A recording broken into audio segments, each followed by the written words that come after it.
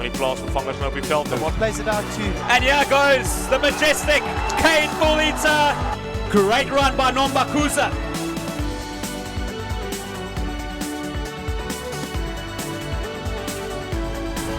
Try!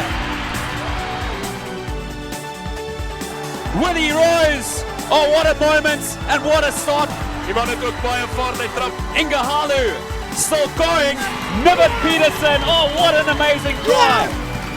Into Monday with the crucial tackle. Does he have the distance and the direction? Does indeed. Fantastic. The bashes go up.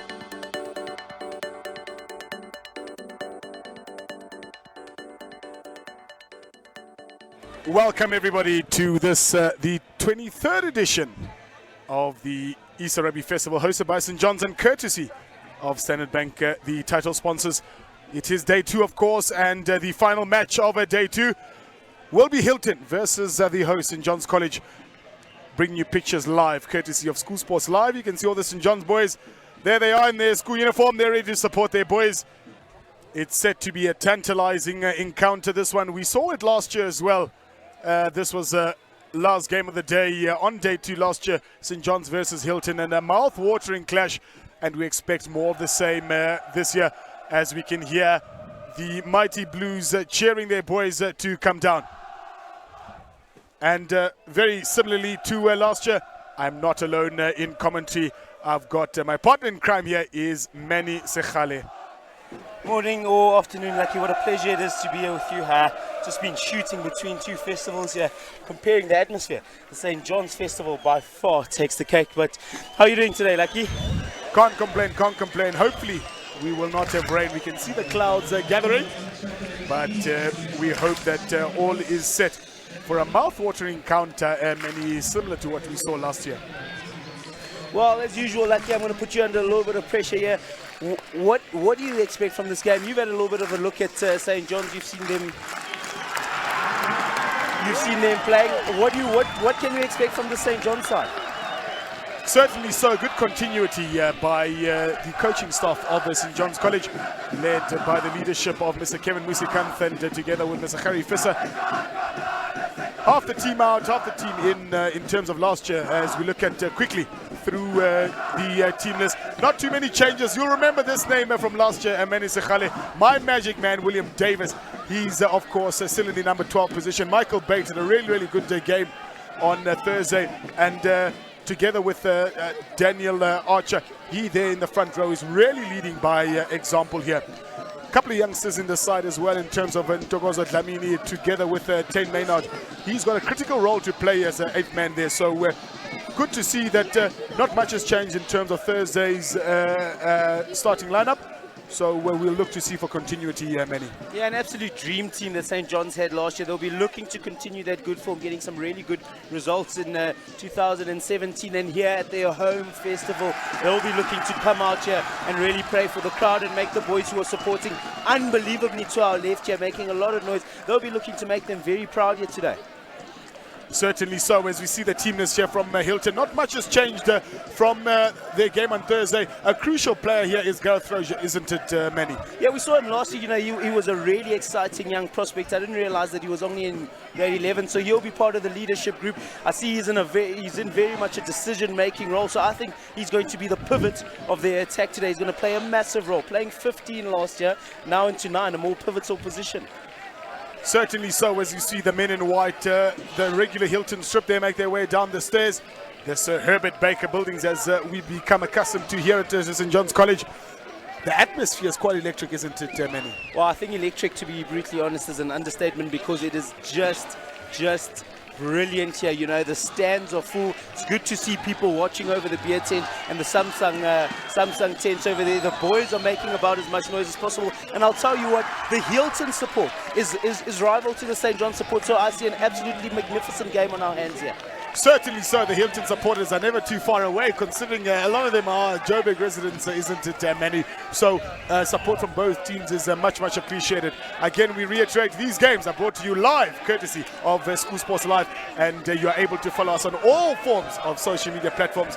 We're on Twitter, we're on Facebook, we are on YouTube, and of course on Instagram. For those of you selfie takers, you can follow us here as well.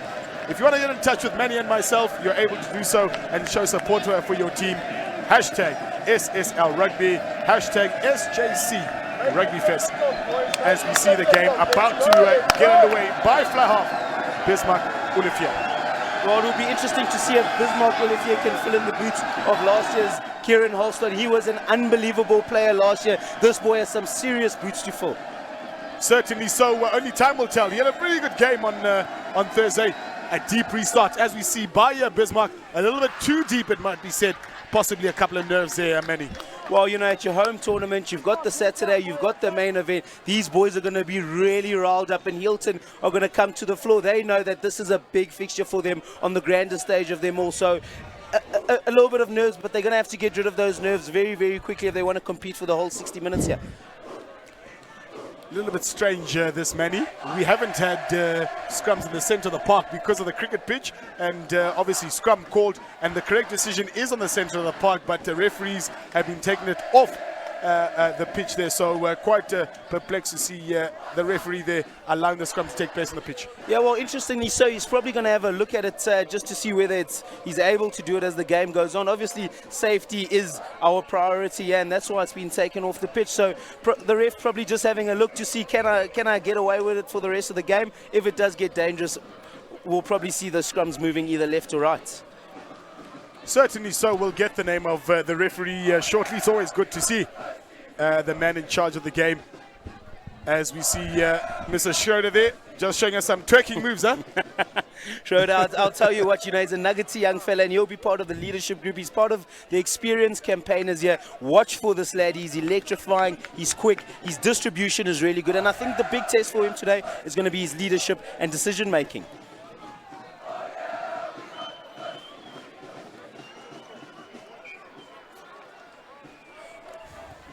Quick take there by Hilton. They look to stab the ball a little bit ahead.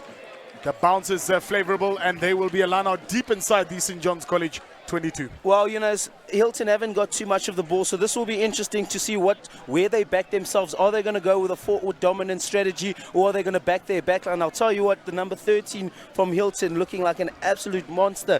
Pulo. Line out time here, and pressure for the hooker Tane Walker. He does find his jumper. Maul deep inside the 22 of Hilton. The halfback there, Michael Bate, just steering his troops going forward. Very static, that movement there, Manny. Yeah, a little bit static. I think, you know, in the first 3 minutes, these two teams will probably be looking to suss each other out before starting to play a little bit more of an expansive brand here. So probably just having a look at each other, seeing what the forwards do, looking at what the backs do before we see some electrifying stuff. Certainly so, and no one really taking charge at the moment. I think, like you correctly say, both teams are trying to suss each other out. So at the moment, we don't have a particular team that's getting that go forward and looking to attack the gain line. Yeah, I think it's going to be well thought out today. You know, we'll probably see closer to the second half, just after the second half, like I say, a little bit more expansive rugby. They'll start to entertain the crowd a little bit. But just for the time being, nobody wants to give too much away. It's still early stages, no scores on the board. They'll see how much they can get away with without making too many errors. Just to go on that point there, Manny, as we see the massive support from St. John's College in particular. They are, of course, the hosts. We haven't had rain.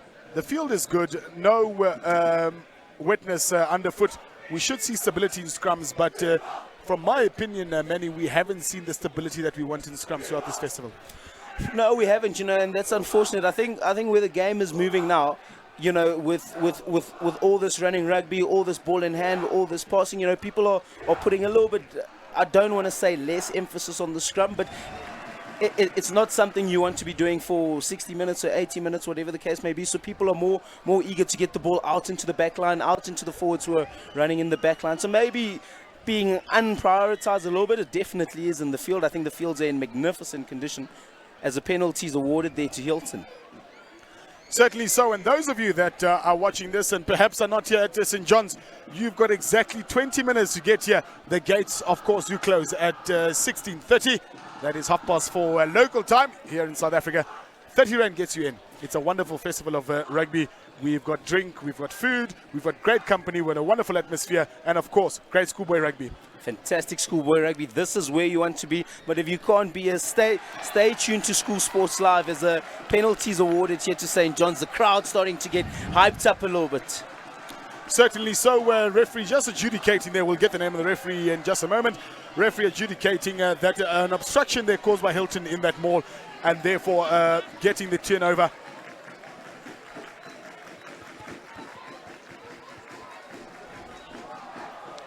Comes off the side of the boot, unfortunately.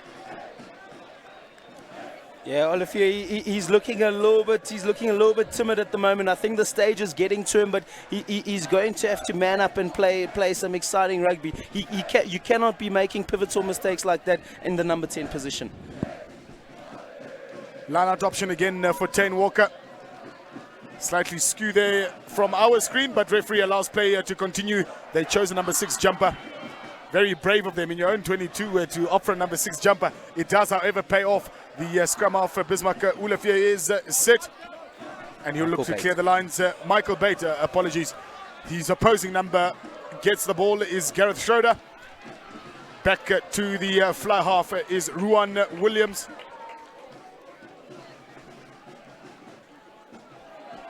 The forwards now asked to do the heavy graft.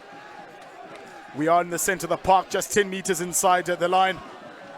The loose head just looking to get the ball away there. Attacking the gain line is Hilton Manny. Up until that point, of course. Yeah, well, we can see what Hilton are trying to do here. You know, they're trying to keep it nice and tight on breakdown, as we see a lovely break here from the number 6 from Hilton, which is Mark Armstrong. Mark Armstrong managing to get up from that tackle, adjudicated to not be held. Hilton in a great position here in St. John's 5 meter. Certainly so. The defense of St. John's will be tested here for the first time in this match, Manny. They are deep inside their own 5 meter line, as we see the loose head flanker there, Patrick, who's also the captain of the side. And Manny, the coaching staff of Hilton must be seething. That is 2 occasions now they've been deep inside the 22 of the opposing team, and twice have been let down because of ill discipline from their side. Well, you know, that's the thing. You know, I watched a few games earlier, you know, and it's just you have to in games like this where it's going to be tight, you have to be disciplined. You cannot afford to be giving away ball in such a fantastic position. It's going to come down to the team that makes the least mistakes is going to take this one home today.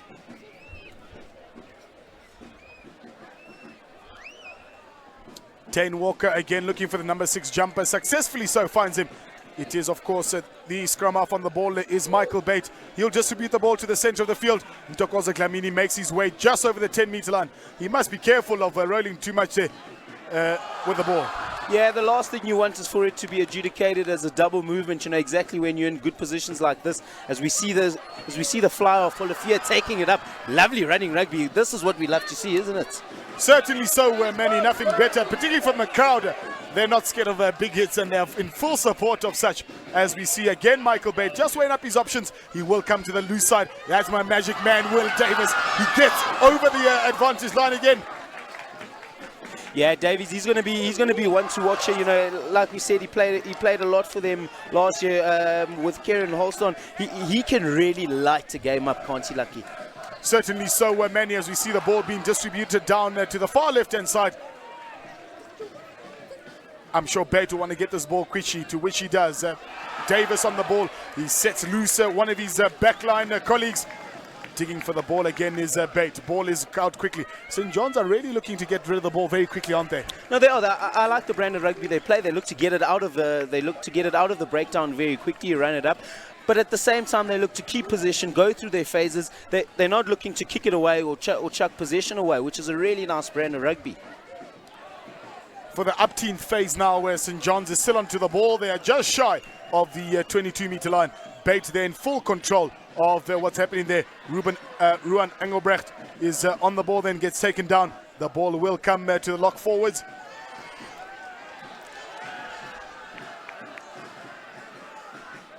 Well, this is fantastic to watch here. There's so much patience being illustrated here by St. John's, just going through the phases, keeping ball in hand, but at the same time playing a little bit, playing an expansive brand of rugby, trying to get it out wide.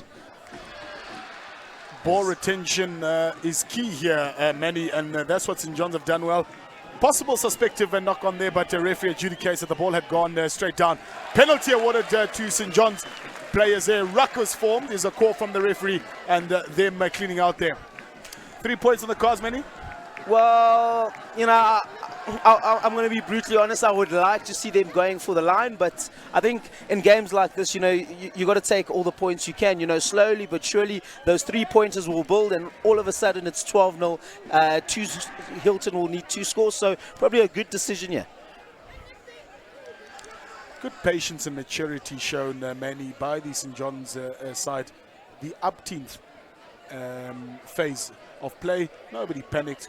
Ball retention was good. Good interplay between backs and forwards. And again, the key role there of Michael Bates to balance the backs and the forwards. This is what we want to see. Well, 100%, you know, and this is exactly what's going to happen. When you're as patient as they are, you're bound to put defense under a lot of pressure, and that's exactly what's happened. Hilton have thought, well, we got to do something about this. Illegally put their hands into the ruck, and now St. John's have every possibility of taking the points. Ruben Engelbrecht, 3 points up. Successful conversion there by the fullback. He did play, of course, last year as well in a similar position, so he knows this all too well. There's no pressure on the young man. He's been there, done that before, and he gets 3 points for St. John's. We're just across the 10-minute margin in this last game of the second day, and Ruben Engelbrecht has 3 points. Yeah, it's a lovely strike from Ruben Engelbrecht. It's a lovely boot, a little bit of contact in the air, might be a bit early there. St. John's will win possession of the ball. Penalty awarded there just on the restart. Hilton, a nice kick from the fly half, Ruan Wilmans. Unfortunately, one of his colleagues just a bit too hasty in terms of attacking the defensive team, and referee adjudicating. They're taking him out in the air. Yeah, you know, just timing slightly off. You know, like you say, a fantastic kick to put the St. John's boys under pressure. Well dealt with, though. You know, he never took his eyes off the ball. He made sure that he caught it, wins the penalty. St. John's back in the Hilton half. Certainly so. And as we see the panning around the field here, the Berger field, lovely to see everybody that's come out to support this festival of schoolboy rugby. Manny, that's the up-team time that they've opted for 6 ball, and it's working for them. Unusual, but we see Daniel Archer asserting his authority and dominance on the park. Well, definitely, you know, and if it's something they back themselves with, as we see the grubber kick in behind the defenses, maybe not what we want to see after discussing patience with ball in hand.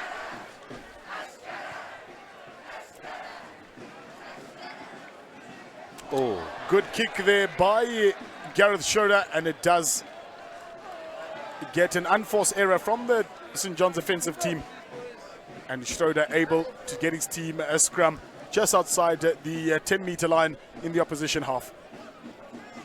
Well, unfortunate there, but, you know, it's going to be a battle of the basics today. Like I say, you know, especially in schoolboy rugby, whichever team does and executes their basics well enough will come out victorious every time.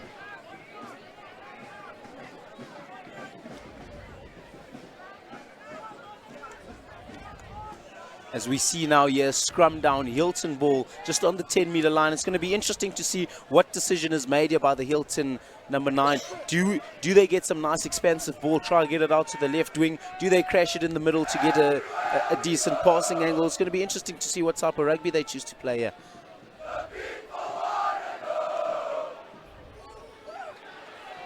Big scrum there from St. John's. Hilton maintaining possession there. Lovely clean out here. Quick ball will be the order of the day as we see Andrew James taking the ball up. They're just inside the 10-meter line now. Ball outside there by Gareth Schroeder once again. That big center that you spoke about, Usia Kolu, is bustling his way up the pool. Fly half onto the ball now. It is, of course, Ruan Wilmans taken a bit back by the St. John's team. Hilton remain in possession of the ball.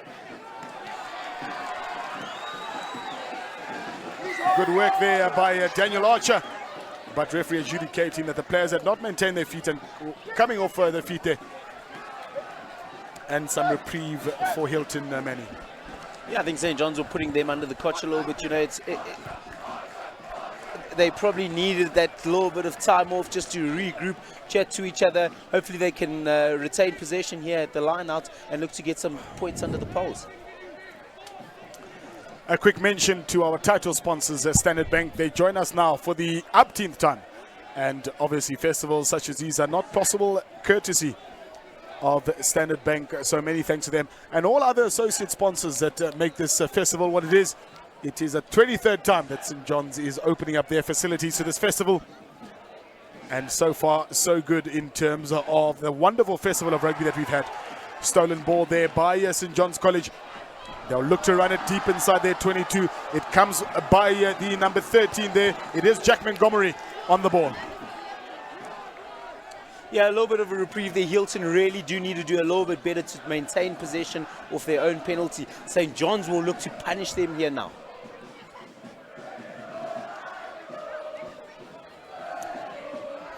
They're certainly not shy, is St. John's, Manny. They're looking to run it. They could have an option to exit, but here they are bustling with their runs. It comes forward there with Kalen Willis. Well, it's really good to watch here, you know, keeping ball in hand. You know, we saw when they had, like you said, umpteen phases, you know, they really are a patient outfit and they wait for the defense to make the mistake. Unfortunately, in the contact point there, ball just going a little bit forward. Some big reprieve on behalf of Hilton. They'll have an opportunity to attack into a similar position that they were in a couple of minutes ago. Yeah, well, it's a good position, this, you know, just ahead of the 10-meter line here for Hilton. So they'll be looking to break through the St. John's defense now. Just a quick word from our headline sponsors, the chief executive at Standard Bank, Ms. Funeka Mtonjane. She says the thanks goes to parents, coaches, organizers and teachers who made this event possible. Our congratulations also go to the young sportsmen who are competing. Standard Bank urges you to give of your best for your team and for yourself. That's a word from the Standard Bank Chief Executive, Ms. Funeka Mtonjane. Well, I mean, none of this would be possible without the sponsors. You know, it's a fantastic occasion. The facilities here are absolutely brilliant. And, you know, it's so good to see corporates getting behind schoolboy rugby. These are the future Springboks, you know, the future of our country's rugby. So it's fantastic to see the corporates getting behind the youth of this nation. Certainly so. And credit to the ground staff led by Mr. Andrew Duncan.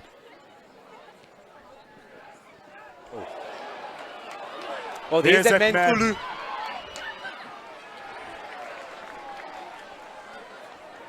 Yeah, it's a fantastic line break by that man, Kulu. You know, he is a heck of a unit, and he's pretty quick as well, I'll tell you that much. Certainly so. Just like I was saying to Mr. Alan Duncan, who's the estate manager here at St. John's College, a superb job to produce such facilities. So to him and his team, a fantastic job, well done. Siakulu there.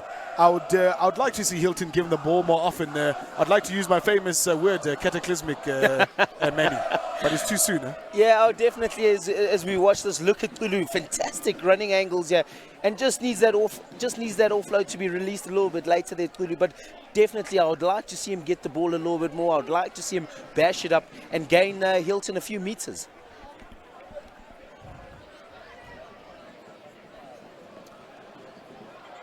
The rain here is holding up Manny, as we see the coaching staff there of Hilton. They will have expected a little bit better from their side now. Plenty of opportunities, just unable to capitalize on them.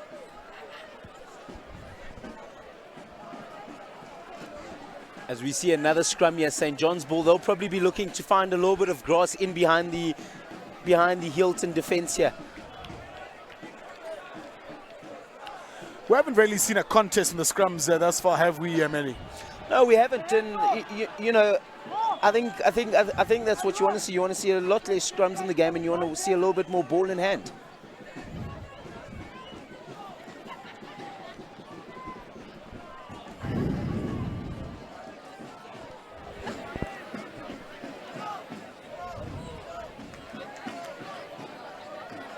Bait there on the ball.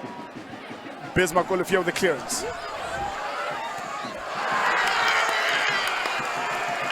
spurred on by the Mighty Blues supporters. Just an infringement there by the Hilton boy, which allows St. John's to have a return line out on the halfway line. Yeah, well, it really is a lovely kick that. I mean, he's kicked it basically from his 5-meter line all the way to halfway, taking all of that pressure off St. John's. It's going to be interesting to see whether Hilton can put that pressure straight back on here.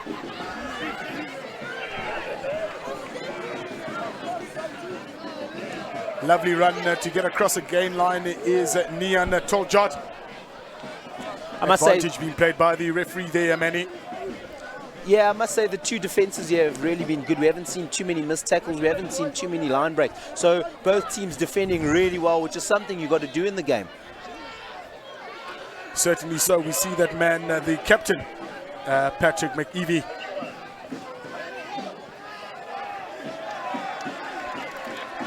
Ulu there is wrapped up pretty quickly. A good counteract there by St. John's. Daniel Archer putting his hands in illegally, and rightly so, referee adjudicating that ruck was formed. Yeah, Tolu just running into his opposite number, Montgomery there. Montgomery more than happy to deal with the big centre, just up to the task there as well. It's interesting to see what Hilton are going to do, and it looks like they're taking the points.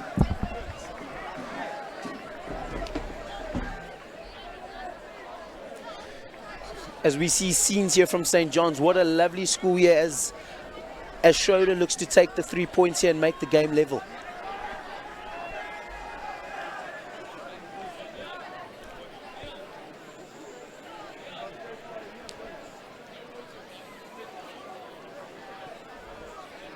Gareth Schroeder from about 40 meters out here. He'll be looking to kick it straight through the poles, get it up to Even Stevens here.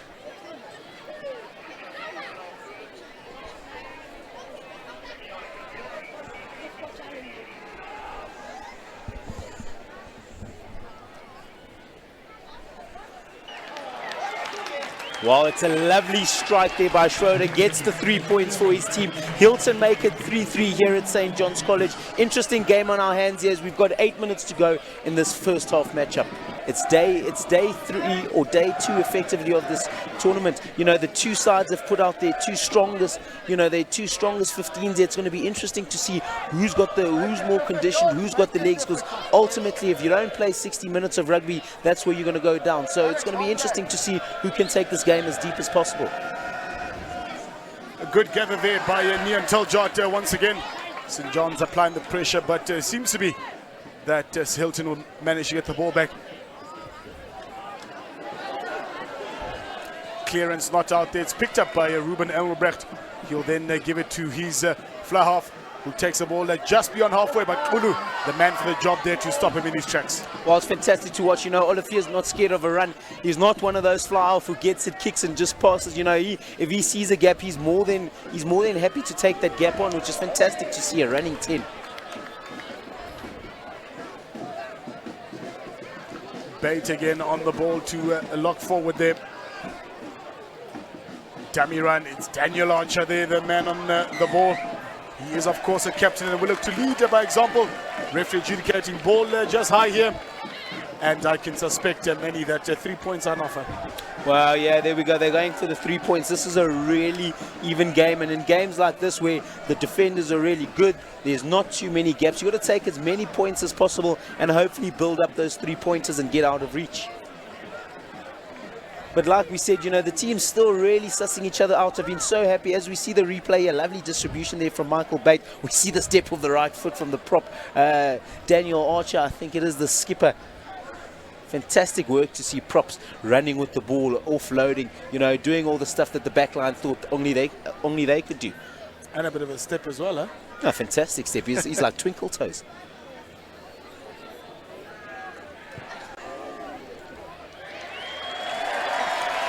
Flags are raised once again. Ruben Elmebrecht didn't even wait to see that ball, man. As soon as he connected, picked up the tee and ran back into his position. It is St. John's College that lead in the deep inside the first half of this encounter by 6 points to 3. Well, like they say sometimes, like when you know, and he's hit that one nice and clean.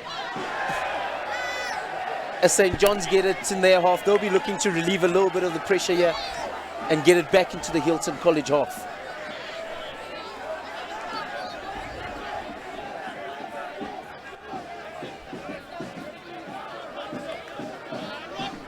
as we see good carry here from the number 5 lock, Alex Groves. St. John's now really just trying to spread the ball out. They get crashed up into the middle of the park, just above 22. Michael Bates will look to get it out, and Olivier will look to find a bit of grass, put the Hilton boys under pressure. But it's that man, Schroeder. He's been here, done that, as he carries. Big mistake here from St. John's. Schroeder looks to get in behind the defensive line.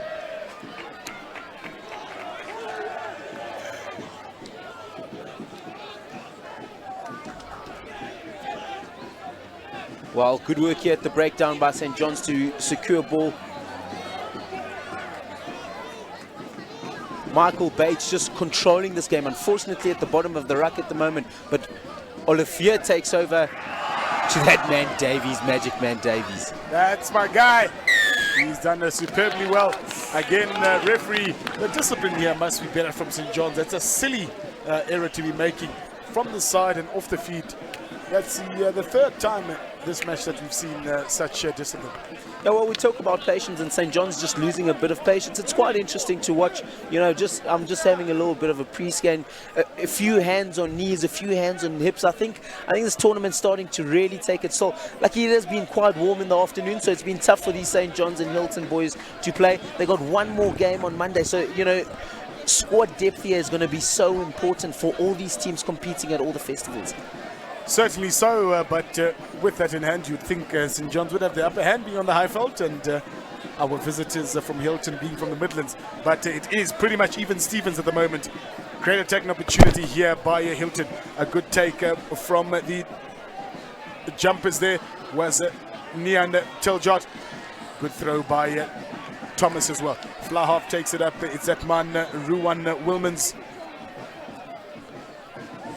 Schroeder distributes to his right. The bustling forwards come through, but Jared Fente is sent way back by St. John's College. Cheeky little chicken wing there. There's that flanker again. We've spoken about him before. Is the captain, Patrick McKeevy.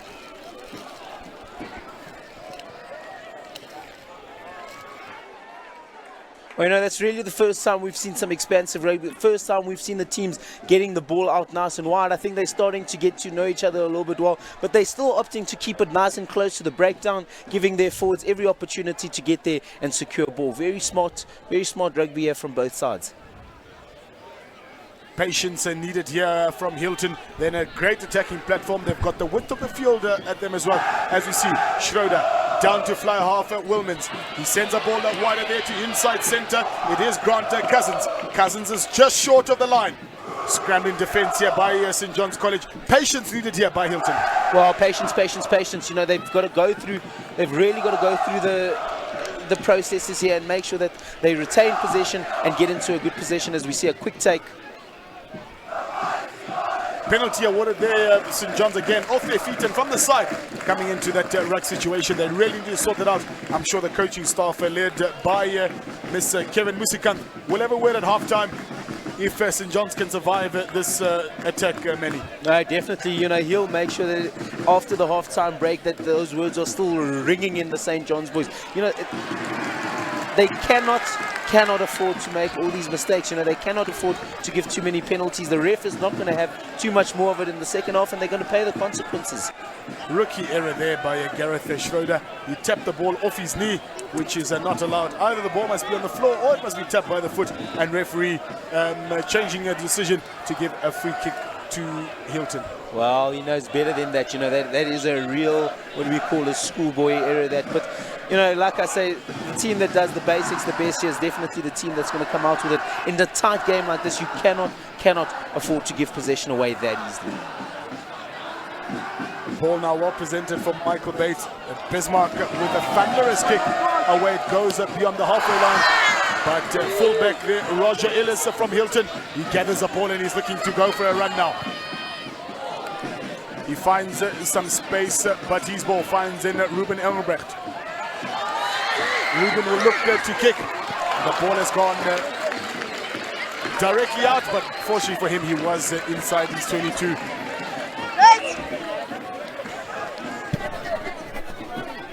Such a tight game this, you know, we still haven't seen a try from this game. Lucky, Is that because the two teams are playing a style of rugby where they don't want to throw the ball too much, or is it complement to the defenses of both sides here? I think, Manny, your first option is a correct one. Both teams, like you said early in this first half, both teams are sussing each other out. No one's willing to have a go. But cometh the man, cometh the moment. It's time to have a go. Oh, 100%, and I cannot wait for one of these two teams. They've got electrifying backs. Can't wait for one of them to start opening up the floodgates. This, Manny, will probably be the last action of the game. This line-out, we are just shy of the halftime, and referee decides that, men, you've done enough for the first half, let's go have a break. Yeah, I think the ref thinking, well, probably 30 minutes on his watch, but like an interesting first half. I'm not going to say the most fantastic half of rugby I've ever seen, but both teams definitely are going for the result, so they need to keep it as tight as possible. Unfortunately, they can't exactly entertain the crowd, because that's when you get a little bit loose rugby. So at the moment, playing really nice, tight rugby, keeping the score as close as possible. Certainly so, Manny. It is, of course, day 2 of the St. John's Easter Rugby Festival, sponsored by Standard Bank. It is the last game of Saturday. It is the hosts, St. John's, that are in the lead by 6 points to 3 versus Hilton College. We'll see you after halftime. Welcome back to the second half of this, the last game of the St. John's College Easter Festival. It is the hosts that are in the lead at halftime by 3 points against their rivals from Hilton down in the Midlands. Yeah, as we see a battle of two of South Africa's most elite and prestige schools here. We see the old boys are in full voice, the schoolboys are in full voice, and it's just a fantastic atmosphere. We've got drums to our left, we've got music in the beer tent, the drinks are cold, and we've got an absolute vibe here in Lower Houghton. Certainly couldn't ask for a better atmosphere for schoolboy rugby, Manny, as I'm sure the players will be taking it in. Yeah, look, this is absolutely fantastic, and if you're not here, you better have a good reason, because this is a fantastic way to spend your Saturday. And indeed, if you're not here and you're listening to us here, a fantastic platform that School Sports Live have given us here to follow basically all of the festivals around the country. Clearly, Manny and myself are not popular. No one's interacting with us. A reminder again to get in touch with us on all sorts of social media platforms. But if you want to send a word to your teammates that we can read out here live on Twitter, it's hashtag SSL Rugby, hashtag SJC Rugby Fest. We'll be able to read your comments out here. Ruwan Wilmans gets the game going for this second half. It is a tight encounter. We're still waiting for that try, aren't we, Manny? Yeah, we're waiting for the try. It will be interesting to see, as we see in the bottom left corner there. You can join us on Facebook. All forms of social media. You can join us on Instagram at School Sports Live. And we're just waiting for that first try, for that game to really start opening up. There we go. You can subscribe to our channel on YouTube.com/School Sports Live. And of course, you can join us on Twitter. You can interact with Lucky on hashtag SSL Rugby.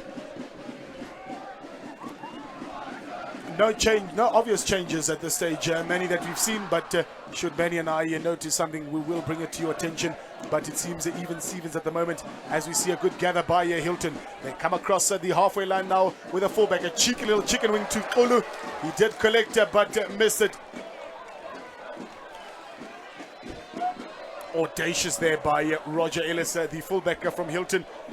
Textbook little chicken wing. Yeah, lovely little pass underneath the armpit. We spoke about squad depth a little bit earlier. I know there's big emphasis on squad rotations during festivals like this, but to me, Lucky, this looks like the best 15 versus the best 15 here today.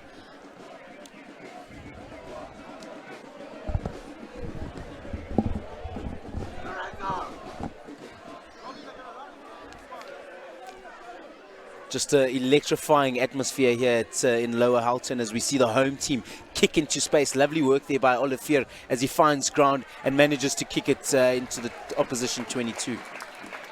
Correction there, Manny. He said Upper Houghton. Lower Houghton, Upper. No. Upper. my sincerest apologies. Sincerest. If you said Lower Yeovil. Okay, but Upper Houghton, Lower Yeovil. Sorry, my apologies.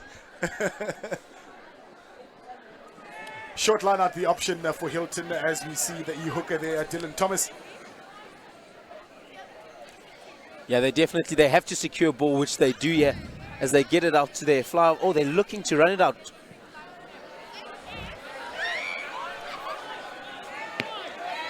Just applying a bit of pressure here on the St. John's back three. Engelbrecht kicks it back to Schroeder. Schroeder with no mark, he'll probably look to get the ball out, slow the game down a little bit, and get into St. John's territory.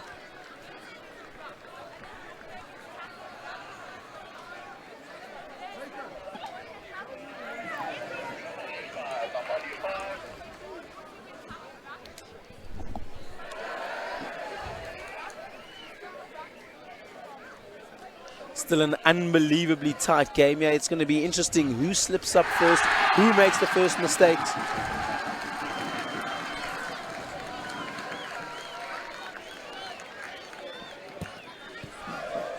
Massive bombed up and under here. He's going to put the Hilton man under pressure. Fantastic take there from the number 15, which is looking at the wrong sheet, Roger Ellis. It was a fantastic take, wasn't it, Manny, from Roger Ellis, under massive pressure from Davis, who was making his way rather urgently to that ball. As we see there, the St. John's boys, you know, they are bringing the vibe here to Upper Houghton. You know, it's absolutely fantastic. You know, they're in full voice. They could be spending their time elsewhere, but they've chosen to be supporting their ones. Lovely to see, and across from Manny and myself in the top, our top right-hand corner, the Hilton All Boys, as we are so accustomed to, are here in support of their boys as well. William Davis now darting around, will take the ball just beyond the 10-meter line. It takes a couple of players to bring him down. Well, had to be that man, Magic Man Davies. You know, he's got absolutely fantastic feet and great skills. Dlamini on the ball there. He'll take the ball beyond the advantage line. It comes out to the far half position. A big pass there to Ruben Engelbrecht. Tries to dart one through the legs. Offside, the call by the referee. So, fortunately for Engelbrecht. Yeah, I think this game's starting to open up a little bit here, but I think St. John's looking to take the points. You know, they want to make it 9-3 and start itching this game away. But really starting to open up. We see the ball making its way out wide. Both teams trying to play in the opposition half, so really starting to heat up a little bit. Certainly so, as we see some of the All Boys there in picture. Very conservative from both teams thus far, but I'm sure from Manny and myself here in commentary, our advice would be have a go, son. Yeah, you got to start having a go sooner or later. As we see Ruben Engelbrecht, he's got a fantastic boot on him. He'll be looking to hit this all the way back into the beer tent. But you know, you got to start opening up, and you know, you got to risk it for the biscuit, as they say. Jeez, he's hit that.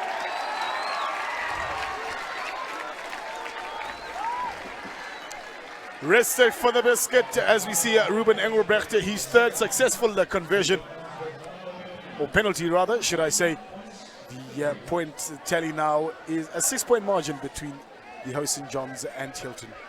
Yeah, fantastic. You know, now this game slowly just starting to get away from Hilton. You know, they'll be looking to take a few 3-pointers, claw their way back into this game, and something's got to give here. Something's got to give. We've got to see a try from someone, somewhere.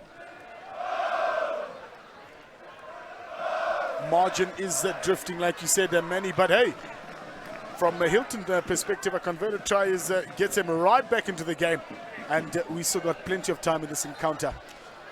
Oh, that would have been an absolutely fantastic take there by the number 14, tall number 14.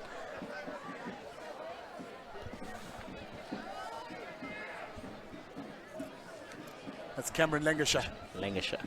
That's it. I wasn't going to attempt it, to be honest. I was put under a bit of pressure there. English is not our first language. We don't forget us on. But you got to own the mistake, you see.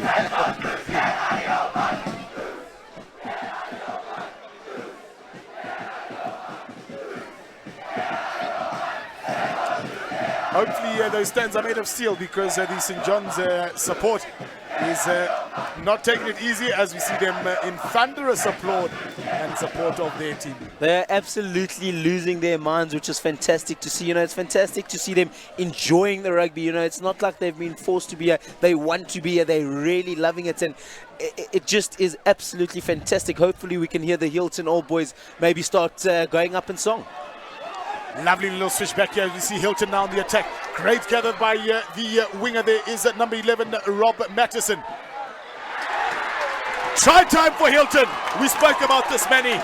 The gap was building, but a converted try gets them back into the game. Wonderful interplay. And again, Manny, if we go back and we'll see it on the highlight reel just now. That scrum off for Schroeder again. Lovely ball presentation. Good skip loop pass there, and opening up the guys on the outsides. Well, like we chatted about, you got to risk it for the biscuit. You know, in the first half, we saw them playing a nice, tight brand of rugby, just sussing out opposition. Now, swinging it out wide, as we see a lovely work here from the Hilton boys here. Good little run, and watch the decision making here. Fantastic decision making just to chip it in there. And unfortunately, the St. John's number 13 Montgomery not managing to hold up. Try time there for Robbie McGraw. He was part of that movement coming up forward, and it's lovely to see that Hilton have been starved really of territory deep inside the opponent's 22. If I'm not mistaken, this is their first visit, and we're about 10 minutes into the second half, and they come away with 5 points and possibly 7. Yeah, once again, fantastic running rugby, and you know, that's exactly what we want to see. You know, obviously the coaches have to get a result here, but we want to see exciting rugby, and both these two teams have that ability to play great rugby in their backline. As we see Schroeder now looking to make it 10-9.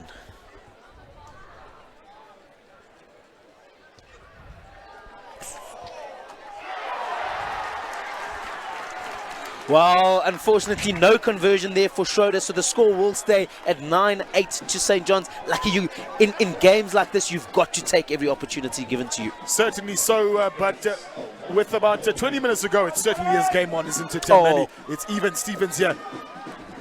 It's time now. Have a go, son. Game on. I think the game is going to really start to open up now. Now we're in for some really exciting rugby here. Lovely take there by the Hilton number 20, which is Joe Alpic.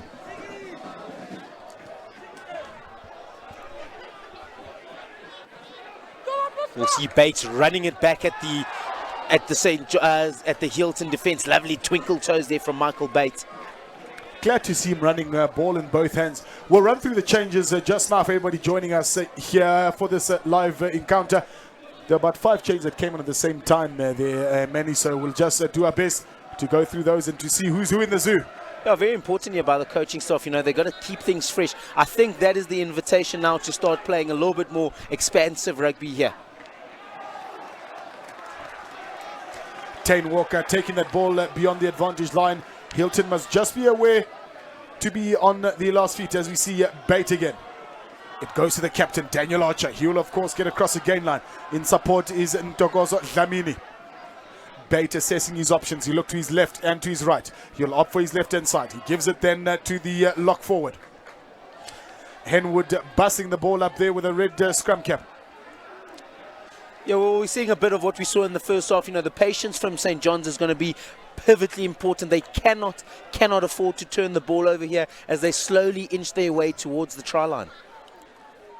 Slow ball here, but eventually it comes out for Groves, the number 5 lock forward. Very tall man, that guy is there. It then goes to the fly half. Ball is spilled in the center of the field. Counter-attacking opportunity here for Hilton, but he stopped deep in his tracks and sent bustling backwards. Well, I mean, that is an absolutely thumping blow. He won't be running in that channel too soon as we see a charge down here from St. John's.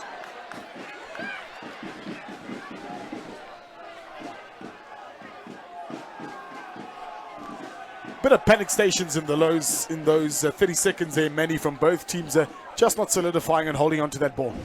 Well, you see, that's what happens when the game starts opening up. You know, in the first half, we saw very, very clinical, what you would call blue balls rugby, now starting to open up a little bit more expansive. And the mistakes are bound to happen. That's just part of, like we say, risk it for the biscuit. It's just part of the game.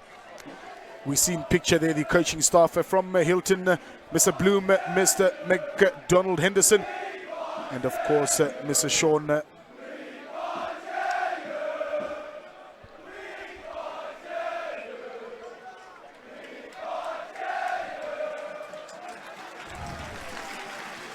Wow, you know, that was absolutely fantastic to watch this.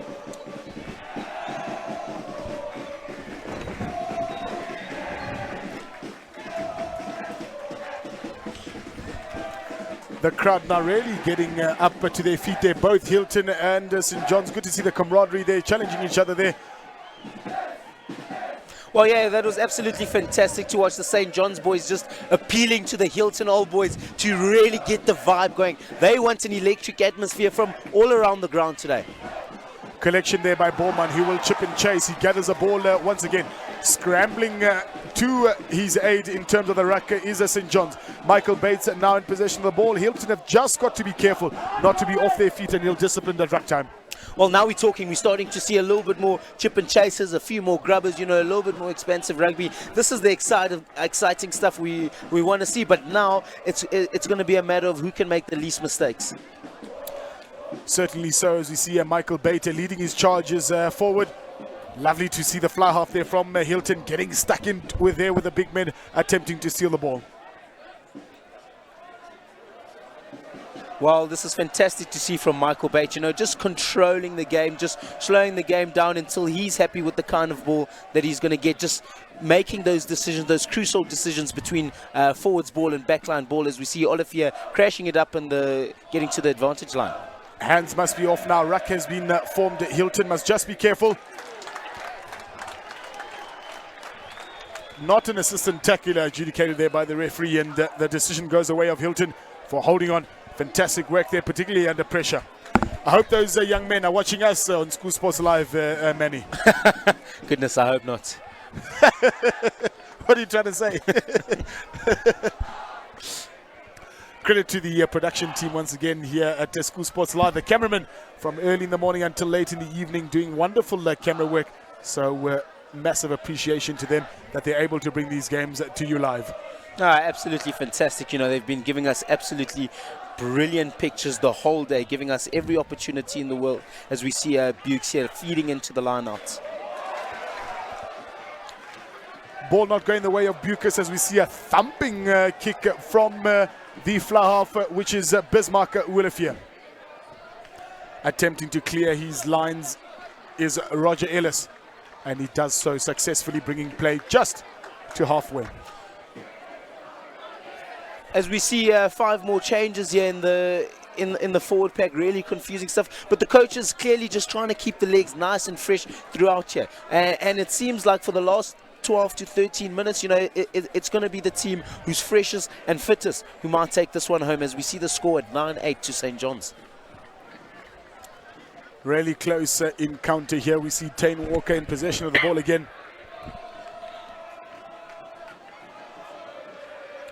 Thomas Mortimer collects the ball there. It is now being run. It is the number 6 who is on the ball. Bates to his left. There's a captain, Daniel Archer. Not scared to get the ball beyond the advantage line, is he? Half back there, not allowed to play the ball, but referee waves the play on. Dlamini now on the ball. Distributes the ball successfully to Wills, the prop forward. Yeah, some good work there from Archer, just to see the little goose step, a bit of change of pace. Looks like he's going to receive the ball here off Michael Bates as he bashes it up nice and close to the ruck. That cricket pitch is not where you want to be on the floor, isn't it, Manny? I'll tell you what, the head groundsman here will be absolutely cringing when he sees that pitch just getting dug up. Tackle rushed down by the men from Hilton. They will need quick ball now. Ball is being slowed down, but a little a dink over the top. And the line wins a race. Hilton will be encouraged here. They're right in front of the home support, Manny. Oh, here we go. St. John's won't enjoy this. The Hilton old boys will let St. John's know exactly what they feel about them. As I think they're shouting some very nice chants, like, I think you guys are playing really well to the St. John's boys. Sportsmanship. Huh? Yeah, no, definitely. Pressure throw from Walker. He does so successfully.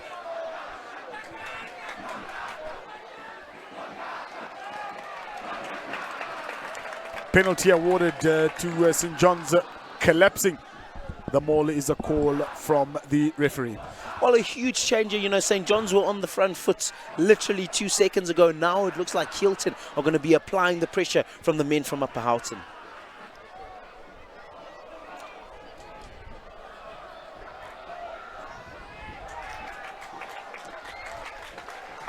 Lovely kick here to get the home team out of danger. Particularly with such a narrow angle, Manny. No, fantastic.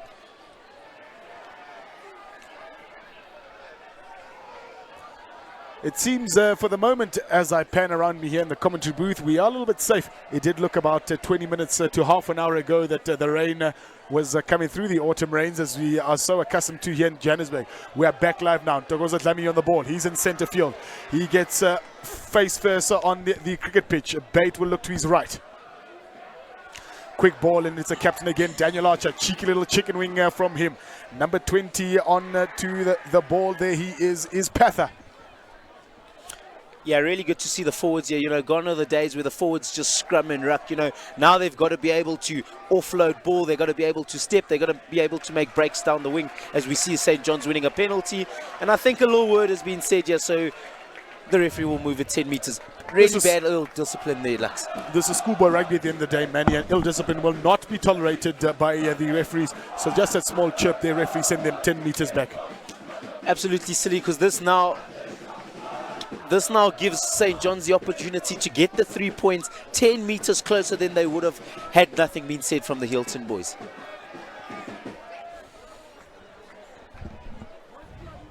Ruben Engelbrecht, the man on the ball once again. Yeah, clean boot does Engelbrecht have. You know, I'm definitely backing him to get it over, but should he get it over, that will make it 12-8. Hopefully Hilton won't want the game to slowly inch away from them again.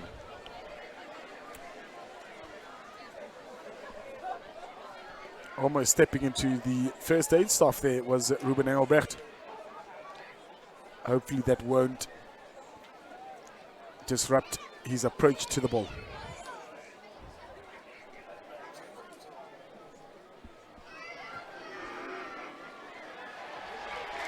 A thunderous kick and a thunderous applause from the St. John's College boys. Confirms the 3 points by Ruben Engelbrecht. He's been responsible for all the points on behalf of St. John's College. Yeah, but you know, St. John's will definitely be looking for a try. You know, the fat lady still has not sung. You know, 4-point game, very easy for Hilton College to catch up to St. John's again.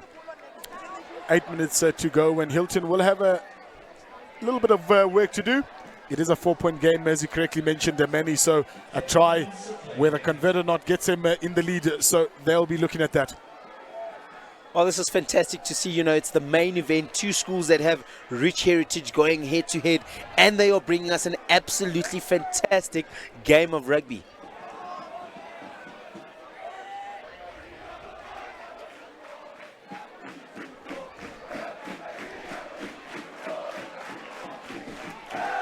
Those St. John's boys are loud, aren't they, Manny? We can barely hear ourselves here in commentary, but lovely to see. Hopefully I won't be judged for my uniform that I'm wearing. It's tough to be an Arsenal supporter here. Geez, lucky I didn't even see that. I mean, that is an absolutely terrible shirt.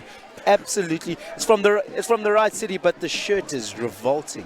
The logic for me, Manny, was wear it before the game so people can't judge you too harshly. It's tough being an Arsenal supporter the best of days, but rather wear the shirt before the game actually plays, because we don't know what the result will be. Lucky, it's a good thing you know a lot about rugby, because you clearly know nothing about soccer with the team you're supporting.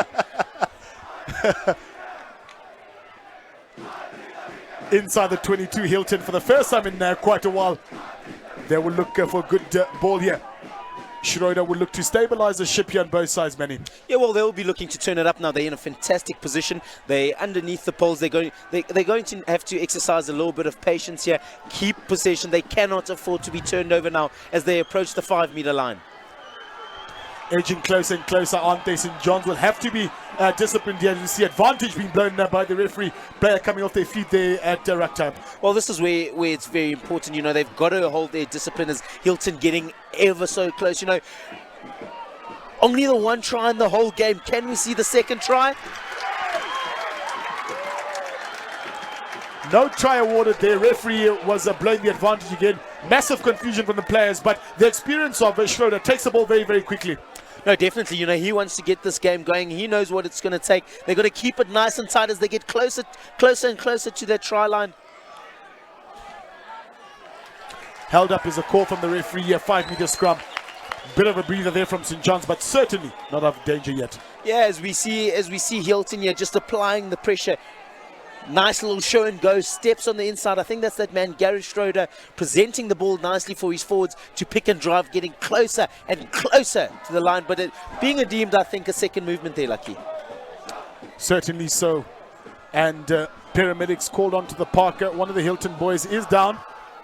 Yeah, well, safety is the main priority here for the referee. I do hope that young man has speedy recovery. From what I see, it's just a little bit of a stretch. Might be a little bit of a cramp. Yeah. Well, Lucky, what do you think? So there's 4.5 minutes left in the game. Do Hilton try get within 1 point of the score, or do they look for the full 5 points? Baleka. I like the way you think, Lucky. Game resumes with a scrum advantage to Hilton. They're just shy of the left-hand upright. Yeah, 5 meters out here. Hilton in a really nice position. They've lined up to take the ball right. Can we see a little bit of a double bluff here, maybe from the number 8 or the number 9? Or are they going to look to take the St. John's defense 1v1 in the back line? That scrum is not stable, Manny. Well, there you go. As you said it at the beginning of the game, you know, we haven't seen too many stable scrums. Yeah, I do really think it's the foot taken off the priority of scrummaging these days, you know, but it's still a vital part of rugby, and you've got to execute it well.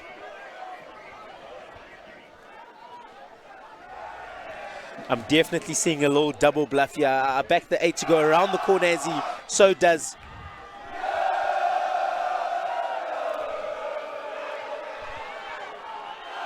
Ball just shy of the uprights here. Hilton will need to be patient here as we see scrambling defense by Hilton. The Hilton old boys just making sure that Hilton know exactly where the try line is. They're supporting their boys. Try! Well, Lucky, patience was the name of the game there, wasn't it? You know, keep it nice and close to the ruck, keep it close to the breakdown so that the forwards can do their work. And we see Hilton go over the whitewash to make it 12-13 with a kick to come. Not too certain who the try scorer was there. We'll get confirmation of that in a moment. Just keeping it nice and tight to the side of the ruck, on the side of the ruck here. Just exercising patience, not using their backline. The forwards back themselves to get over, and so they do. Look at the jubilation on those kids' faces. They know exactly how much it means to them.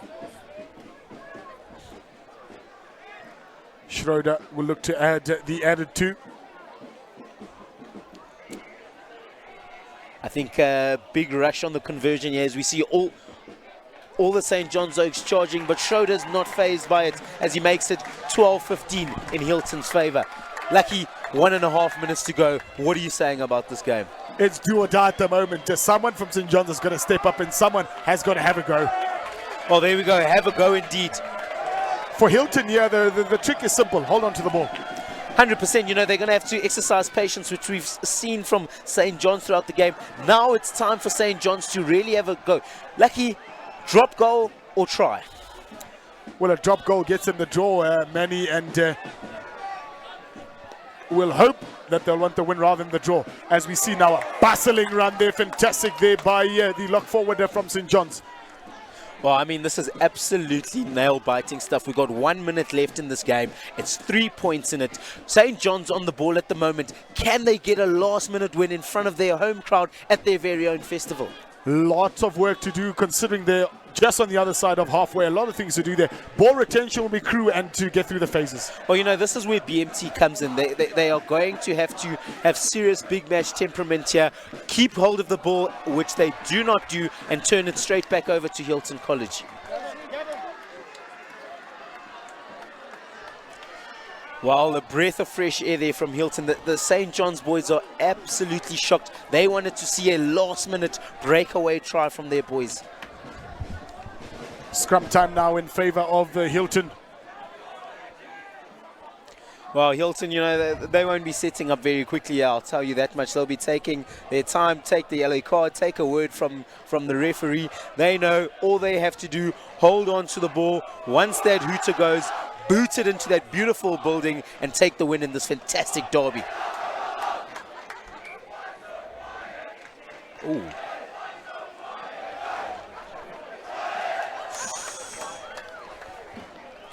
Well, the Hilton Old Boys just giving the St. John's current boys a taste of their own medicine, just asking why they're so quiet. But I don't think the St. John's boys have been absolutely fantastic throughout all 60 minutes here. They've just been bringing an electric vibe to St. John's College today. Scrum reset once again. Schroeder at that base. The 8th man from Hilton will pick it up is Apez. Well, here we go. There goes the horn. They'll be looking to get it to their, you know, to their number 10 Woolmans, and he'll be looking to smoke it into touch. I'll tell you what, he smoked that into the road, and Hilton College take a fantastic win here away from home in the Highveld, in front of their old boys and in front of the St. John's crowd. Fantastic game here today, Lucky. Fantastic to see. You can see how much it means to the men from the Fleur de Lis down in the Midlands here. Disappointment on behalf of the men in blue from St. John's College. An absolutely fantastic game, finishing 3 points as the deficit. 15 Hilton College, 12 St. John's College.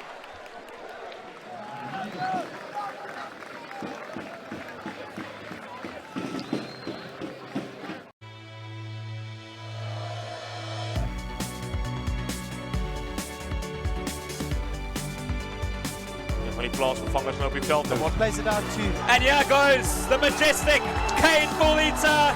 Great run by Nombakuza.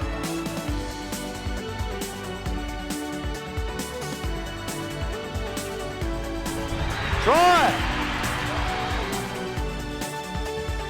Willie Roos. Oh, what a moment and what a stop. Die man het ook baie vaart, hy trap. Ingahalu still going.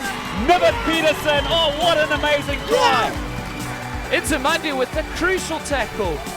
Does he have the distance and the direction? Does indeed, fantastic.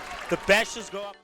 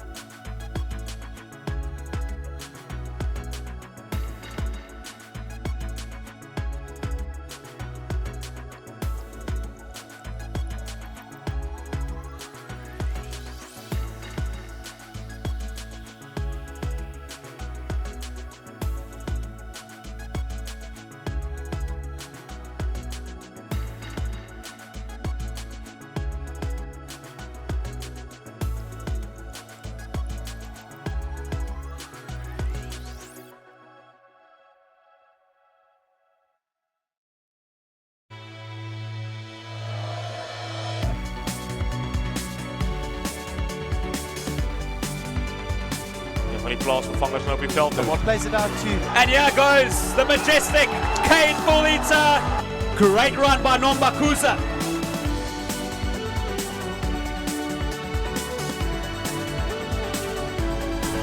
Try!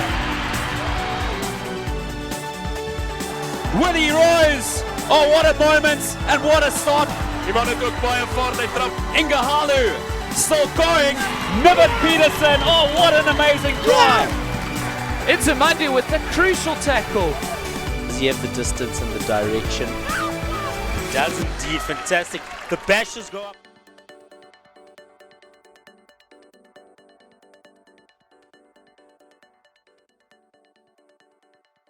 U sluit by ons aan vir die hoofwedstryd van die tweede dag van die 2017 St. John's College Paas toernooi wat Paarl Roos van Stellenberg vir Helpmekaar van Johannesburg aanvat. Beide spanne reeds op die veld. Helpmekaar speel in wit van links na regs op die skerm en Paarl Roos wat speel in sy tradisionele maroon trui soos die Stellenbosch Universiteit die maties ook. En beide spanne groot oorwinnings behaal op die eerste dag van die toernooi. Paarl Roos klop 'n sterk span van Nelspruit met 44 punte teenoor 6. En Helpmekaar van Johannesburg wat St. John's Harare afgestof het met 65 punte teenoor 7.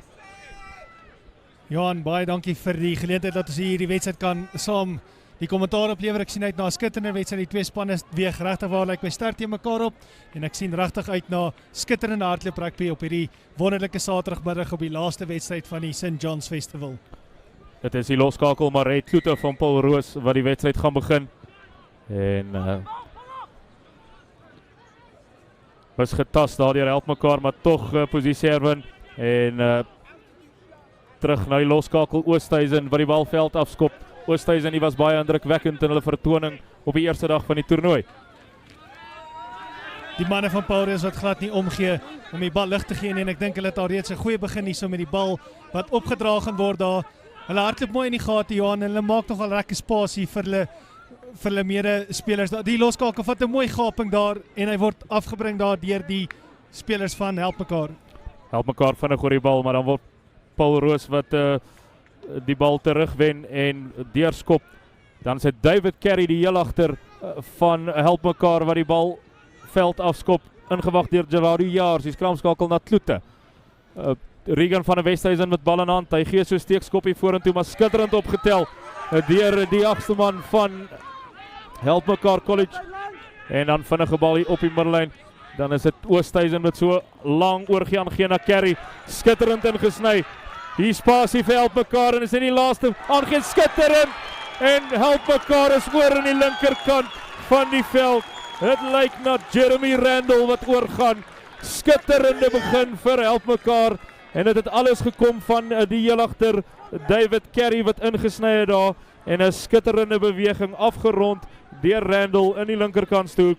Helpmekaar College 5, Paarl Roos 0. Johan, soos al reeds in die vorige wedstryd gesien het, die manne wat die spasie skep daarso vir mekaar mooi in die spasie inbeweeg en dan die aangee van daar wat skitterend bemeester is daar op die punt.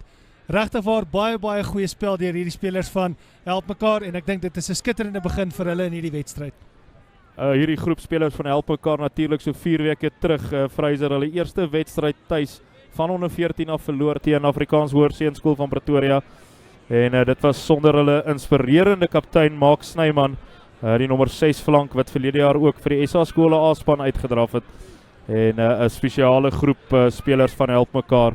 En as 'n ware Helpmekaar terug in die prentjie van Suid-Afrikaanse skole rugby gesit. Ons wag vir die skop om daar plaas te vind. Dis die loskakel Tristan Oosthuizen wat aanlê na die pale. Tref hom goed. En hy is tussen die pale deur. Helpmekaar kon nie vir 'n beter begin gevra het nie. 2 minute verstreke, Helpmekaar 7, Paarl Roos 0. Dink ons moet vir Paarl Roos op die stadium net dit baie duidelik, hulle gaan nie lê nie, Johan, hulle gaan regtig waar terugkom met skitter rugby, maar hulle het ook al reeds redelik die bal in hand gehad, maar die spelers is op die stadiums mooi ingewag daar, mooi ingeneem, en Johan is skitterende skop daar, die speler daar van Helpmekaar, kon nie sien wat die nommer daar is nie, Johan, maar dit was voorwaar 'n skitterende skop met die druk wat op hom was in daardie situasie. Skitterende begin hier deur Helpmekaar College. 'n Sterkte, die is definitief in die lug as ons sien die haker van Paarl Roos, Willem van die Heever wat die lyn staan kan voer. En in die middel van die lyn staan pragtig ingeneem deur Paarl Roos. Dan is dit Jars met 'n skoppie en ingewag deur Frederik van der Venter en hy versprei die bal na David Carey. Die man is bitter gevaarlik met bal in hand en nou gaan Dis Carey. ongelooflike Skitterende loopie deur David Carey. Aangee aan die binnekant, pragtige aansluiting. En is van der Venter onder die pale. Helpmekaar, absolute skitterende rugby. En weer begin deur daardie man David Carey. Pragtig uit sy 22 uit begin met 'n teenaanval.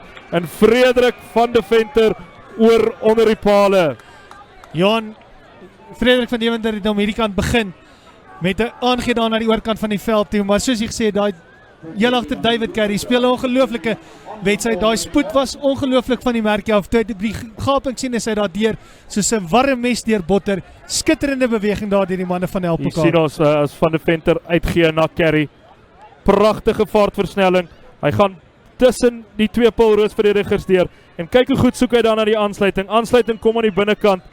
Briljante opvolgwerk deur van der Venter wat alles begin het. En hy's oor onder die pale. En loskakel Tristan Oosthuizen wat kyk of hy nog 2 punte op die tellbord kan plaas. Hy het hom ongelukkig daarso na die regterkant toe getrek en het hom ongelukkig gemis. Maar Johan, daai was regtig waar 'n skitterdrie. Ek dink die manne van Helpmekaar wil hier nog hulle punt probeer bewys vanmiddag met hulle skitterspel.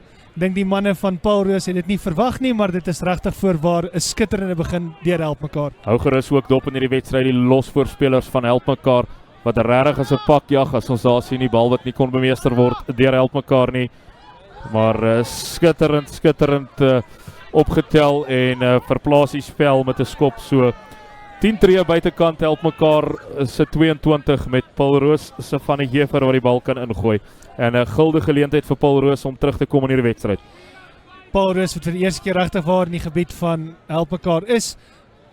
En daar ongelukkig word die bal aangeslaan daar deur die slot Bruiten Marits. Helpmekaar wat weer die bal besit het. Tristan Oosthuizen aan die balveld afskop na skitterende aangee weer in die duikslag deur Helpmekaar. En dit is die Paarl Roos wat vasgevat word op hulle 18-treste plein. Gerardo Jars. Hy beweeg so 2-3 van die loskram, hang soek hy na 'n gaping en kruis hy aangee uit. Opgetel in die middelveld vir Paarl Roos en skitterend. Hier's 'n bietjie spasie op die linkerkant van die veld met die bal wat ingedra word deur nommer 7, Philip van Dijk. En strafskop aan Paarl Roos as dit lyk na die kaptein Mark Snyman wat verby die bal in die loskram beweeg en ongelukkig nie meer op sy voete is nie. En die skeieregter wat die strafskop gee aan Paarl Roos met loskakel Maret Kloete wat die kantlyn opsoek en hy verplaas spel skitterend tot in die 22, tot in die rooi sone, so te sê van Helpmekaar. En Paarl Roos nou sterk op die aanval. Johan, ek hoop dat Helpmekaar weer eens met hulle verdediging hier sal wys wat hulle staal is. Maar die manne van Stellenberg wat daar so in die rooi sone is, hulle bemeester die bal mooi en hulle is besig met 'n dryfbeweging daar, Johan. Dit lyk asof hulle besig is om die manne daar by mekaar te trek. Dadelik die bal agter in die dryfmaalbeweging en is Paarl Roos wat goeie vordering maak. Pragtige lae liggaamsposisies as die nommer 1 van Helpmekaar van die kant af inkom en weggebars daar deur Paarl Roos regs om die dryf gemaal. Hulle is net 'n meter kort. En dan is dit weer 'n strafskop aan Paarl Roos met Gerardo Jars wat probeer om vinnig te neem. Die skeieregter sê die verdedigers wat nie dadelik weggerol het daar nie, maar Jars die was nie op die merkie nie. En nou lyk dit soos die nommer 7 flank, Philip van Dijk, wat hier dinge gaan begin reël. Hy word daar teruggedra, dan is dit Jars uit na Kloete. 'n Skitterend aangee, maar skitterend verdedig deur Helpmekaar se binne senter François Jansen van Vuren. 'n Skitterende duitslag uitvoer, dan sit weer in die hande van Dijk. Hy beer vorentoe met 2 manne van Helpmekaar op sy rug. Gerardo Jars met 'n vinnige bal na Colin Louis. Die manne van Paarl Roos wat daar so 'n bietjie oorhaastig is, Johan, ek dink hulle moet net bietjie kalmer raak en net bietjie rustigheid kry en die geleentheid wat vir hulle gebied word dan te gebruik.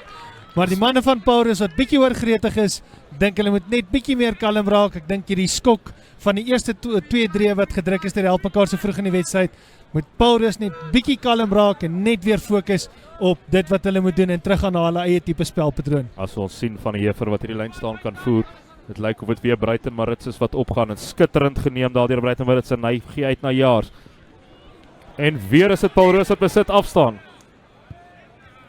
Maar dit lyk of daar 2 aanslaane was en die eerste aanslaan die was dan van Paarl Roos met Helpmekaar wat die bal kan invoer in die vaste skram. Fraser, jy weet in skole rugby niks so gevaarlik soos tellingbord druk nie en ek dink Paarl Roos die ervaar het al reeds met hulle rit teen die muur na net 5 minute was hulle reeds met 12-0 agter en ek dink soos jy gesê het is hulle dalk op die stadium effe geskok. Hulle is verseker bietjie op die agtervoet en ek dink dit is hoekom hulle miskien net met basies bietjie terugbeweeg en net rustig fokus en net op hulle eie spelpatroon begin fokus. Jy wil graag op die einde van die dag hê dat hulle moet hulle eie spelpatroon speel en nie dat hulle Helpmekaar se spelpatroon aanvat nie.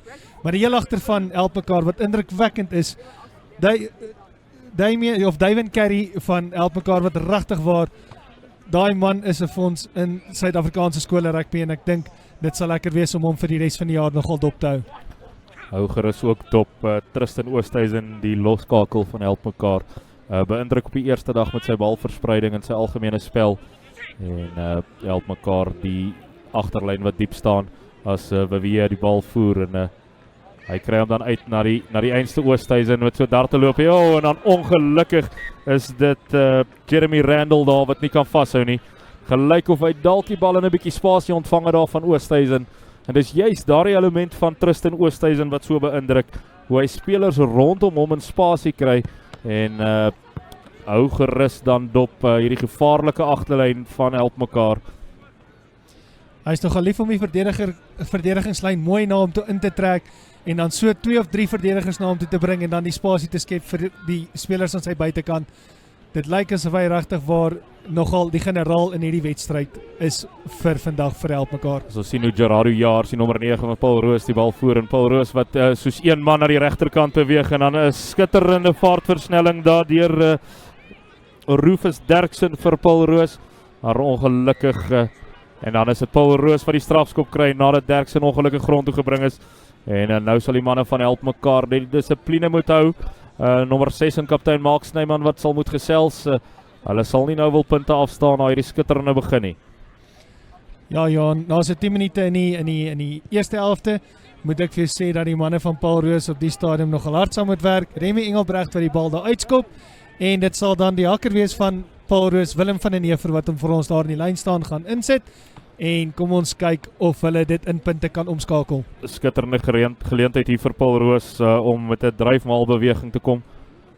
En dan is dit van die Heever wat vir sy eie spelers wys en net toe die Lombard Basson opgetel word om bietjie oop te maak, sal hy steeds die bal op Lombard Basson gooi. Hy doen op nommer 2 en gaan hulle dan van die nommer 2 bal afdryf. As ons sien hoe die bal agtertoe verplaas word in die hande van die Heever. En het lyk na 'n goeie rolmaalbeweging en dan sit van die Heever wat afskil na die linkerkant toe. Skitterend word hy deur Oosthuizen gestop. Dan is dit Gerardo Jaars wat met die bal in die hand betrap word. En aanslaan deur Jaars en weer net oorywerigheid wat Paarl Roos weghou van die doellyn van Helpmekaar. Maar ek moet sê skitterende verdediging deur die nommer 10 Tristan Oosthuizen op Wilhelm van die Heever. Die man is glad nie bang om kontak te maak in die loskakelkanaal vir Helpmekaar nie. Johan, hy het nou al vir ons gewys of sy balverspreiding is briljant, maar ook in sy verdediging staan hy nie vir enige speler terug nie en dit sê nogal baie vir 'n loskakel om daai kontak so fisies aan te vat en ook in sy spelsituasie dit dan vir sy span soveel makliker maak op die verdediging.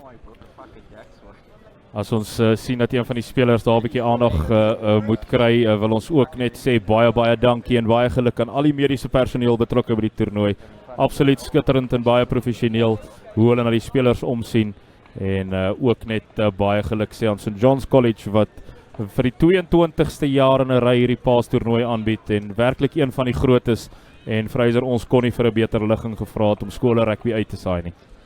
Johan, dit is 'n ongelooflike plek om na te staan en kyk.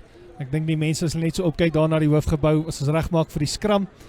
dink mens dat die mens kan net sê dat dit is regtig waar 'n baie mooi uitsig. Skitterend vasgemaak daar deur Helpmekaar. Hulle probeer om die druk te verlig op die skopper en vir hom 'n beter hoek te gee om hierdie skop te kan skop.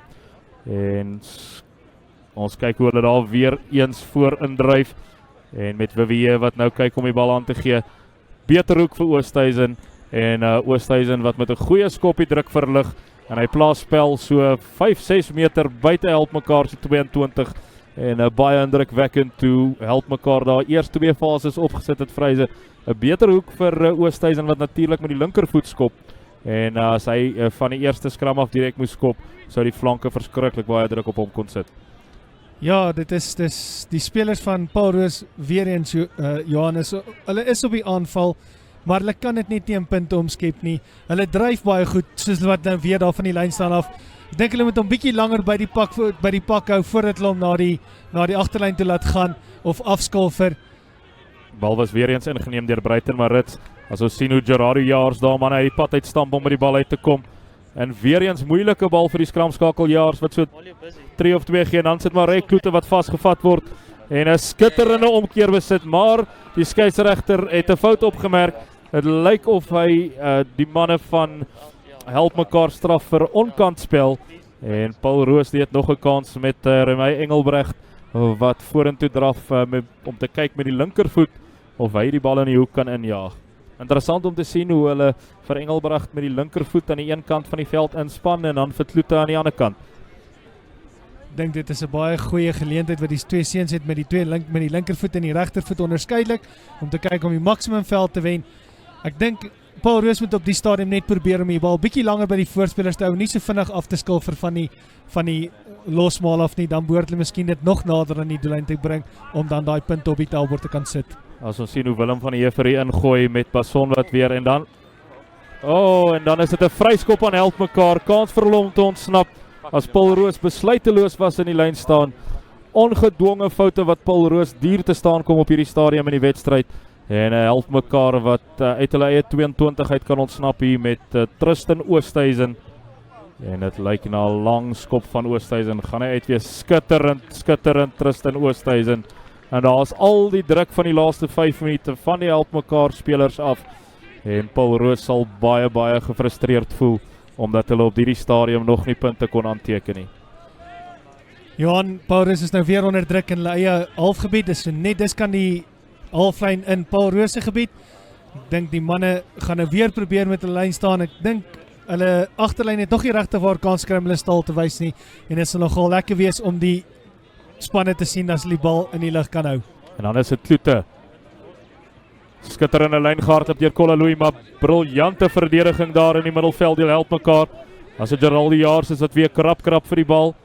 Bal wat verskriklik stadig uitkom vir Paul Roos op hierdie stadium. En dan is daar 'n groot kollisie in die middelveld met Jaars weer dan 'n skitterende lyn gehardloop daar deur die Paul Roos spelers.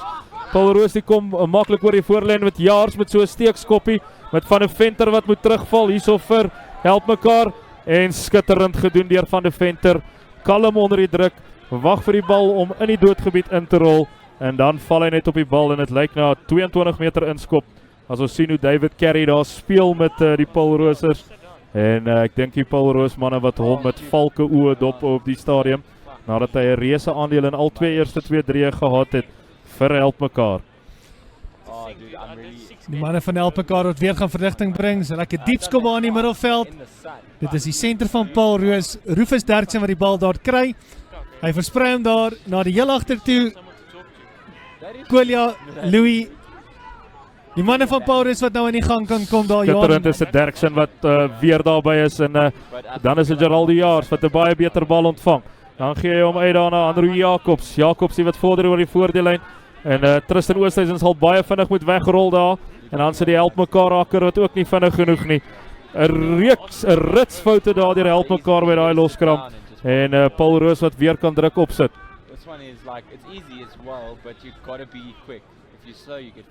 Johan, dit is die manne daar van Helpmekaar wat oortree het. En dit lyk vir dat die manne van Paul Roos gaan nou op die stadium het besluit om die punte te vat, om hulle eerste punt op die tellbord te kry. Dit is dan die heel agter van Helpmekaar of van Paul Roos wat daarso gaan aanlê. Kolia Louis wat op die stadium die bal gaan stel, so net so 5-6 meter aan die kant die 10 tree stippellyn van Helpmekaar.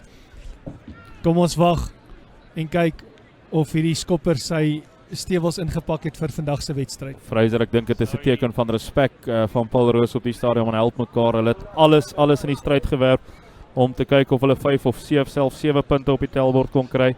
En op hierdie stadium is dit dan Paarl Roos wat besef dat hulle op die tellbord sal moet kom. Steeds agter met 12-0 na 2 blitsige drieë deur Helpmekaar College. En Kolia Louis, die heel agter van Paarl Roos, wat kyk of hy 3 punte op die tellbord kan voeg vir Paarl Roos. Kom vorentoe, tref hom goed. En die vlaas omhoog, Paarl Roos is op die tellbord.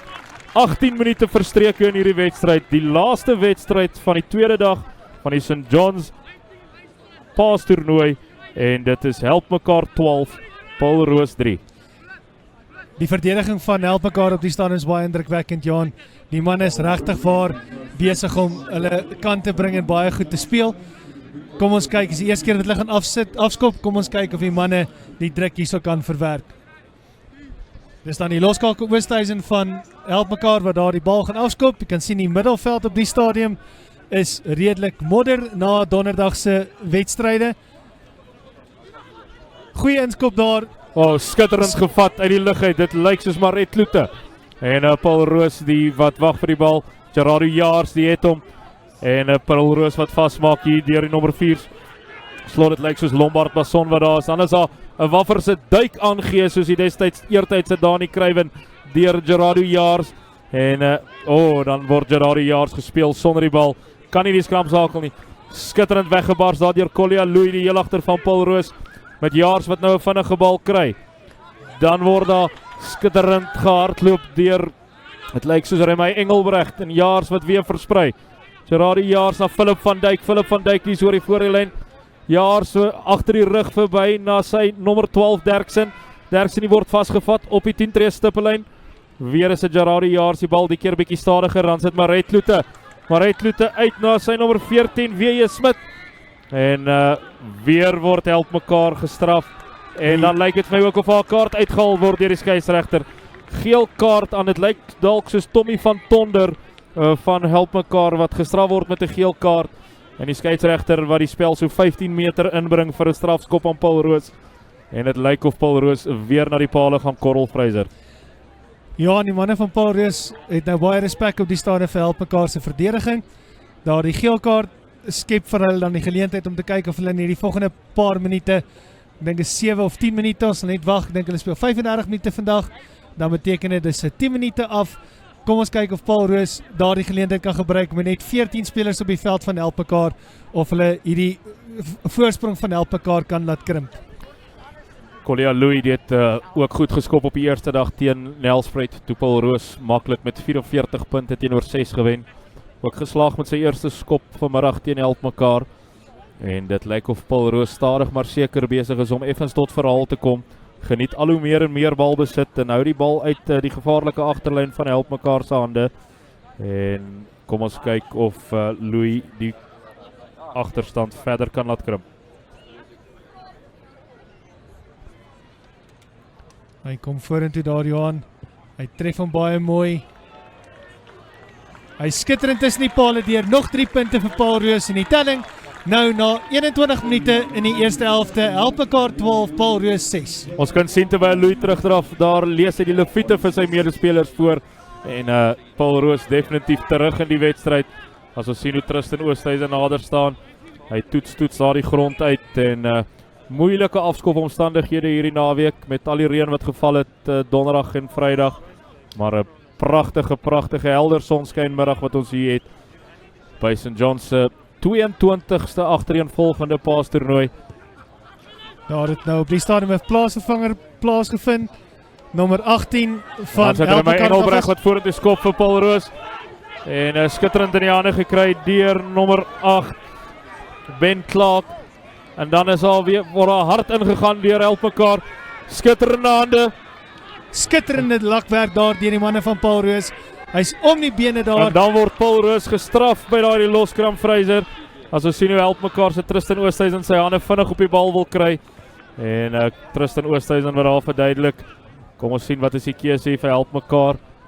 Is redelik ver uit en ek wonder of hulle nie dalk net na die hoek toe sal gaan nie. En kyk hoe naby hulle aan die doellyn van Paarl Roos kan kom. Dink Johannes as soveel as moontlik tyd wil opgebruik op die stadium met die speler wat daar so in die skitterende skop. Pyk. Skitterende skop deur Tristan Oosthuizen. Hy skop die bal uit, skamele 5 tree vanaf Paarl Roos se doellyn. En skitterend ook, soos genoem, deur Tristan Oosthuizen, maar dan word kan die bal ingegooi word deur Damien Venter. En daardie gooi was nie reguit nie, sê die skeieregter. Ongedwonge fout deur Helpmekaar wat vir die eerste keer in 'n paar minute weer balbesit gekry het.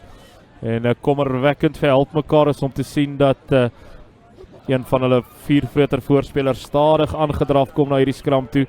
Dit vir my gelyk asof dit kan wees Ben Clark wat voel ook aan die duispier en hy het baie stadig beweeg na hierdie vaste skram toe met Paarl Roos onder groot druk. Gerardo Jaars vir die bal kan ingooi.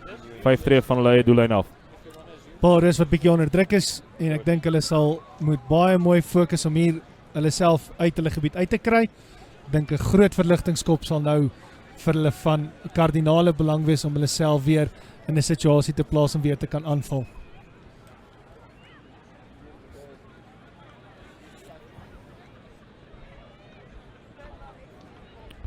Groot geleentheid hier vir Helpmekaar om druk op Paarl Roos se skram te plaas. Natuurlik in skole rugby mag die skram net 1,5 meter vorentoe beweeg, Fraser, en ons sal Helpmekaar sal wil seker maak dat hulle vir Paarl Roos 'n moeilike bal gee op hulle eie doellyn as ons sien hoe Jaars hom insit. Goeie skram en dan is dit maar reLIVE, die losskakel van Paarl Roos wat verligting bring. Maar dit is in die hande van die gevaarlike David Carey en dadelik kyk hy om met 'n teenaanval te begin. Hy word goed dopgehou die keer deur die bal, maar skitterend kry hy die aangee weg en dan is dit lyk dat die kaptein Mark Snyman na die binnekant na beweeg en daardie man is getackle voordat hy die bal gehad het. En daar is voordeel reeds. Skitterende rugby deur Helpmekaar. Dan lyk dit soos die kaptein wat die vinnig wil neem. Nee, dit is wel Snyman wat nou die bal dra. Snyman skitterend en hy scoor. Kaptein Mark Snyman wat Helpmekaar se derde 3-drukkie vanmiddag. Skitterend met bal in hand Helpmekaar College. En Paarl Roos wat eenvoudig nie die aanval na aanval kan keer nie. Hulle het net nie antwoord op die stadium vir Helpmekaar se aanvalle nie. En ek moet sê die manne van Helpmekaar wat die heeltyd mekaar in spasie sit. Mark Snyman wat dan hierdie 3 dan gaan druk het, die kaptein van die span. Johan, ongelooflike mooi rugby wat die mannetjies van Helpmekaar speel. Ek dink nie die ouens besef die aangee van David Carey daar met die agterkant van die hand was skitterend geweest. Ons sien hoe daar 'n vinnige strafskop geneem word en dan is dit Snyman wat pirouette die eerste tackle uit en skitterend Jaars net te klein kan hom nie keer nie. En kaptein Mark Snyman het verlede jaar ook vir die SA skole A-span gespeel, Fraser. En wonderlik om te sien hoe in hierdie groot wedstryd die groot name van Helpmekaar na vore kom. David Carey, Mark Snyman, Tristan Oosthuizen, al hierdie manne wat skitterende wedstryde vanmiddag speel. Daar die trots om nog steeds vir jou skool te speel, Johan, en dan die punt op die tellbord te sit in sulke groot geleenthede en sulke groot wedstryde. Skitterend. Tristan Oosthuizen wat dan regmaak met die skoppaal uit, hy tref hom. Hy's ongelukkig daar links verby en die telling is dan nou 17-6 in die guns van Helpmekaar in die 27ste minuut van die eerste helfte. Fraser, ons weet dat Paarl Roos met mag en mening sal terugveg in hierdie wedstryd en Tristan Oosthuizen wat tot dusver 'n skitterende dag beleef, maar miskien 2 effe maklike skoppe gemis het op die stadium na die palle toe. En ons hoop net daai 4 punte sal op die einde tel nie. As ons die einste Oosthuizen sien wat verligting bring. Hy het Helpmekaar se 22 uit en hy verplaas die spel na so tussen die kwartlyn en die 10 tree stiplyn dan van Helpmekaar met Willem van die Heever van Paarl Roos wat weer kan ingooi. En skitterende lynstaanspel so ver gewees deur Bruiten Marits as ook Lombard Mason. As ons sien Bruiten Marits die wat rank en hy speel hom af na Gerardo Jaars. En dan 'n skitterende lyn ingesny daar deur Rufus Derksen van Paarl Roos. As Jaars die bal weer vinnig kry agter die rug van Mason. Na reLIVE, hy word 'n fyn dopgehou in die middelvelddeel Helpmekaar. Dan is dit weer Jaars met sy hand op die bal uit na Philip van Dijk. Bruiten Marits die wat sal moet gaan skoonmaak daar. En dan is dit weer eens 'n strafskop aan Helpmekaar as Paarl Roos van die kant af in die loskram inkom. En Fraser weer een skitterende verdediging deur Helpmekaar. Die lyne wat die manne van Paarl Roos hardloop op die stadium Johan beïndruk my nogal baie en die spoed waarteen hulle die lyn mee aanvat is ongelooflik goed, maar klein, as mense dit sê, dom foutjies wat hulle maak, sit hulle elke keer weer terug in die situasie dat hulle weer van vooraf moet begin en dit is wat die manne van Paarl Roos op die stadium bietjie te kort laat skiet. Die manne van Helpmekaar byt elke geleentheid uit, die hakker van Helpmekaar, Damien Venter wat die bal hier gaan inset, in die lyn staan op die halflyn. Ja, dis die vurige hakkerie van Helpmekaar, Damien Venter. Jy sal sien dat hy by elke loskram betrokke wil raak. En 'n skitterende bal gevat daar in die middel van die lyn staan. En dan is dit weer eens 'n strafskoppe as die Paarl Roos spelers die man wat gerank het, wat gelyk het soos Jean-Claude Creer, aftrek na die grond toe. En Creer wat dan afgespeel word terwyl hy nog in die lug was. En 'n strafskop hier weer eens met Tristan Oosthuizen, wat laat in die eerste helfte die druk op Paarl Roos sal wil plaas. En hy verplaas die spel tot net buite die kwartgebied van Paarl Roos, waar Damien Venter weer kans sal kry om in te gooi. En ons sien dat hulle 'n kort lyn staan hierso gaan gebruik. Ja, die manne van Paarl Roos wat baie hard werk, maar ons moet onthou dat Helpmekaar is op die stadium net met 14 spelers op die veld en dit maak dit nog meer indrukwekkend, die tipe rugby wat hulle nog steeds bereid is om te speel, ten spyte van die feit dat daar net 14 spelers op die veld is. As ons daar gesien het in die lyn staan, Amiras die slot van Helpmekaar wat net nie daardie bal kon afklap na sy skramskakel toe nie. Skitterende gebruik van die bal op die stadium deur Helpmekaar. Slegs 14 spelers op die veld en hulle sal baie gevaarlik wees in die begin van die tweede helfte. Soos ons al reeds gesê het, Johan, ons moet nie die manne van Paarl Roos weggooi nie, maar 17-6, 29 minute in die eerste helfte en moet ons mekaar sê dat dit is 'n styl opdraande pad wat vir hulle voorlê en daai telbord druk gaan maar die hele tyd daar wees totdat hulle 3 of 2 gedruk het. Ons sien hoe die linkervoet van Engelbreg weer eens gebruik word hier oor die kop van Deventer en David Carey die wat goed terugval en die man hou nie van skop nie. Dadelik begin hy weer met 'n teenaanval en hy versprei na van Deventer. Skitterend 'n plaas uit die bal agter hom. Maar die Paarl Roos manne wat dit moeilik maak met die loskram.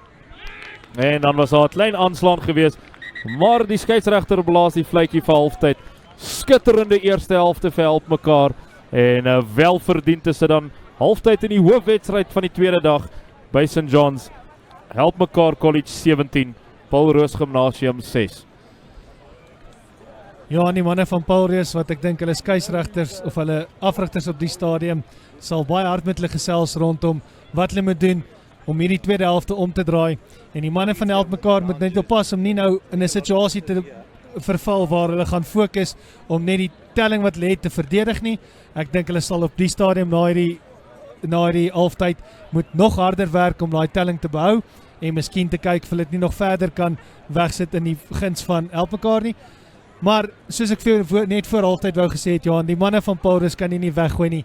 Die manne van die Kaap is een van daai spanne wat hulle hou aanveg tot op die einde toe en hulle skool se trots is op die stadium vir hulle daar en daarom gaan hulle fokus om die beste te doen wat hulle moontlik kan om hulle span terug te hou. Ons maak dan nou reg vir die tweede helfte van Helpmekaar en Paarl Roos Gimnasium. Die loskakel van Helpmekaar, Oosthuizen wat gaan afskop. Wedstryd begin daar. Dis die laaste wedstryd van die St. John's Paasnaweek toernooi aan dag 2. Paarl Roos Gimnasium teen Helpmekaar College. Kom ons kyk hoe gaan hierdie tweede helfte vir die manne van die Kaap uitbrei. Bal mooi vasgemaak daar en hy kom terug daar na Jaars toe wat die bal weer mooi in die hande kry van die binnensenter. Colin Louis wat daar grond toe gaan vir Paarl Roos en Gerard Jaars die kan weer die bal optel. Skitterend in die duikslag word die bal uitgegee daar deur Paarl Roos. Hulle vorder tot op hulle eie 10 tree stiplyn en dan sit Helpmekaar wat nie die spasie laat vir die bal om geplaas te word nie. En die eerste strafskop aan die tweede helfte as die skeieregter daar wys dat dit die hakker van Helpmekaar Damien Venter was wat oortree het. En dis weer eens Engelbreg wat die kantlyn opsoek, maar dit lyk na Tommy van Tonder van Helpmekaar en die man het self baie lus om aan te val as we sien hoe hy die eerste tackle breek. Skitterend uitgegee na Bewie, die skramskakel en Bewie wat vorder tot amper op die middellyn. Manne van Helpmekaar wie die bal daar by meester het, Johan. Hulle breek daar om. Hulle is besig om weer die fases op te sit. Dis die vaskopste daar van Helpmekaar. As ons sien hoe Damian Venter die bal optel vir Helpmekaar in die omskil. En Paul Roos wat vinnig wil hande op haar die bal kry. En het lyk of hulle dit kon doen, maar die bal kom wel terug na Bewie vir Helpmekaar. Dan is dit Oosthuizen met 'n langerige aangee. En in die middelveld word Helpmekaar vasgevat met Bewie wat vinnig by is. Het daar die Paul Roosman tot agter die agterste man se voete teruggeval. Dan is dit tog die strafskop aan Paul Roos. En 'n vinnige begin weer in die tweede helfte met Jaars wat mik om haar die strafskop vinnig te vat. As die skeieregter hulle net daar uit die modder uit laat beweeg. En dit lyk of Engelbreg wat pas die kardinale fout gemaak het om nie uit te skop nie. Kans het om sy fout reg te maak en hierdie keer maak hy seker Fraser en hy behaal seker nie soveel afstand soos wat hy sou wou nie, maar die bal is uitgeskop net hier voor ons kommentaarhokkie waar Willem van die Heever die bal kan ingooi. Manne van Paarl wat nou 'n guldige geleentheid het hier so in die kant van die veld met 'n lyn staan. Kom ons kyk of hulle daardie bal kan bemeester en dan miskien 'n beweging of twee hier op te sit. Is in die hande daar van die manne van Paul Roos. Hy's terug. Jaars vir die bal aangee daar na Maree. Dan is dit Derksen met 'n oorslaan aangee. Dit lyk na Engelbreg op die linkervleuel. 'n Skitterende systap, maar dan is dit Paul Roos wat weer eens die bal laat verlore gaan. En 'n Paul Roos Vryder wat vanmiddag eenvoudig net nie hulle kanse gebruik op hierdie stadium nie. En daarom is daar dan op die stadium op die telbord vir hulle miskien 'n verrassende agterstand van 17-6. Maar as jy vir iemand in die Johannesburg kontry vra, sal ek seker wees hulle sal sê dat dit geen verrassing op hierdie stadium vir hulle is nie. Manne van Helpmekaar wat skitterende rugby speel en elke geleentheid wat hulle kry, gebruik hulle ook. En 'n mens moet kyk dat die manne van Paul Roos bly vir my nog angstig en oorywerig en daarom moet hulle miskien net bietjie kalm raak en meer fokus om hulle spelpatroon te speel wat hulle regtig waar kan, maar die manne van Helpmekaar wat regtig waar die druk op hulle hou en hulle die heeltyd onder druk hou. As ons sien dat die skramskakel Vivier die bal kan insit vir Helpmekaar en skeieregter wat die manne daar vra om die skram oor te doen as ons moet in aanmerking neem dat die veld steeds kol baie nat is na al die reën en dit moeilik is vir hierdie pakke voorspelers veral in die vaste skrams en Paul Roos wat tot op hede in hierdie wedstryd baie goed geskram het en dit een van die fasette is waar hulle Helpmekaar onder druk kan plaas. Vivier wat dan kan ingooi vir Helpmekaar. So 5 tree aan hulle kant van die middellyn. Goeie skram daar deur Helpmekaar. Maar dit is Jaars wat ongelukkig daar sê die skeieregter Jaars was omkant toe hy baie druk wou opsit op Vivier en weer eens gee dit 'n geleentheid vir Oosthuizen om Helpmekaar diep in Paul Roos se helfte te plaas en weer nuwe druk op die manne van Stellenbosch te plaas. Johan, ek wil die skeieregters ook krediet gee vandag. Ek het 'n klompie van die wedstryde wat ek dopgehou het gesien. Dat die skeieregters speel goeie voordeel en hulle blaas nie vir elke incident wat by 'n lyn staan of 'n skram plaasvind en dit laat die wedstryd mooi vloei en dit gee die seuns die geleentheid om die tipe rugby te speel wat ons die afgelope dag gesien het al. As ons sien hoe Venter die bal insit, is dit Eugene Maritz wat bemeester het daar vir Helpmekaar, maar dan is dit Paul Roos wat deurskop en ongelukkig is die skeieregter se vletjie wat blaas en die man het al die pad sal terugroep. En dit lyk of hy dalk wil hê dat hierdie lyn staan weer geneem word. Dit is egter 'n vaste skram en dit lyk na Vivier wat weer die bal sal kan insit. As ons sien dat daar 'n paar plaasvervangers vir Helpmekaar op die veld is met Eugene Maritz in trein nommer 20 en ook Chris Pietersen in trein nommer 18. En skoot daar maak Snyman wat sak op die nommer 6 op die oopkant flank vir Helpmekaar. Verlede jaar vir die SA skole A-span gespeel en 'n man wat die wedstryd misgeloop het teen Affies toe Helpmekaar vir die eerste keer van onder 14 dae af op hulle tuisveld verloor het. En ek is seker 'n hele klomp helpies sal sê as Snyman daar was die uitslag dalk anders. Bal wat gewen is daar deur Helpmekaar, 'n goeie aangee daar van Vivier. Ongelukkig David Carey wat daar oorgeslaan word, maar weer eens omskil en skitterend daar beweeg. Hy wil die bal daar aangee, maar dis die manne van Paarl wat lyk by die bal daar by hom gesteel het. As ons vir Tommy van Tonder sien daar, die nommer 14 van Helpmekaar, 'n man wat ook baie vaart en baie krag het, speel vandag op die linkervleuel vir Helpmekaar, met Engelbreg wat die bal daar oorgeskop het vir Paarl Roos. En skitterend is dit Mark Snyman in die hoekie en hy het hom. Mark Snyman, ons het nou net van hom gepraat, Fraser, absoluut skitterend rond hy af aan die regterkantste hoekie. En as ons sien daar, lyk dit so Snyman wat begin krampe kry. Die veld is swaar, maar absoluut 'n skitterende loopie by die regterkantste kantlyn af deur Mark Snyman. En Helpmekaar wat hulle voorsprong rek. Na 6 minute in die tweede helfte is dit Helpmekaar 22, Paarl Roos 6. Soos ons reeds gesê, die man van Helpmekaar, ons kyk net hier na die 3. Dis spoed en net krag wat hom daar deurbring. Soos ons gesê het, Johan, ek dink hulle het hom nogal gemis in die wedstryd teen Affies. En jy kan sien dat hy regtig waar sy sout werd is op die veld. En elke geleentheid wat na sy kant toe kom gebruik hy. Dis al sy tweede 3 vandag. En ek dink ons moet dit vir hom gee dat hy is regtig die inspirasie in hierdie span van Helpmekaar. En arme Gerardo Jaars, die skramskakel van Paarl Roos, wat vir 'n tweede keer die laaste man in die verdedigingslyn was. En geen prys vir 'n man soos Gerardo Jaars om Mark Snyman op volle vaart in die regterkantste hoekie te kon stop nie. As ons sien hoe die skopkegel 'n rukkie gevat het om uit te kom. En dit wil vir my voorkom as ons vir ons nuwe skopper het wat gaan paal toe aanlê. Ons sal nou kyk na die nommer, maar dit lyk vir my asof dit dalk François Jansen van Vieren of Jeremy Randall kan wees. Ons sal nou seker maak. Kom vorentoe en tref hom. En ongelukkig skop hy hom voor die paale verby.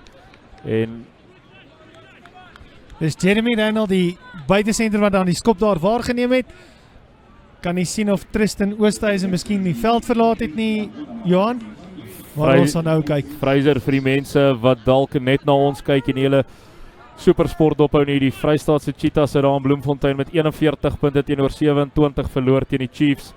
En ongelukkig klink na 'n opwindende wedstryd daar in Bloemfontein, maar die Chiefs wat dan geseëvier het met 41-27. As ons sien hoe Helpmekaar vir Paarl Roos daar by die kantlyn uitboender. En dit lyk na besit in die lyn staan weer vir Helpmekaar.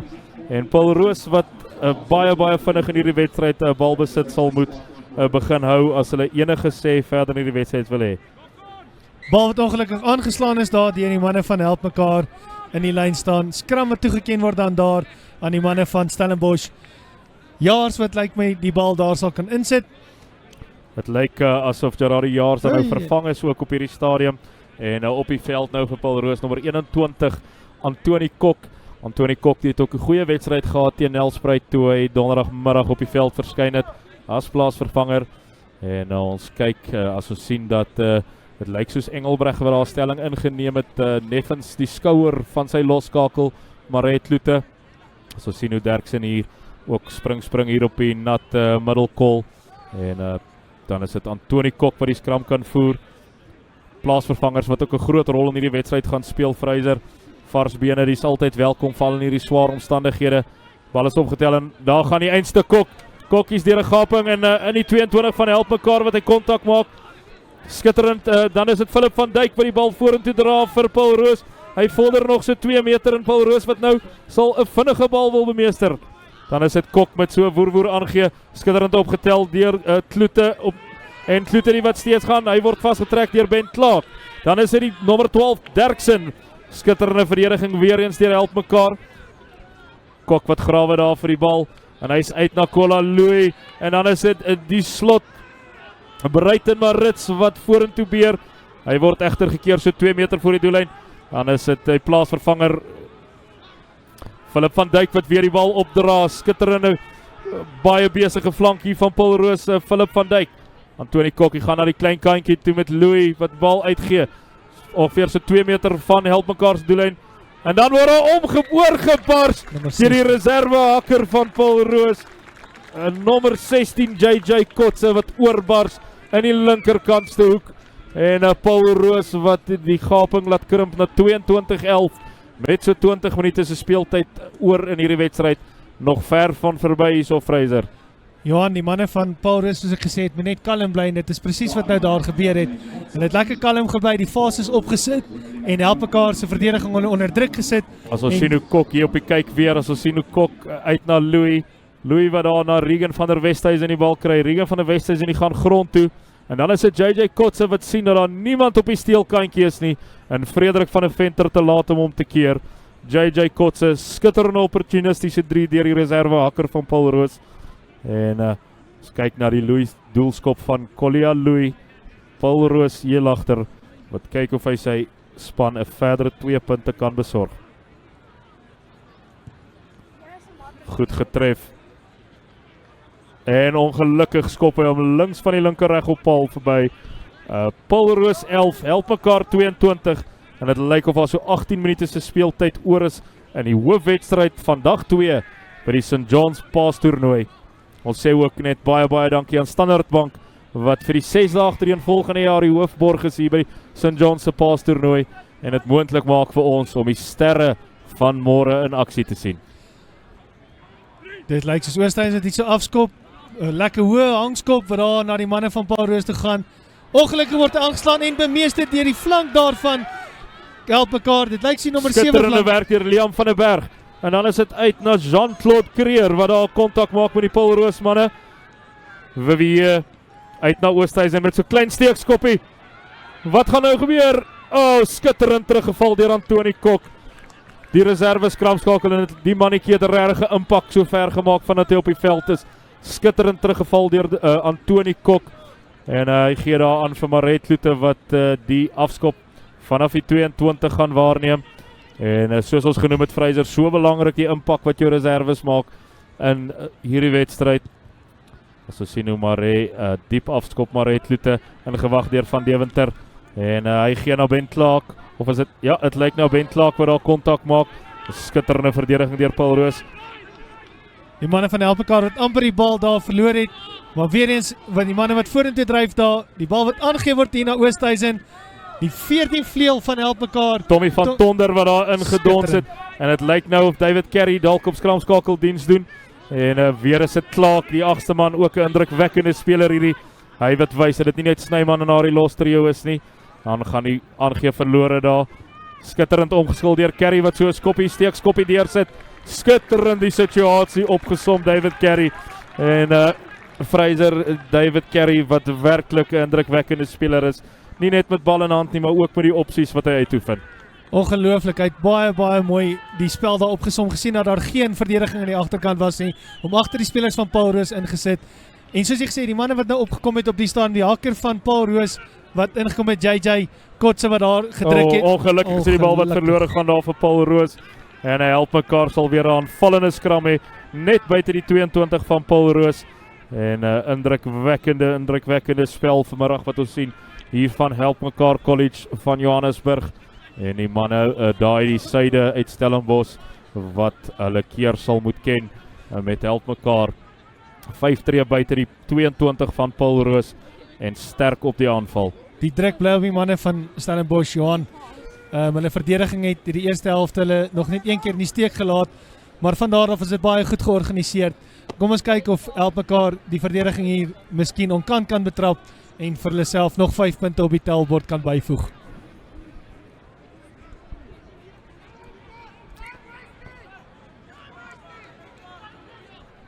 Kom ons hou ook dop daar aan die steelkant, David Carey vanmiddag 'n groot doring in die vlees van Paarl Roos. Skitterende vaartversnelling, skitterende voete en ongelooflike goeie visie. Die man lyk na 'n speler om dop te hou vorentoe. En alhoewel dit redelik vroeg in die jaar is dit 'n man wat ek ook seker is ons op Kruiwenweek sal sien. Volg asseblief gerus vir School Sports Live op Twitter, op @schoolsportslive, ook op Facebook. En gaan gerus na YouTube en ondersteun die kanaal School Sports Live op YouTube. En dan ook net woord van dank aan die produksiespan en Rowan, Raaf en Antoni en almal betrokke met hierdie wonderlike uitsending om vir die lewendige rugby te bring vanaf die St. John's College 2017 Paas toernooi, die 22ste toernooi in 'n ry En interessant, in die vorige wedstryd het ons vir Paarl Boys in aksie gesien, Fraser. Reeds die 22ste jaar ook wat hulle hier is. Nog nie een St. John's toernooi gemis nie. En spesiaal uit Nieu-Seeland uit teruggekeer om ook hierdie jaar weer hier te wees. As ons sien dat daai skram nie stabiliteit bereik nie. Die skeieregter wat blaas en sê, kom ons kry stabiliteit hier manne. En hierdie wat alles in Helpmekaar se gunst stel met net so 14 minute oor op die horlosie. Die manne van Paarl Boys wat ook 'n skitterende wedstryd gehad het in die toerspan van Australië af, die New South Wales Combined School span. Hulle het regtig waar die manne van Australië daar 'n les geleer. En ek dink as 'n mens moet kyk die spanne wat in hierdie toernooi in aksie is, Johan, dis regtig van die topskole in Suid-Afrika wat rugby aan betref. En ek dink die manne kry die geleentheid om goed daardeur. Die skrapskap van die bal moet weer met Kerry wat weer agterna sit. Het hy hom aangeslaan, en die doodlyn wat net wen daar, die skeieregter wat sê dat Kerry hom nie aangeslaan het nie, hy het van 'n Paul Roos hand afgekom, en bitter amper as ons sien hoe daai afskop van Engelbreg afgestorm word, maar ongelukkig was dit Marits wat oor die 22 was, en as ons nou hier, soos die Engelsman sê, 'n bietjie 'n paar comedy of errors sien, is dit Paul Roos wat net moet kalmeer, die agterstand is net 11 punte, as Antoni Kok daai vryskop vinnig neem, en geboender daar deur die Paul Roos pak, Kok wat weer, en dan sit Kok vir die bal agterlaat, maar die skeieregter sê agtertoe, Derksen wat gespeel het na Van der Westhuizen, dan sit Antoni Kok wat wag vir hom, skitterende lyn gehardloop, maar maak Snyman die is daar met goeie verdediging, en Helpmekaar wat oor daai bal is, tog sê die skeieregter, hulle het ingeduik, dan sy vinnig gevat, deur, lyk soos Brennan. Dis die manne van Paul Roos wat nou begin hulle geleentheid gebruik. Johan, hulle is mooi daar vinnig gevat. Die spelers wat daar beweeg. Nommer 18 wat die bal daar vat van Paul Roos. Dit is Tristan Leach wat daar die bal vat. Kok wat hom aangee na die nommer 5 slot. Paul Roos moet net hier kalm bly, Johan. As hulle gaan kalm bly, kan hulle nog 'n 5 punte op die bord sit. Baie mooi in die gaping daar gehardloop. Die manne van breek daar weer skram. Weggebars deur Derksen. Hy is so 7 tree van Helpmekaar se doellyn af. En dan sien ons hoe 'n man in die lug gespeel word daar, maar Paul Roos niet steeds die bal. Paul Roos of Helpmekaar wat dan gestraf word vir onkantspel. Paul Roos nou sterk op die aanval. 11 minute in hierdie spannende kragmeting oor. En dis beslissingstyd nou hier vir Paul Roos. Wat gaan hulle besluit? Gaan hulle probeer om die 3 punte op die tellbord te kry of gaan hulle gaan vir 7? As ons sien hoe een van die Helpmekaar spelers oor die 2 kapteine wat nader geroep word hierso. Derksen en deur skeieregter Nico Schmal en Derksen en Snyman wat gesels met die skeieregter daar. Het lyk eerder of die skeieregter meer met Snyman gesels het daar. Ek neem aan dit gaan oor die dissipline van sy span en terwyl hulle hier wal gooi, sal die dissipline goed moet wees. As Maretlu te gaan kyk of hy die bal in die hoekie kan uitkry. En het lyk na 'n lyn staan vir Paul Roos, sterk op die aanval.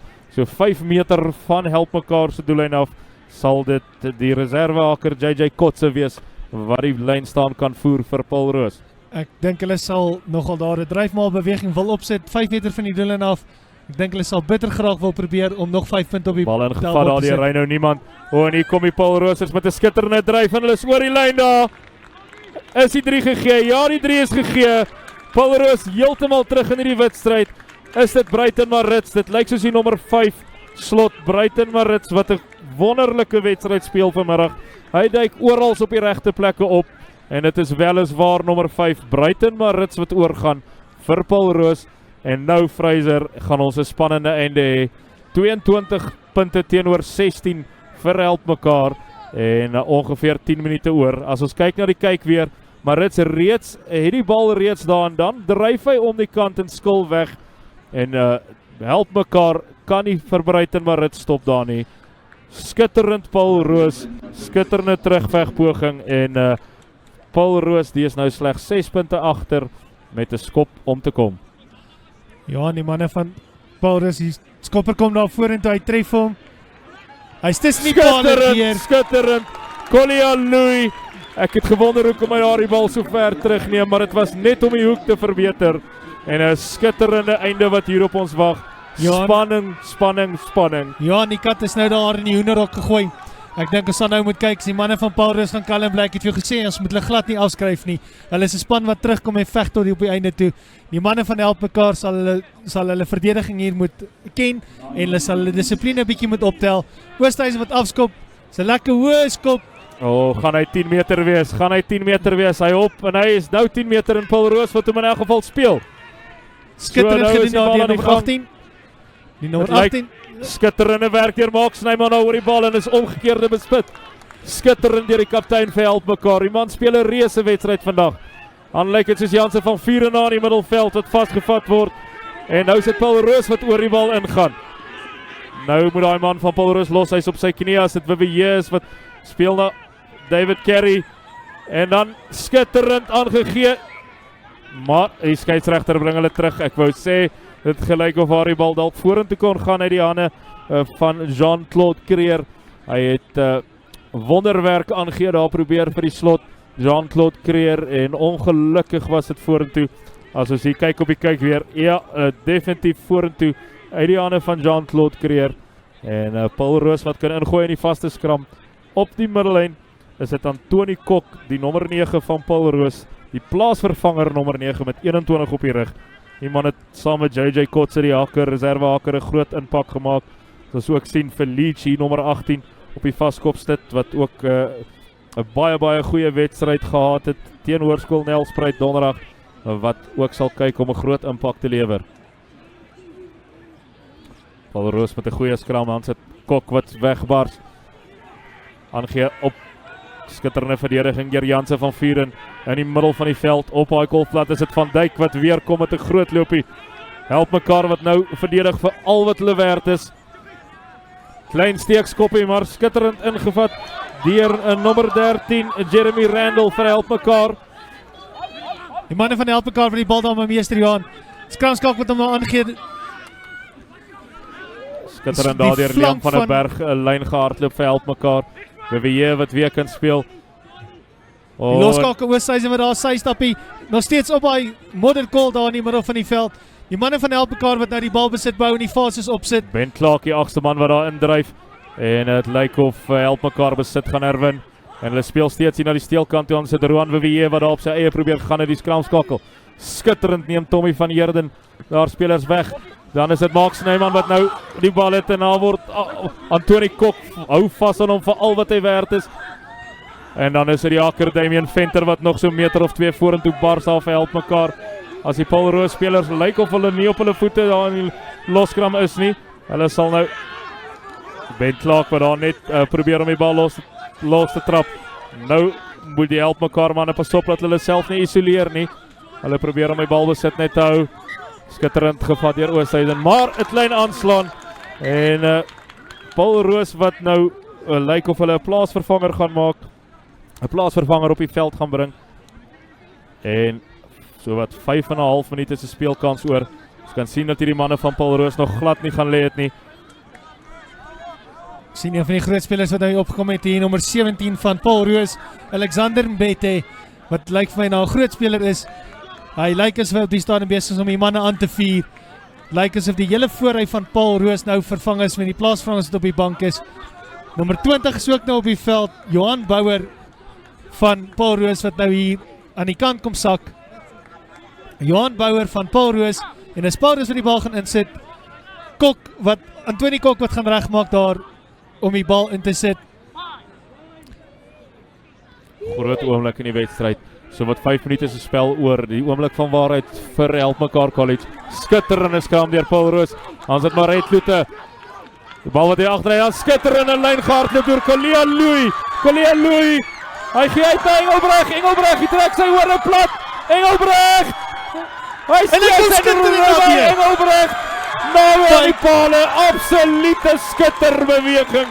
Paarl Roos 5 minute voor die einde wat die voortou neem vir die eerste keer in die wedstryd. Johan, soos ek vir jou gesê het, die kat is in die hoenderhok gegooi en Paarl Roos, wat die kat is, het op die stadion skitterend gespeel. Die aangee daar na die heel agter van Paarl Roos, Colleen Louw, en dan die vleuel wat hy daar weggesit het, Remy Engelbrecht wat skitterend daar oorgeduik het. Remy Engelbrecht wat ook nog 'n bietjie werk gehad het om te doen, het op die stadion baie mooi dis binnekant toe gekom met die systap.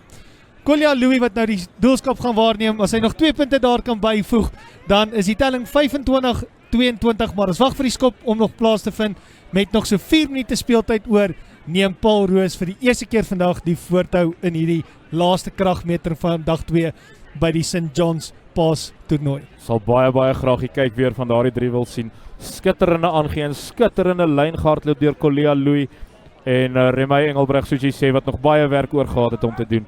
Doen dit magnifiek en met 'n doelskop om te kom is Paarl Roos vir die eerste keer in hierdie wedstryd voor Louis wat geen fout maak met daardie skop nie.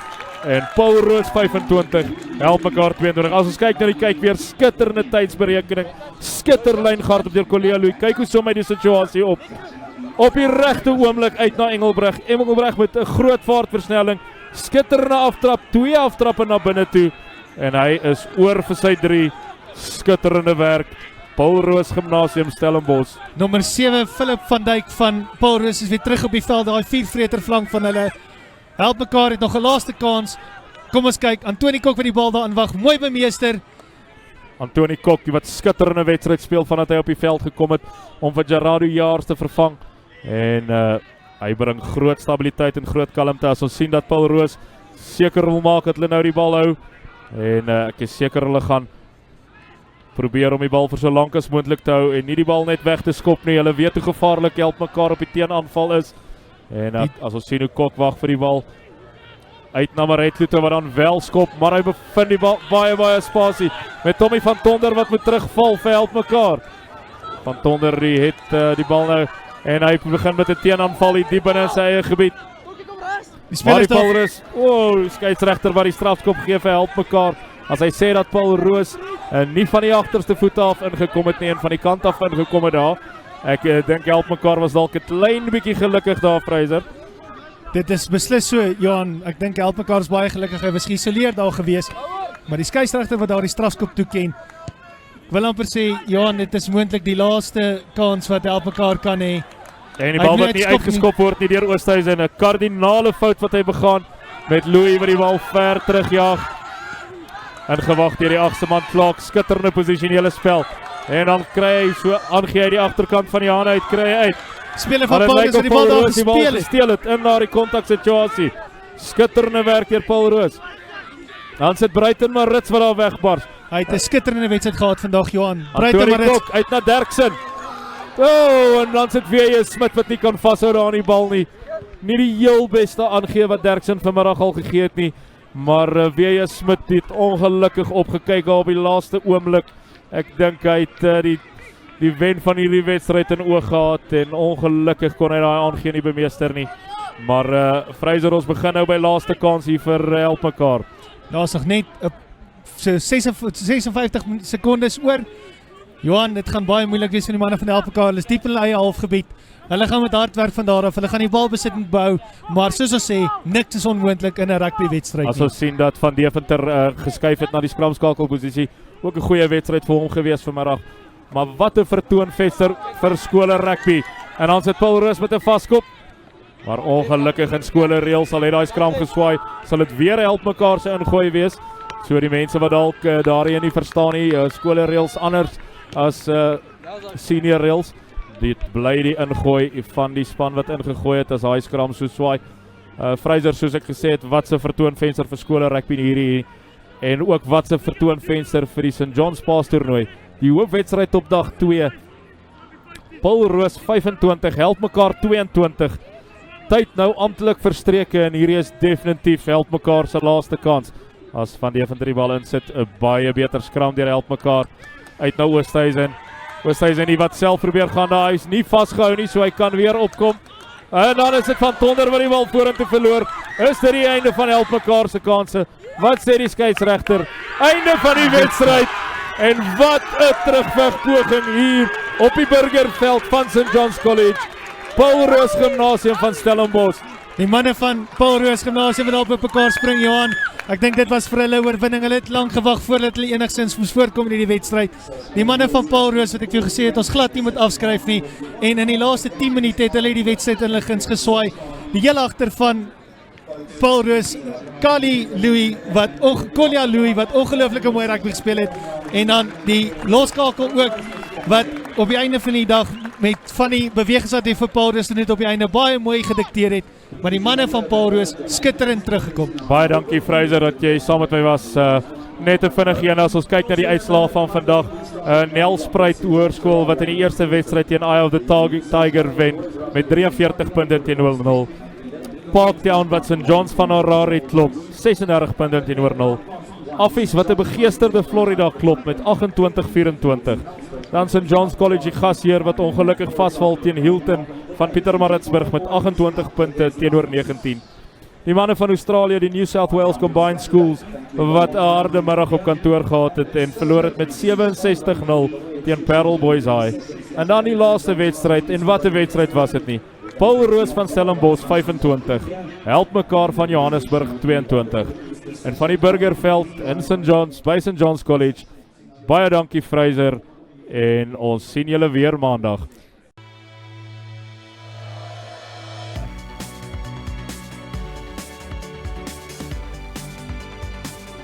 Plaasvervangers nou op die veld. Plays it out to And here goes the majestic Kane Bulita. Great run by Nombakuza.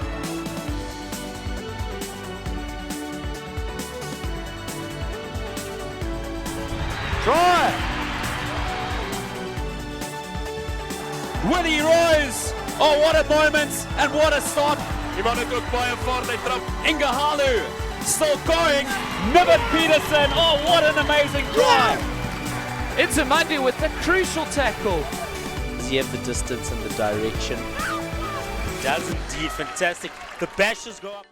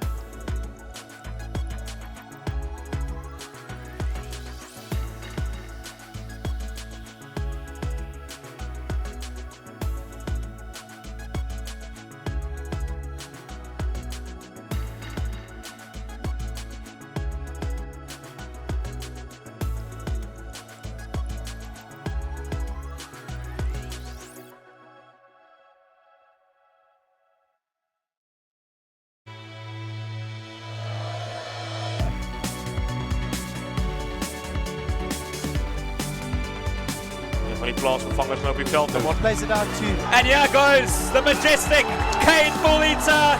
Great run by Nombakuza.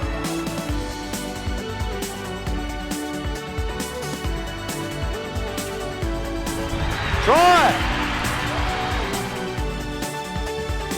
Willie Roos. Oh, what a moment and what a start. Die man het ook baie vaart, hy trap. Ingahalu still going. Niven Peterson. Oh, what an amazing try. Intamandi with the crucial tackle. Does he have the distance and the direction? Does indeed, fantastic. The bashes go up.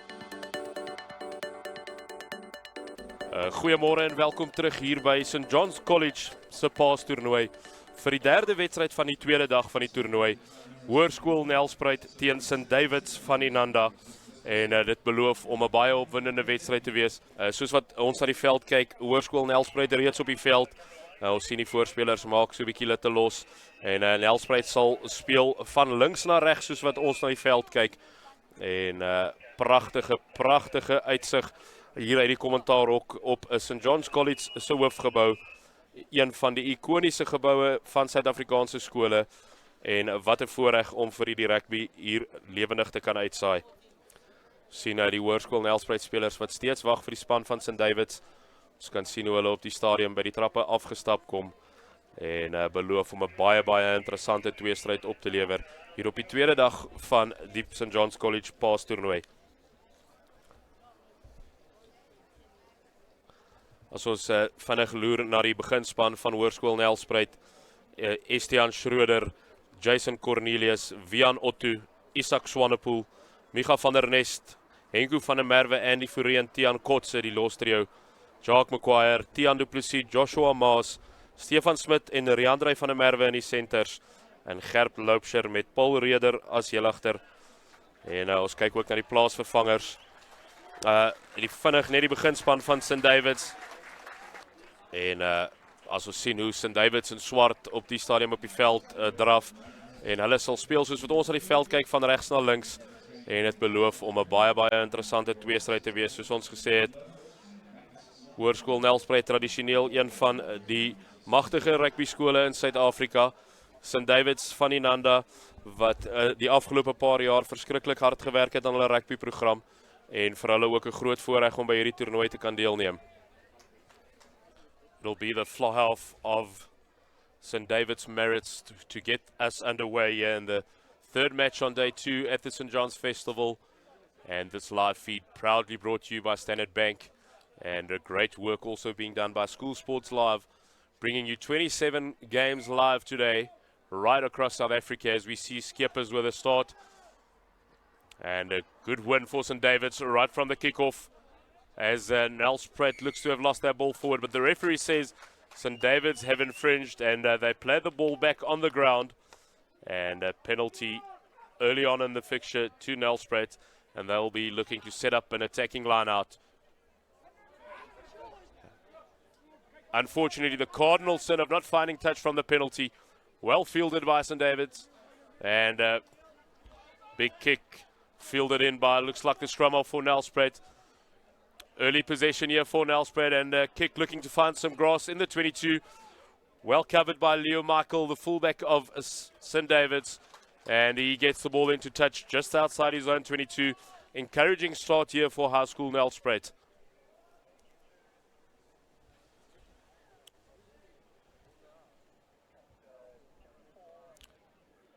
Looks like the hooker Cornelius getting ready to feed the line out for Nelspruit.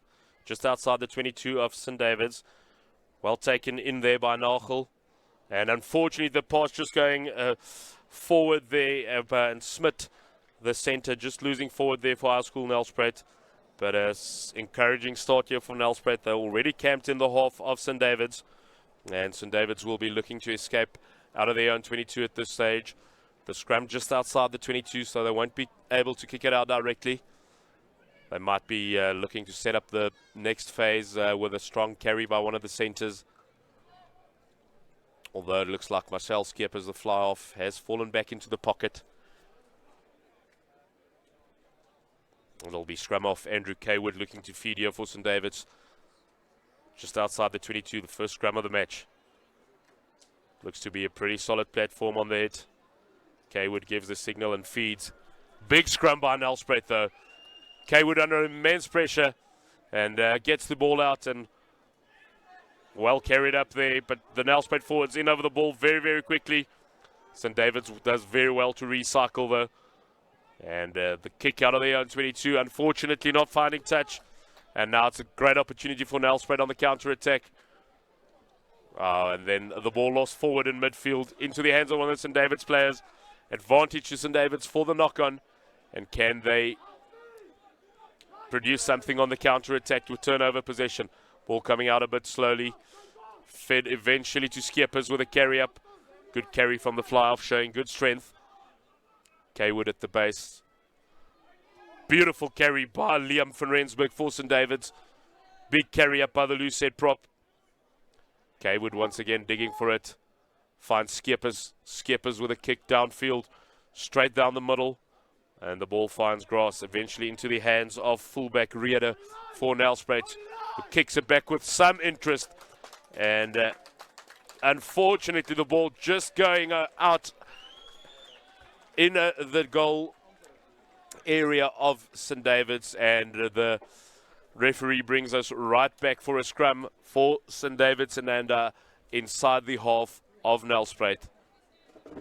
Ja, ongelukkige ongedwongen fout daar deur 'n Reeder van Nelspruit, maar dit was baie baie naby aan 'n skitterende skop en St. David's Inanda wat nou die bal kan voer in 'n vaste skram omtrent op die 10 meter stippellyn van Hoërskool Nelspruit. So amper 4 minute in die wedstryd verby en die tellings steeds 0-0. As I welcome my fellow commentator Lucky Letsabo. Lucky, welcome, and what an atmosphere currently here at St. John's. Certainly so, and thanks for that, Johan. It is, of course, the second day of the Standard Bank St. John's College East Rugby Festival. The weather has been good thus far. Just saw 1 or 2 dripples. Hopefully it'll stay away as we see that scrum just beyond the halfway line. Referee adjudicating that St. David's Mason and just hooking there, awarding the penalty to the men from Nelspruit. Yeah, up until this point, the scrum of High School Nelspruit in the 2 or 3 scrums we've seen absolutely dominant, and that'll bring them great possession for the rest of this match as we see fly off Du Plessis with a good touch finder for High School Nelspruit and taking play deep into the half of St. David's.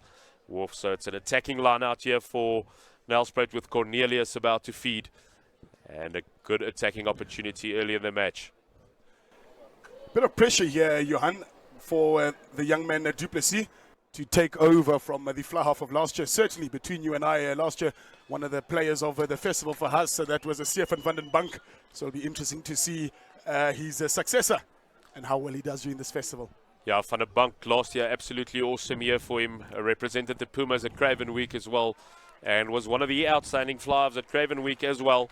As we see St. David's escaping out of their own 22 very well. And Tian Du Plessis definitely looks like he's got a learned boot on him. And we'll have to keep an eye on him as Stefan van der Bank's successor, as Lucky rightfully says. Another feed for Cornelius in the line-out for Nelspruit. Already quite a few line-outs in this match. And Cornelius, let's see if he can find his jumpers. Yeah, beautiful take in the line-out by Swanepoel. That's that man, Du Plessis. Good defense in the midfield by Sean Naylor for St. David's. As we see Nelspruit looking to utilize maybe the blind side. No, they go on the open side. Carried up by the big heavies in the midfield. Good defensive work by St. David's. Ball being spread very nicely here by Nelspruit, but the rush defense of St. David's Mason and is really keeping them in the fold here and making it very difficult for them to cross the halfway line. But the problem, as we've often seen, Johan, with the rush defense, is to maintain discipline and watch that offside line. See Nelspruit getting possession once again. Pass going out to Swanepoel. Little short ball once again. Big traffic in the midfield. Great defense in the midfield by that St. David's. And a beautiful counter ruck as well. Real battle on for the ball on the ground at this stage. But it comes out on the side of the boys from Inanda. Kaywood with a carry around the fringe. Now they're looking for quick ball, but the ball is effectively slowed down by the boys from Nelspruit. Carried up on the blind side for St. David's. And another pick and go. Looks like Nelspruit hands over that ball. Now it's spread down the back line. Carried in by Gregory Curry for St. David's. But Nelspruit doing great working, holding him up. But the referee says he had knees to the ground, so it was a tackle. Called the players to release. And like every good forward, they didn't listen. And unfortunately penalised for that. Touch and go, though it must be said, Johan, because you could see the intentions of the men from Nelspruit. They wanted to hold him up to effect a turnover. Unfortunately, not effective enough. And Mr. Skeepers will look to add 3 points to the St. David's score and get the first points on the board here. We see him just in the middle of the park, just outside the 10-meter line. Yeah, lucky. That's one of the newer rules in rugby, and it is one that confuses me as well. You know, referee has different interpretations about when is a player tackled. Rules say when knees touch ground, but it's so difficult. You know, you feel like you've got all the strength in the world when you're holding him up, and you can't see his knees touching the ground. So, yeah, it's a debatable one, but the penalty nonetheless. And let's see what Skeepers does with this one. You can see the concentration edged all over Skeepers' face. Comes forward, looks like a quality strike. Yeah, and he raises the flag. There was a quality strike straight through the middle, and St. Davis Maris from Inanda take the lead over High School Nelspruit. Marcel Skeepers adds the 3 points, and it's 3-0 after 8 minutes and 40 seconds in the first half. Certainly so. A little bit of reprieve there by Inanda. They will feel like the better of the two teams at the moment, considering how little they've visited their opponents 22, and to come away with points so early in the game against a team like Nelspruit will be much appreciated, I'm sure. Kaywood with a pass to big prop forward Jordan Swart. Unfortunately, the ball just being lost backwards. Kaywood now with a box kick. Looks to be a quality kick by Kaywood. And the bounce is good for St. David's, and very, very nearly fielded by Matthew Tollis. But it looks like Nelspruit has managed to hang on to possession. And it's their lock forward, Van der Nest, going forward with the ball. Picked up by the scrum off, heavily in traffic, but beautifully laid back. And now St. David's will have to let go of that ball. They've gone to ground. Duplessis, who fed fullback Rieder on the touchline, doing very well to stay inside the field of play. St. David's really with some quality counter-ruck work once again. Looks like... This is the second time we've seen this, Johan, and really quality stuff from St. David's Maris Inanda. And the critical thing here for me, Johan, is the counteracting is done with not every single forward in the pack. Often we see the dominance of teams. They want to counteract and the whole team is in there. St. David's here, good body positioning, 3 or 4 players over the ball and to secure it. It's really lovely to see, Johan. Lucky it's all about body position at that ruck time, as we know. And you know, if you can get low and get the power coming out of the core, coming out of the thighs, and really drive over the ball, you have the opposition under pressure. And that's a beautiful work once again by St. David's. And it looks like Rieder is going to go for goal again. This will be a monster kick, Lucky. It's in his own half, basically on the touchline. So on the angle, this has to be a kick of very, very close to 60 meters. And probably 57, 58 meters on the angle. And maybe we've got a young Frans Steyn in the making here. We saw on day one Vix Brink from Windhoek Gymnasium kick the ball a mile. And let's see what Marcel Skeepers can do with this one. Judging from his first effort, he should have the length. And it's all about the strike here. Sometimes the temptation is to try and kick this one too hard. It's all about the strike here for Marcel Skeepers. Strike was good. Unfortunately to the right, but it was touch and go. I think he might have had the length there. Would have been touch and go, but it's a great wake-up call to Nelspruit, saying you can't make mistakes anywhere in your half, Lucky. Certainly so, Johan. And I don't know if you noticed, just as the penalty was being taken a little bit before that, the referee did have a chat to the captain of Nelspruit. I'm sure that the conversation was just to warn them of the repeated infringements, particularly at ruck time and the counter-racking. So that, apart from Skeepers' kicking ability, I'm sure Nelspruit will be wary of the penalty count against them and will have to work on their discipline a little bit more. Ja, het was 'n baie groot afskop daar deur Du Plessis gewees, maar ongelukkig die bal wat net te ver gedra het. En dit was goeie werk deur Matthew Tolles wat die bal buite die speelveld gevang het vir St Davids en ongelukkig is dit Nelspruit weer terug in hulle eie 22. Die afskop was direk uit en is guldige geleentheid nou vir St Davids met Matteo Moheng om die bal in die lynstaan te gooi. Afgeneem in die lynstaan deur Hoërskool Nelspruit. Ongelukkig vir hulle nog steeds onder druk, diep in hulle eie 22.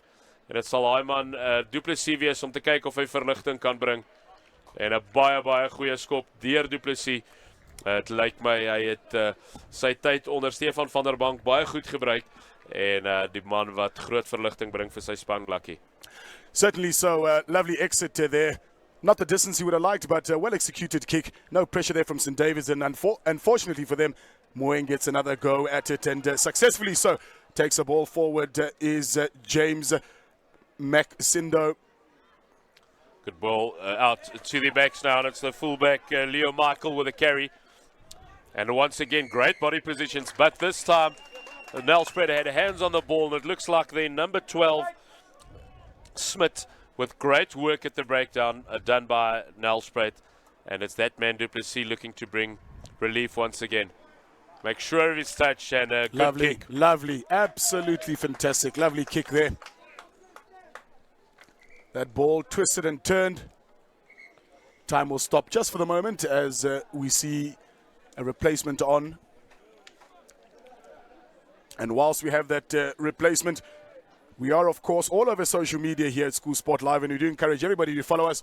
We are on Twitter, we're on Instagram, we're on Facebook, and, of course, on YouTube. You can follow us here. And this year, a lovely edition by School Sports Live. You are able to interact with Johan and myself live here in the commentary booth. Just hashtag SSL Rugby and hashtag SJC Rugby Fest, and we'll be able to read your comments out live. Please do give your words of advice and support, so we're able to encourage the players on. Nelspruit with the possession here, and they're carried up in the middle of the field. Beautiful offload into the hands of Swanepoel. And he spreads it wide to Rieder. Beautifully picked up by Van der Merwe. Inside to Swanepoel again, but the assistant referee has his flag up, and there was some enterprising handling there by High School Nelspruit. And it looks like if they can keep their hands on the ball, they'll be dangerous, Lucky. Certainly so, as we see wonderful images of this campus here at St. John's College. Really immaculate facilities we have here, and credit to all the ground staff here at St. John's College. They've really done their work, and it's lovely to be here. Join us, folks, if you're around the corner. We are in Hilton. 30 Rand gets you in, and you're welcome to come and witness a wonderful festival of schoolboy rugby. St. David's looking to spread the ball out of their own 22. Perhaps just setting up another phase to get a little bit of less pressure on, and then once again Nelspruit infringing at rack time, and the referee says they went off their feet this time, and this will have to be a concern to the Nelspruit coaching staff, or probably 5 or 6 penalties conceded already in this game, as Marcel Skeepers once again doesn't find touch. Well taken in by Nelspruit, and it's that man Stefan Smith on the attack. Beautiful offload. Now it's into the hands of Rieder. Unfortunately, Rieder just loses it forward. And once again, like we've seen so many times at this festival, that last pass just going missing, and a promising attacking opportunity gone for High School Nelspruit. The critical factor here as well, Johan, is that twice in a space of 2 minutes now that Nelspruit have been on the front foot inside the 22 and have made critical errors. We cannot have that happen if they want to capitalize on them being in the opponent's 22. Ja, definitief Lucky. As mense kyk dat Gerard Holsthausen en Chris Mans, die afrigters van Hoërskool Nelspruit, sal nie gelukkig wees met die begin van hulle span op die stadium nie. Te veel ongedwonge foute. En die spelers van Nelspruit, as ons sien hoe die vaskop voor hy, lyk het vir my, ja, is die vaskop voor hy, Vian Otto, weer terug op die been. Maar het lyk toch of hy die veld gaan verlaat op die stadium. Het sal 'n gevoelige slag wees vir Hoërskool Nelspruit. Ons sien, het lyk soos Broekman wat op die veld gekom het, in die loskopposisie, en die loskopstit Schreder wat dan skuif na die vaskopkant. Skitterend om te sien dat die speler dan ook so veelzijdig is om aan beide kante van die skram te kan sak. Kaywood with a feed now for St. David's. Into the hands of Skeppers. Skeppers put boots to ball. Looks like a good kick. Very well covered though by Reda for Nelspruit. And Reda looking to go on the outside, managing to get rid of the defender. But then beautiful work in covering for St. David's by the fullback, Leo Michael. Ball still in play though, and the referee says carry on in the hands of Nelspruit now. But then unfortunately just losing it forward. And another silly mistake by High School Nelspruit. But there was some brilliant work done by Reda on the left-hand touchline, Lucky. Certainly so. He has shown a good strength and he does back himself, doesn't he, Johan? He will have a go. And I'm sure St. David's have noticed that and they're very quick to shut him down. He's a nice, strong boy, carries the ball well. Unfortunately, just running out of options there. And good work by Leo Michael, as he correctly mentioned, to charge down that kick there and him losing it forward, unfortunately. We'll see another scrum there. You mentioned a little bit earlier, Johan, about the replacement forwards that have come on, and we saw the immediate impact in the scrum here. Let's see if Nelspruit are able to get a good hit in again. Yeah, it'll be interesting to see how Schroeder shapes on the tight head. Started the match off at loose head, but with the injury to Otto, he's now moved over to the tight head side, Lucky. And it's very promising to see a player that can play in both positions. But as we're well aware in professional rugby, it's sometimes also dangerous. Thinking back of a player like Kuni Westhuizen. But a beautiful scrum once again by Nelspruit. And it's Skeppers on the run around, but caught in position. And now it's Smith. Smith out to F.R. Van Eyck. Oh, and beautiful cover. Beautiful ball on the inside by Van Eyck. What does the referee says? He calls time off. If that offload was legal, that was absolutely brilliant work. Yes, says the referee, try time. And Van Eyck did beautifully to get that offload off the ground, Lucky. And Nelspruit over via Stefan Smith for the first try of this match. How beautiful was that awareness in terms of counter-attacking? It was broken play, quickly onto the ball. The players quickly set up and off they went. That was absolutely remarkable to see, Johan, just the intensity of the players and the reaction from the ball. Ja, absoluut skitterend deur Hoërskool Nelspruit daar. F.R. Van Eyck met 'n skitterende bal van die grond af en Stefan Smit wat 'n ongelooflike ondersteunende lyn gehardloop het en Smit wat die eerste 3 van die wedstryd aanteken. Hoërskool Nelspruit wat die voortou neem. En dit is Loskakel Du Plessis wat gaan kyk of hy die ekstra 2 punte kan byvoeg met die doelskop. Ons het reeds gesien dat Du Plessis 'n wonderlike skopper uit die hand is. En kom ons kyk wat kan hy doen met die eerste stelskop van die wedstryd.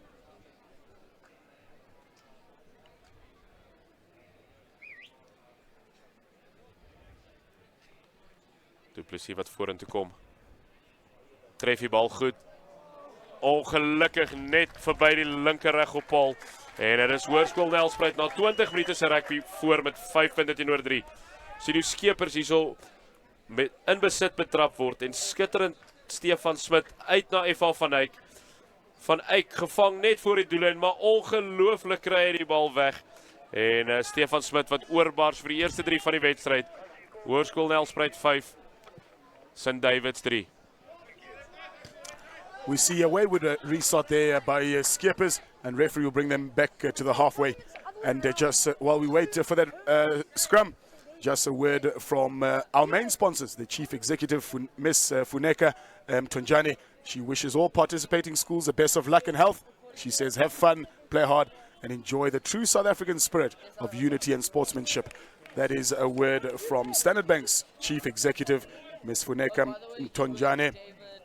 Yeah, and that's so important, Lucky, on a festival like this. You know, first and foremost, the players must have fun. And that's something that St. John's also really caters for. And the matches is also played 30 minutes running time. So it's emphasis on ball and hand running rugby. And I think the players are enjoying this festival immensely.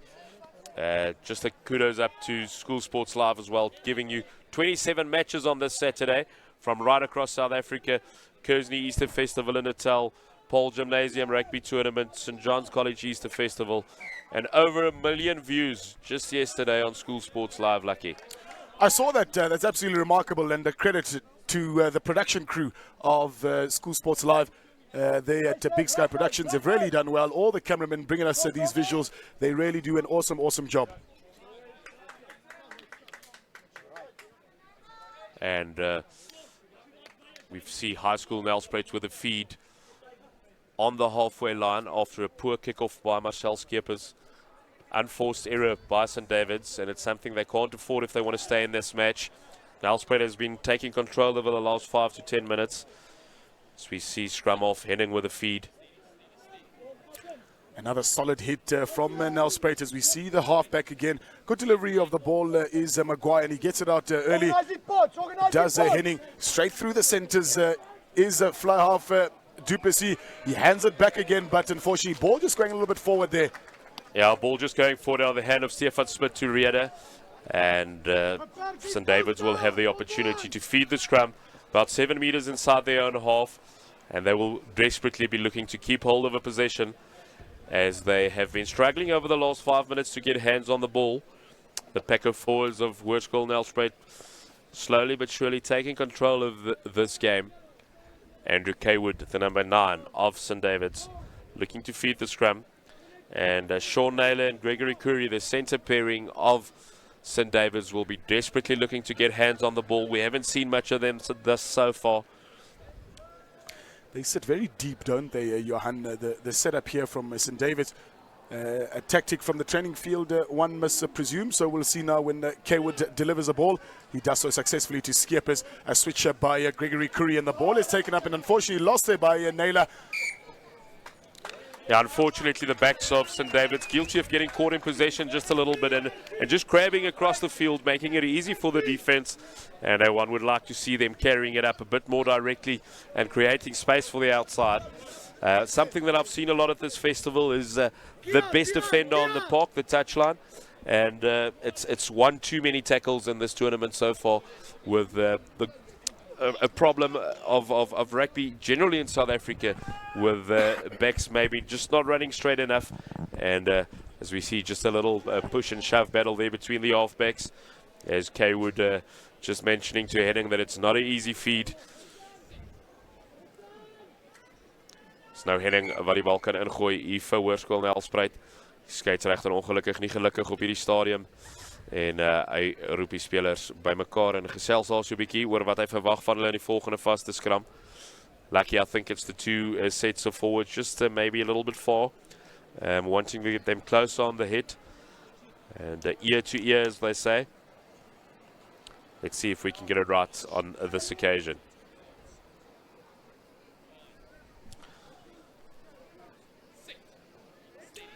Referee there just looking for a little bit of stability, which he's happy with. Henning's at the back of that ball, and he'll now distribute it to fly half at Du Plessis. A double wrap around there, and we see some space opening up on the outside. The direct route Van Eyck goes again. It is back to the fly half. Wonderful distribution, and a certain 5 points by Hoërskool Nelspruit. That was lovely to see. Under the sticks he goes. Try time, Hoërskool Nelspruit. It's that man Rieder again, and as I mentioned, direct running. And beautiful direct running by the backs. F.R. Van Eyck with another big impact in that try, the number 23. And he must be ticking the boxes for his coaching staff right now. And Nelspruit taking control of this encounter. 25 minutes gone in the first half. And with a conversion to come, 5 or 10 points to 3 at this stage to Nelspruit. But an easy conversion coming up for Du Plessis. And he should be adding the extras. But that was absolutely beautiful running by the back line after a great scrum, as we see Henning here feeding Du Plessis. Du Plessis with a long ball out to that man, F.R. Van Eyck. Good direct straight running by Van Eyck, and another beautiful offload. Tiaan Du Plessis then involved again, and Rieder with a step on the inside. 5 points for Hoërskool Nelspruit. You see the critical difference here, Johan. We saw the line out on just about 10 meters there, and St. David's very widespread. You mentioned it a little bit earlier, and coming across the field of play, direct running from Nelspruit, and we see the differences as fly half Du Plessis adds the extra 2 points, making the score 12-3 just before half-time. There about 3 minutes or so to go. Lucky, I'm a big advocate of straight running in the back line, creating a space for the outside players. And selflessness there once again by F.R. Van Eyck. Beautiful offload of the ground. And Paul Rieder cashing in and scoring under the post after a step on the left. Let's see if Marcel Skeepers can control his kickoff better this time. St. David's desperately needs some possession. couple of changes made during that kick, Johanna. I see players coming on there. One of them is Yuvan Naidu. He's a replacement hooker. And Moeng coming off, staying on the field there rather. He must be replacing somebody else in the front row there. Probably just to stabilize that scrum. Nog 'n goeie breek daar deur F.H. van Eyck. En skoppie oor deur Henning. En is die jagste man wat die bal en dan roep die skeieregter ons terug. En groot duikslag ook daar deur die heel agter Leo Michael. En dit was die jagste man van Nelspruit Kotse. Hard gelak deur Leo Michael. En ons sien hier hoe die assistent skeieregter die skeieregter net nader roep vir 'n geselsie. Wonder of dit juist oor daardie duikslag is. En skeieregter wat dan ook vir Leo Michael gaan nader roep. Die heel agter van St Davids. Aanvanklik die strafskop aan St Davids en Nanda met Kotse wat voor die bal was. Dis nou die skeieregter wat gesels met Leo Michael as ons sien hier hoe. Exactly what happened here, Johan. We see a lovely chip and chase. 8th man there in possession of the ball. Yeah, that is a bit of a spear tackle. And we know that referees are very, very strict on it these days. It was Kutsia who actually just stopped his run just a little bit when he heard the whistle. And then it was Leo Michael using his opportunity and making a big physical statement on the 8th man. As we see the referee, what is the options that he's giving High School Nelspruit at this stage?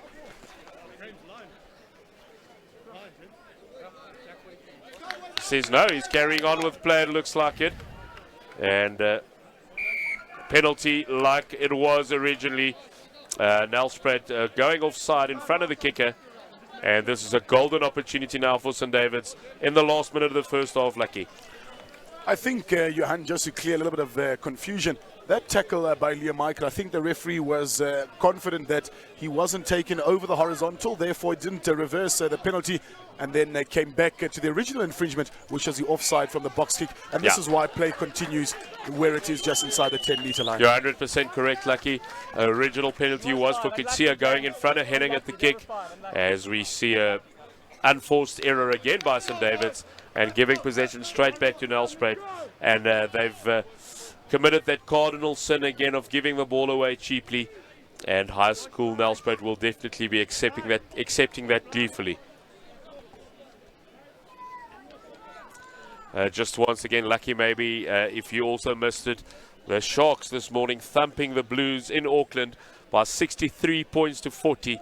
And a great result for South African rugby, winning one down under in New Zealand. And absolutely awesome stuff by the Sharks. Well done to coaching staff Robert Dupree and his assistants.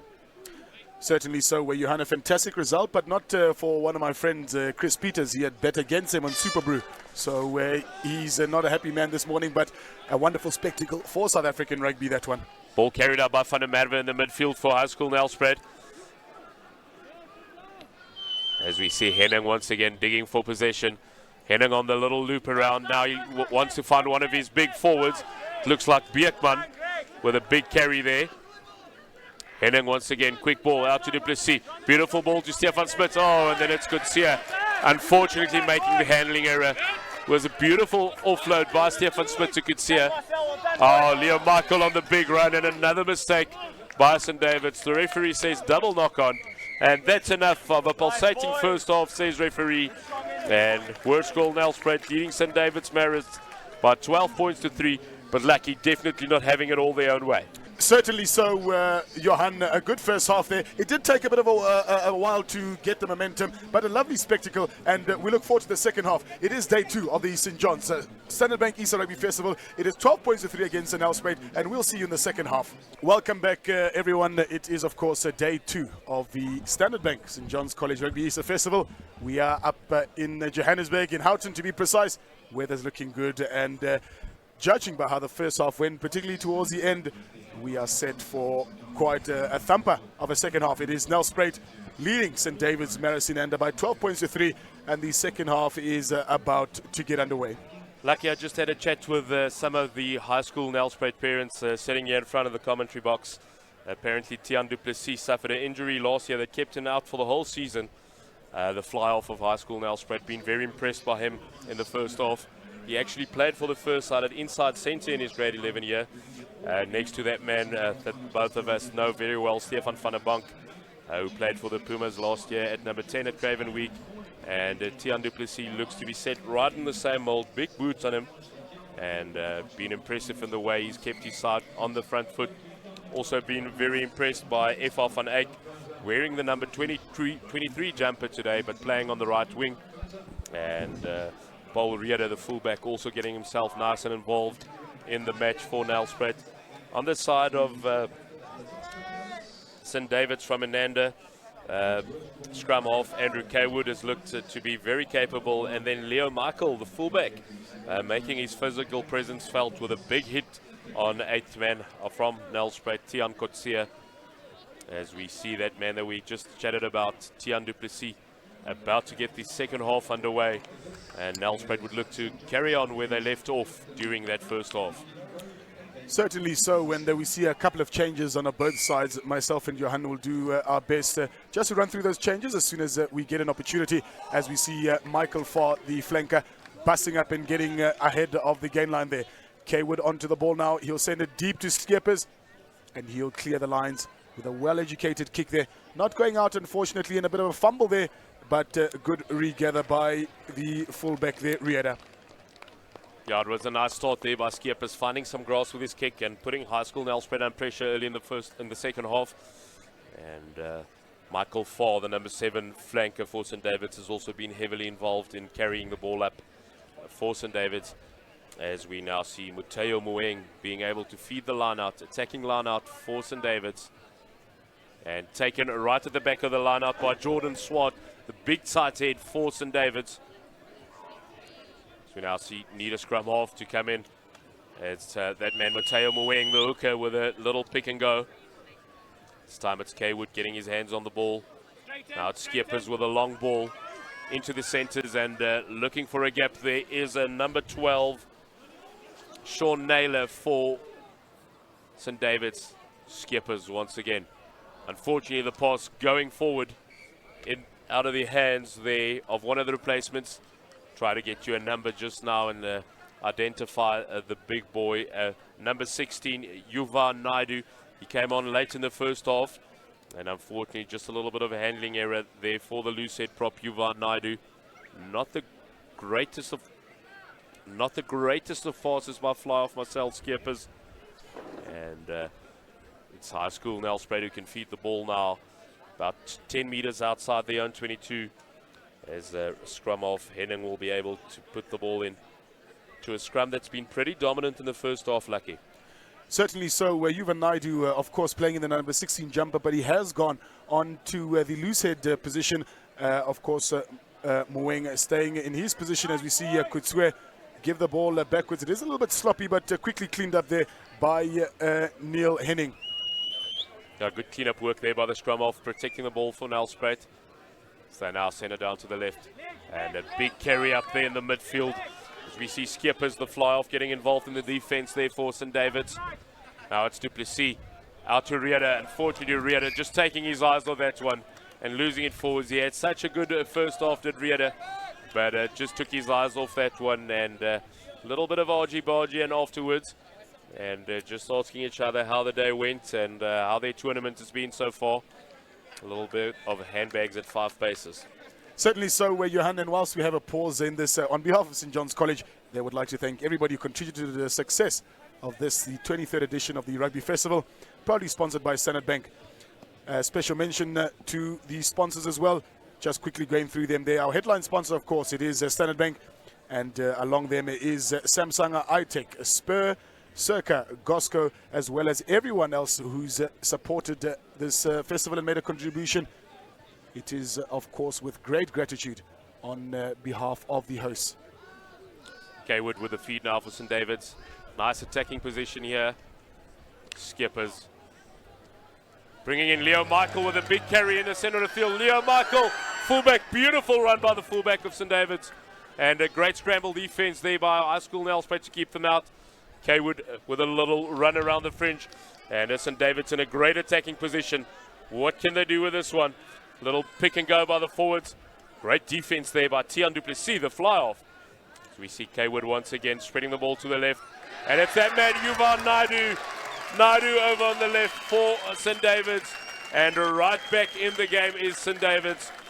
Beautiful work there by Leo Michael leading up to the try. He's been very instrumental in all the good work St. David's has done today. And Yuvan Naidu playing on the loose head, wearing the number 16 jumper, goes over. Certainly so, and credit to Leo Michael, like you said.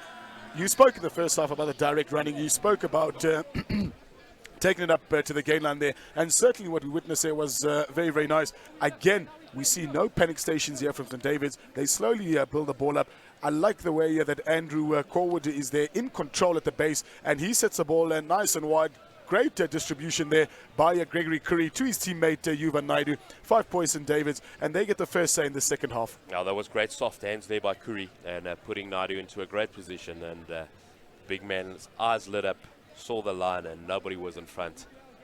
As we see Skeppers now attempting the conversion to get his side within 2 of Hoërskool Nelspruit.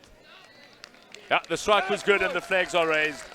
12 plays 10 here, and the third match of the second day of the St. John's Easter Festival.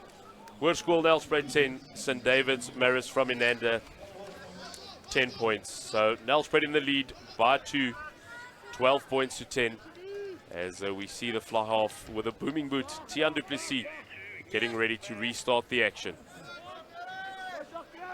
It's that man Carr going up for St. David's, but it looks like Nelspruit has controlled it from the kickoff, and it's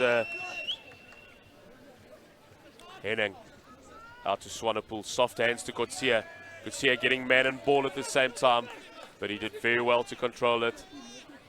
Henning once again, unfortunately getting a little bit scrappy for Hoërskool Nelspruit, but the referee coming back, no advantage, and it was a knock on by Carr from the kickoff, and the referee brings us all the way back, and it'll be a scrum with Hoërskool Nelspruit's Henning to feed the ball.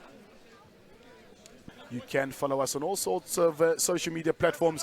We are, of course, on Instagram, on Facebook, on Twitter as well, and, of course, on YouTube. You are able to watch this and many other rugby festivals from around the country brought to you live by School Sports Live. If you want to have a chat to Johan and myself here in commentary, very, very simple. Hashtag SSL Rugby, hashtag SJC Rugby Fest. That's how you get in touch with us, and we're able to read out your comments here live in the commentary booth.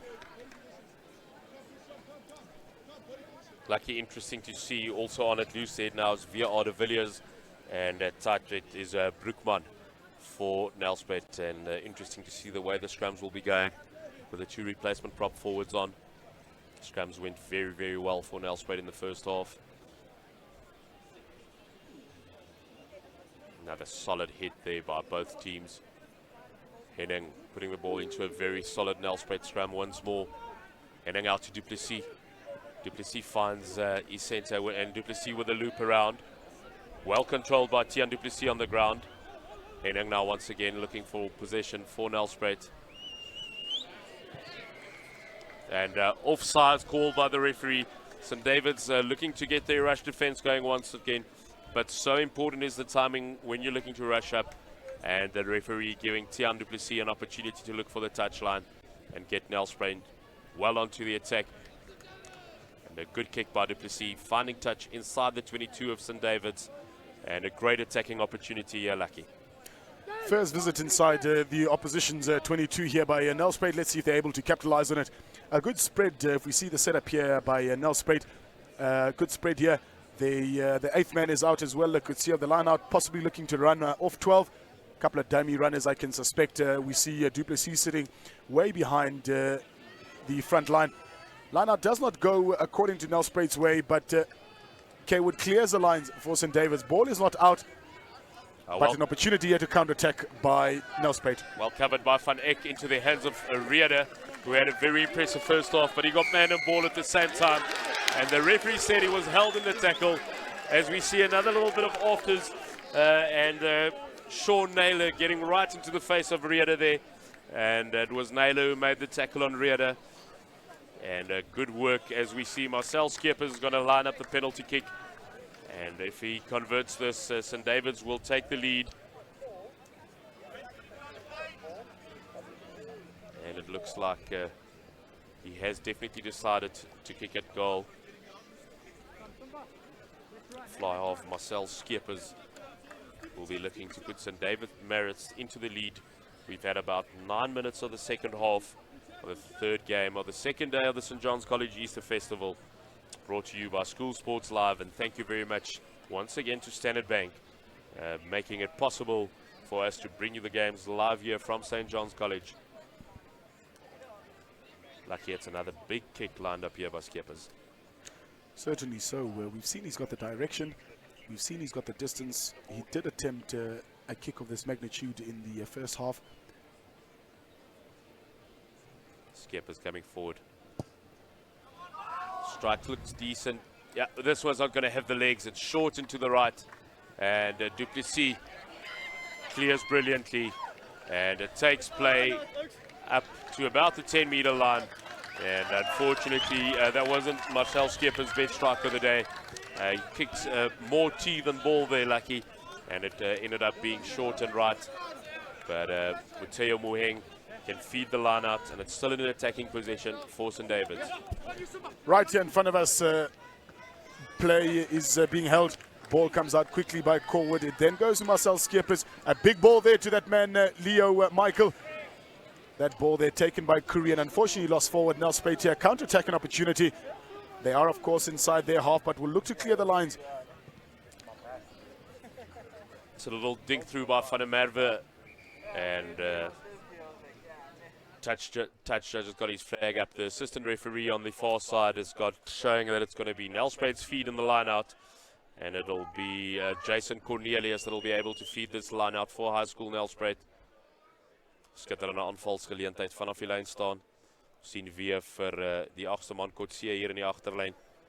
En definitief iets wat op die oefenveld aan gewerk is, die beweging. Maar eers sal hulle die bal moet bemeester in die lyn staan. Hy is goed gerank deur Swanepoel in die lyn staan. En het lyk na Stefan Smit wat daar op binnelyn gehardloop het. En ongelukkig is dit weer die bal wat verlore gaan. En skitterende werk deur St. David's van Inanda. Kaywood spreading it wide into the hands of Skeepers. Skeepers looking to find some grass, but it's well covered by Rieder. And Rieder with a counter-attacking opportunity gets rid of Leo Michael. And taken in by Curry for St. David's. And Henning with some quick ball. He finds De Villiers. De Villiers finds his prop mate, Broekman. Henning once again looking to get the little kick through, but it's well taken in by Carr, and he gets the kick through. Now it's a Kaywood on the chase, but a good covering by Henning once again for Nelspruit. And then Kaywood going straight down on the player on the ground. En Nick Henning wat skitterende werk doen daar vir Hoërskool Nelspruit. En Tian Du Plessis wat groot verligting kan bring hier vir die manne van Mpumalanga met St. David's wat al hoe meer en meer in die wedstryd kom. Maar dan is dit Andrew Kaywood wat 'n geel kaart gewys word. He went straight in off his feet, Lucky, and dived on the player on the ground. And that can be very dangerous. But before that, Johan, very silly. Two phases of play by St. David's. They've got an advantage here given to them by the referee. They kick the ball away loosely, and then, like you said, critical infringement on the ball there leads to the yellow card. As we see now, the counter-attack is Nelspruit. They come with their fullback there. He's making the meters for them. There is Rieder. He is set up on the base. We see now number 22 on the park. It is Jan-Rika Vermeulen. He will then take the ball up forward. A great, nice, bustling run from him. He brings play just inside the 10-meter line. Now it's in the hands of the 8th man, Kotse. And they get it out to Stefan Smith, the impressive number 12 of High School Nelspruit, who's been having a field day in broken play. And Nelspruit carrying up beautifully through Kotse once again. It's out to Tian Du Plessis in the hands of V.R. De Villiers, the replacement loose head prop. Good bustling run by De Villiers. Tian Du Plessis once again. Du Plessis getting rid of Leo Michael. Du Plessis is over. Beautiful work by the fly off Tian Du Plessis. And we've got another special number 10 here by High School Nelspruit, or for High School Nelspruit. Following in the footsteps of Stefan van der Bank of last year, Tian Du Plessis over. Fantastic 5-pointer there by the men from Nelspruit. They assert their dominance, particularly on the scoreboard. It is 17 points to 10 with a kick to come. Lovely counter-attacking ability displayed by Nelspruit to take advantage of the broken play. Great interactions between Vermeulen, a nice strong carry. The centre pairings as well involved in that movement. Finally, it was Du Plessis to bustle through the middle as we go through this replay here. Good work by the forwards. Ball comes out very, very quickly there by Henning. Wonderful distribution.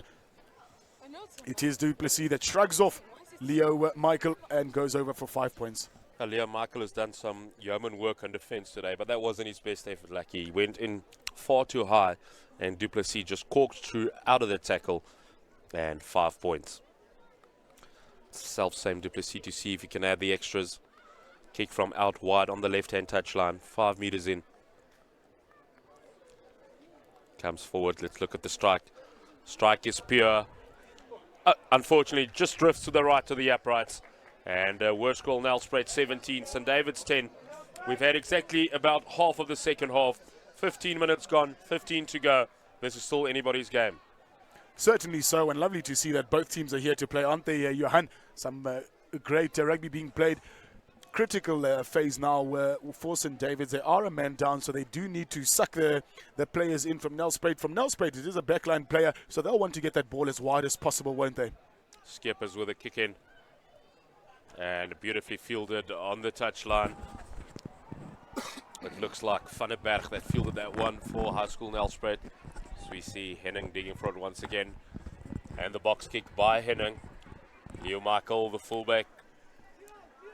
Wonderfully positioned again.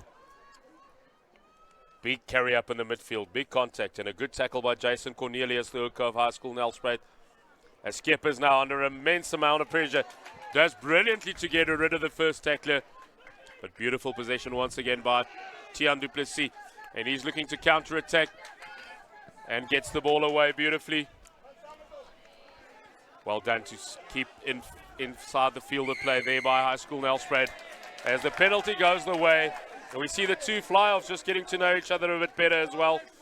And Skippers and Du Plessis just having a quiet word and a conversation about who's buying the coffee after the match. Certainly so, and lovely scrambling defence there by St. David's. They are, of course, a man short. We see head coach there, Johan Black, roaring instructions to his team. I'm sure the instruction here will be to buy time for their player to come back on number one, to consolidate and play conservatively. They can't afford silly mistakes here, Johan. Yeah, lucky if you ever don't want to lose a player, it's your number 9. If your opposition can select a player that you have to lose, it's your number 9, because that disrupts both the pack and the back line. But so far they're doing reasonably well. To see Muteo Mueng with a throw. And it's a good take at the line out. You can see that there is a replacement scrum off on the field at this stage. Carried up by Hooker Moeng once again. Looks like the St. David's pack wants to pick and go. Keep the play a little bit slow as we see Skippers now. To that man Carl. Carl carrying up strongly in the midfield again. Nelspruit in over the ball very quickly, and referee says the turnover is good. Swanepoel, the lanky lock forward with a carry now for Nelspruit. Henning dinks it over the top once more. Turns St. David's around, and a beautiful kick by scrum off Henning. Keeping Nelspruit on the front foot at this stage. Lovely little kick to get Nelspruit deep inside the 22 there. As we see the crowd that's come out for this day.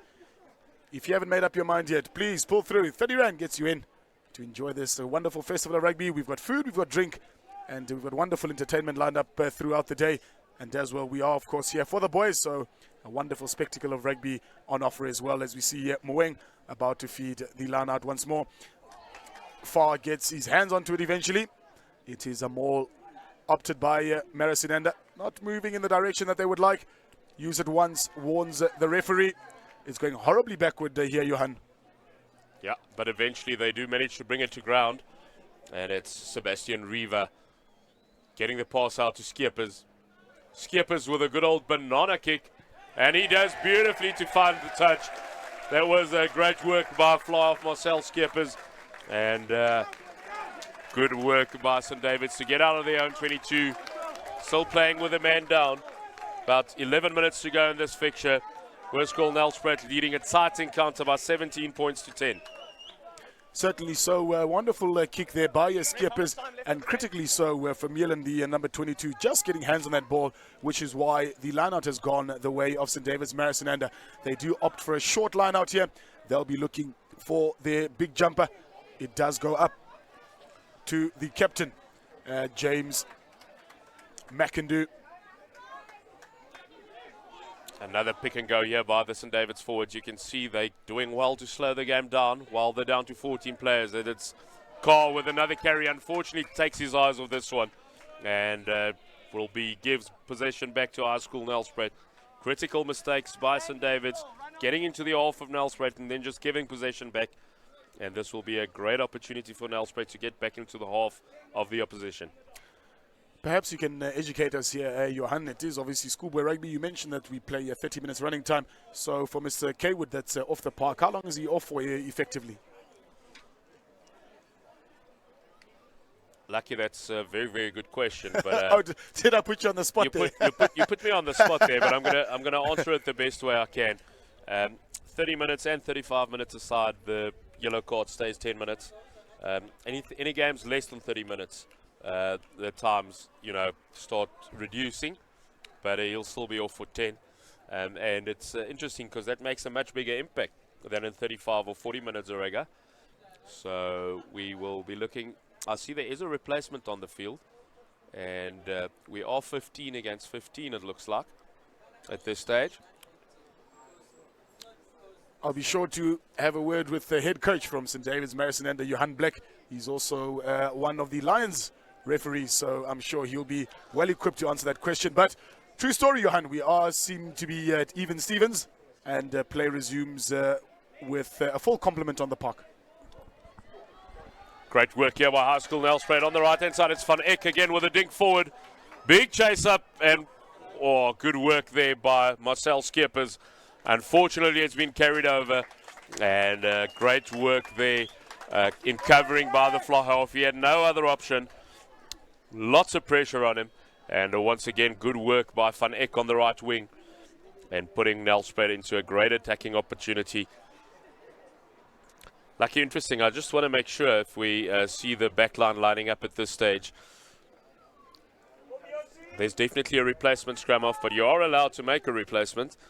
And don't know if we are back to the full complement yet. It certainly does seem like it, but we'll wait for official confirmation as we see Maguire. He's a man with the ball at the moment for Nelspruit is James. And in these positions, Johan, I'm always keen for a cheeky blindside after the scrum. Little 8-9-14 always on, but we can see the blindside winger hovering here behind the back line. And so the best we can do there is maybe a 8-6-9. And we'll see what Nelspruit conjures up here. Maybe the 8th man going a little wider and popping it inside to one of the flankers. And the scrum off with a little run around on the blind side. But with such a lovely blind side to work with 5 yards out, I'll also be tempted to use it. Although they are lined up on the open side. Let's see what they conjure up here at Nelspruit. Definitely a training park move coming up here, Lucky. That indeed, as we see, Andy Faree's actually gone into the 8th man position. And whilst that we see Andrew Corwood making his way around the field. I don't know if the intention is to get him back on the park. We see the ball come out now for Duplessis. He leaves the first player there. It goes on to the number 12, Smith. Try time! Oh, beautiful. That was absolutely great skills by Stefan Smith. Spoke about him earlier, had a very good first half. And Stefan Smith does brilliantly, reaching over the try line. And 5 points to our school Nelspruit. And that puts them firmly in control, Lucky. Certainly so. Wonderful distribution. I think Hoërskool Nelspruit fooled both St. David's, Marisananda and us here in the commentary booth. They did not opt for the blindside option. Instead, the ball went there to Duplessis. He waited and that ball hanged for quite a long time. 2 dummy runners in there. Then it welcomed Smith. He did the rest, bustling through some players and a wonderful reach for 5 points. Ja, skitterend gedoen daar deur Stefan Smit van Hoërskool Nelspruit, die binnesenter. Groot wedstryd deur Smit vandag gewees en Hoërskool Nelspruit nou totaal en al in beheer van sake hier teen St Davids van Inanda. As 'n loskakel, Tiaan Du Plessis kyk of hy die ekstra punte kan byvoeg.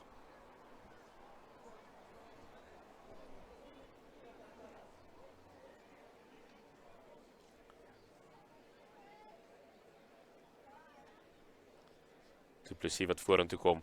Tref die bal goed. Ja, hy suiwer tussen die pale deur. Die assistent-skeieregters met vlaam hoog en dit is Hoërskool Nelspruit wat voorloop met 24 punte teenoor 10. As ons hier sien, Stefan Smit fop aangee na die buitekant. Skitterend wat hy vir Naylor afstamp en dan strek oor die doellyn. 5 punte Stefan Smit. Restart here once again by Marcel Skeepers. It is an uphill battle now for the man from Menyanda. As we get into the last 5 minutes of this encounter here between Nelspruit and Inanda. A beautiful carrying now by Hoërskool Nelspruit. Unfortunately just losing the ball forward.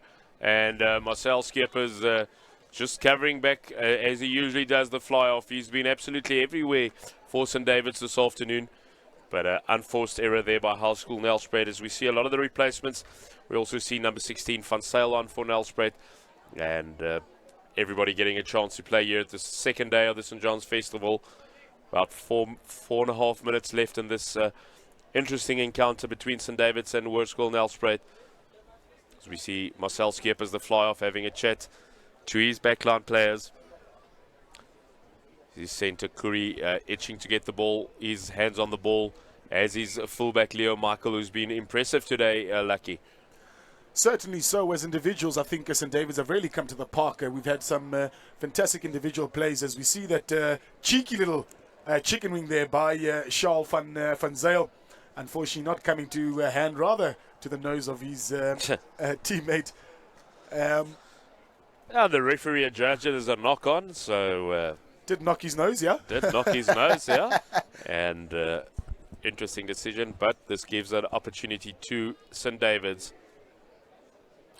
That man Kaywood is back on the park. Kaywood to Skeepers. It's going to be Leo Michael to carry it up in midfield.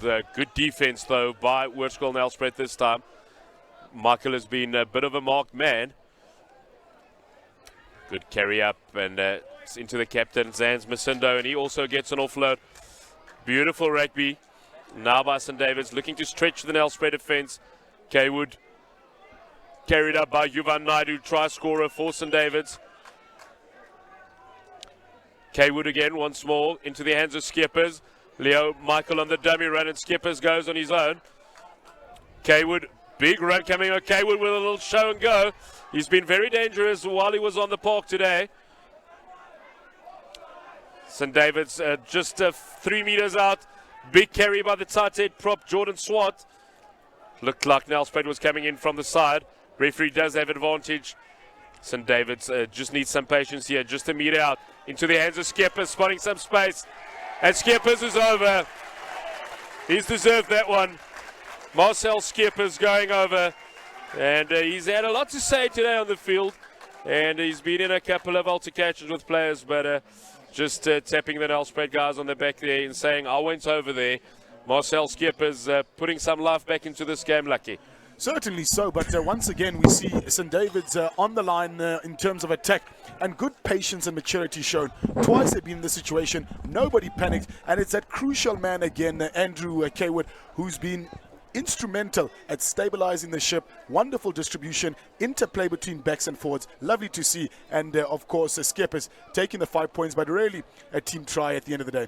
Yeah, I have been very impressed with Andrew Kaywood. The scrum off has been sort of marshalling the troops very well while he's on the field, as we see Skeepers looking to make it a 7-point ball game. Yeah, and that goes straight through the upright. 7 points in it, Lucky. Minute and a half to go. Hoërskool Nelspruit must keep their concentration up here. As we see the offload. Final offload. Going there. Great pass to Skeepers. Spotting that a little inside. On the inside of Du Plessis. And straight over Van der Merwe and over for 5. Oh, beautiful take off the kickoff now by Hoërskool Nelspruit. And then a great tackle as well. Right in front of the referee, and he was happy with that one.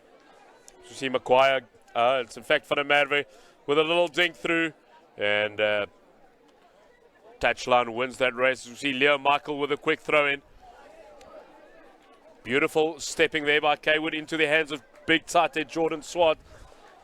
Looking to speed up the game at St. David's. They are 7 points down. Converted try gets them the draw. Lots of space here on the right-hand side now. And a little bit of a stutter step, but unfortunately just losing his footing is Vermeulen. And then holding on to the ball on the ground. Sealing it off, says the referee. Going off their feet to drag time. And then also throwing the ball away. Another 10 yards, the referee adds to it. And this should be the final nail in the coffin by Nelspruit. 30 seconds to go, Lucky. You could see the intention by St. David's. The clock was against them. They wanted to run it from deep. Unfortunately, good scrambling defense there by Nelspruit. It did help that Vermeulen managed to trip over his own feet, unfortunately. But it does give Nelspruit an opportunity to have the final say in this match. Skitterend ingeneem in die lyn staan deur Hoërskool Nelspruit. Nou is die kans vir 'n dryfbalbeweging. En skitterend aan die gang is die dryfbalbeweging. Reg deur die middel. En hulle is 'n meter kort, slegs 'n meter kort is Hoërskool Nelspruit. Kyk na Maguire wat die bal uitkry. Skitterend opgeneem deur een van die voorspelers. En skitterend verdedig ook deur St. David's. Lucky they're just 2 meters short. Now patience needed for them. Certainly so. Advantage is being played by the referee. They will get the ball out wide, and it will be that man in the fullback position, Rieder, to get the final points of this encounter. Yeah, and that's been Rieder's second try. And a beautiful finish to the game by High School Nelspruit. Spreading the ball wide, being nice and patient after a great rolling maul from the line out. Another couple of phases, and then there was always going to be space right. And the ball went out into the hands of fullback Paul Rieder, who crossed the whitewash in the right-hand corner. Beautiful rugby to finish off the game for High School Nelspruit. So we'll see Duplessis with a drop goal attempt from the right-hand touchline. And not a bad one at that. But the referee blows the final whistle. Delight for the High School Nelspruit supporters as we see Tian Duplessis spreading that one wide into the hands of Van der Merwe. And another wide ball to Rieder with acres of space going over the right-hand corner.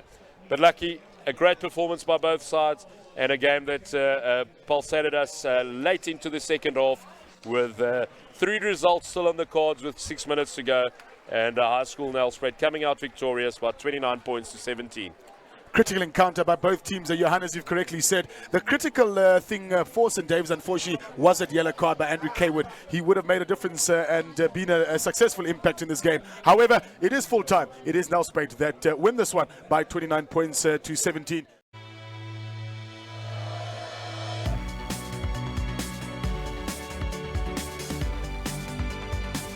Die plaasvervangers nou op die veld. What plays it out to? And here goes the majestic Kane Bulita. Great run by Nombakuza.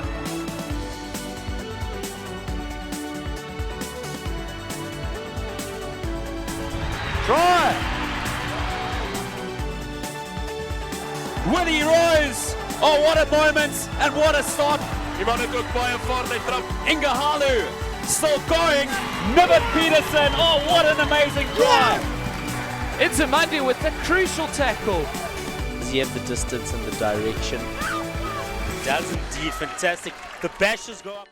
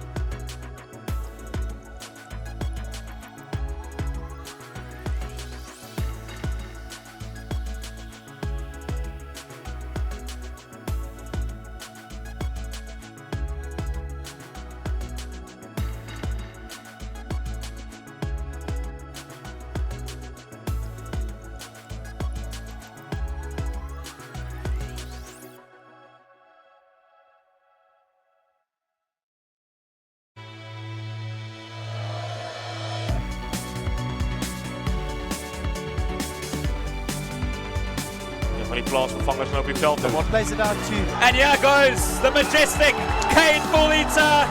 Great run by Nombakuza.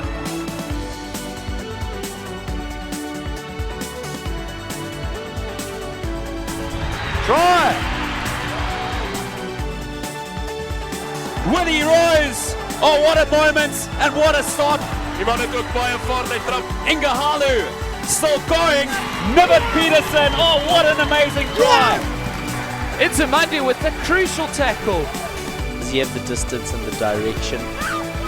Does indeed, fantastic. The bashes go up.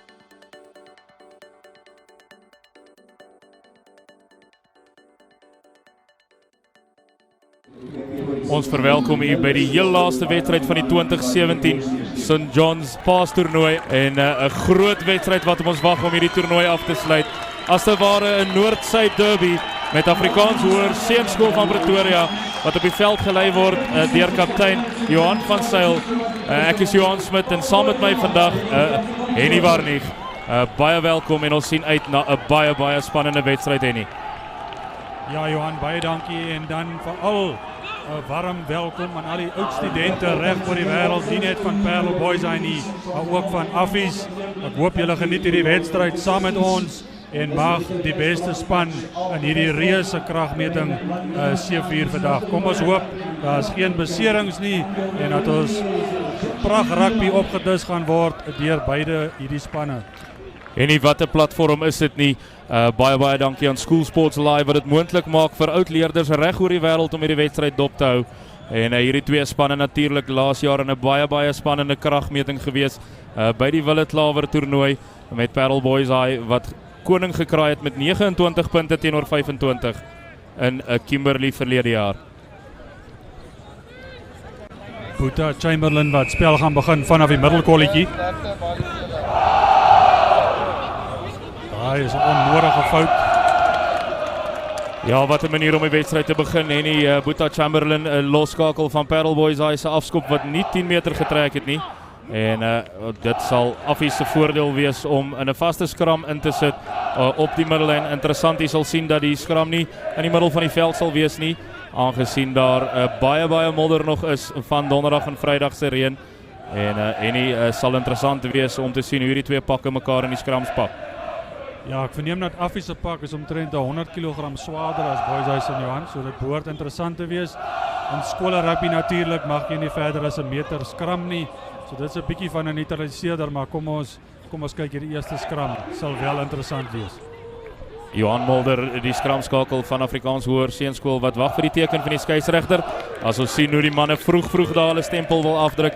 En die Affies wat met 'n monsterpak wel het, maar ons almal weet dat tradisioneel Paarl Boys van die beste skram skole in Suid-Afrika is.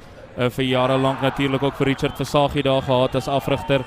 En Shawnee Erasmus, die huidige Boys afrigter wat definitief ook sy huiswerk vir hierdie wedstryd sou doen, nie.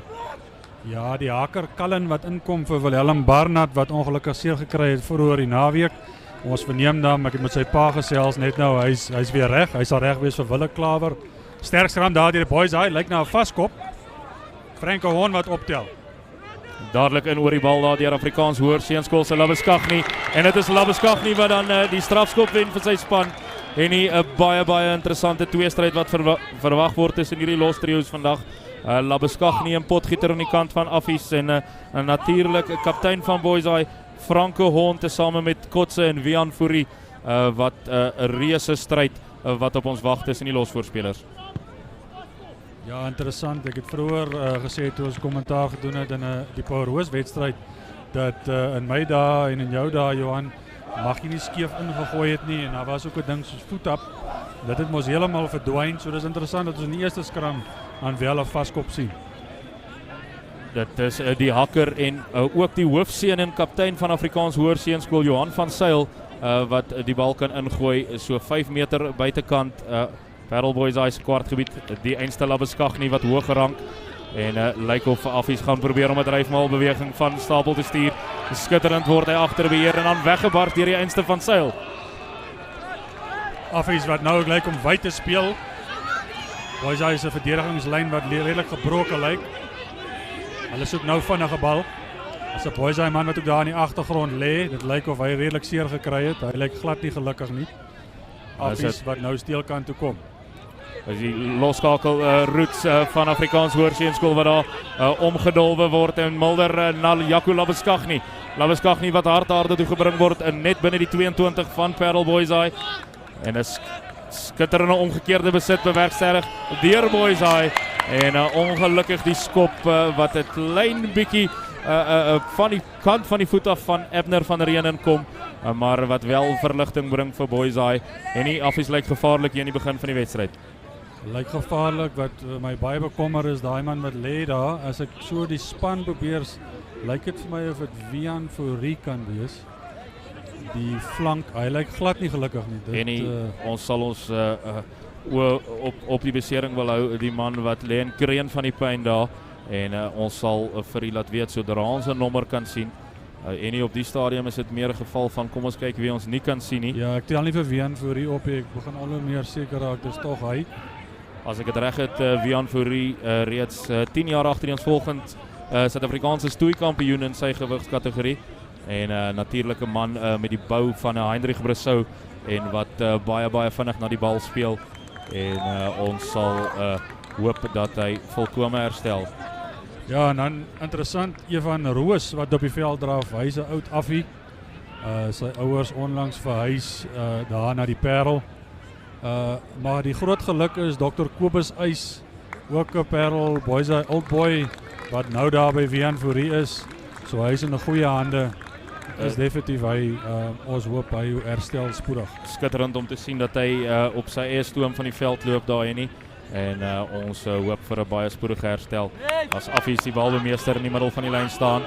En weer eens dryfmaalbeweging met hierdie swaar pak van hulle van Stapel stuur.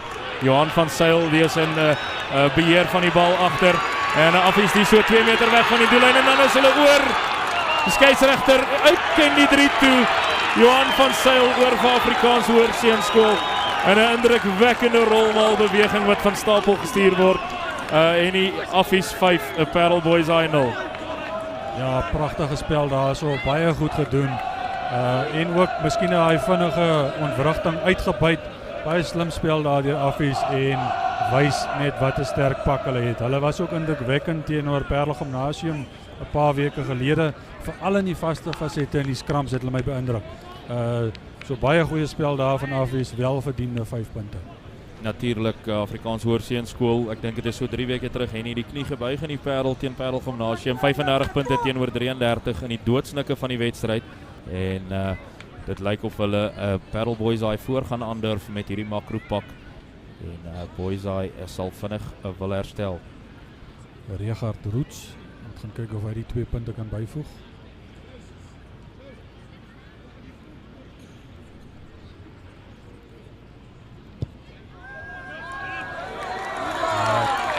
Hy is 'n skitterende skop, Johan. Die wyntjie waai effe van regs na links.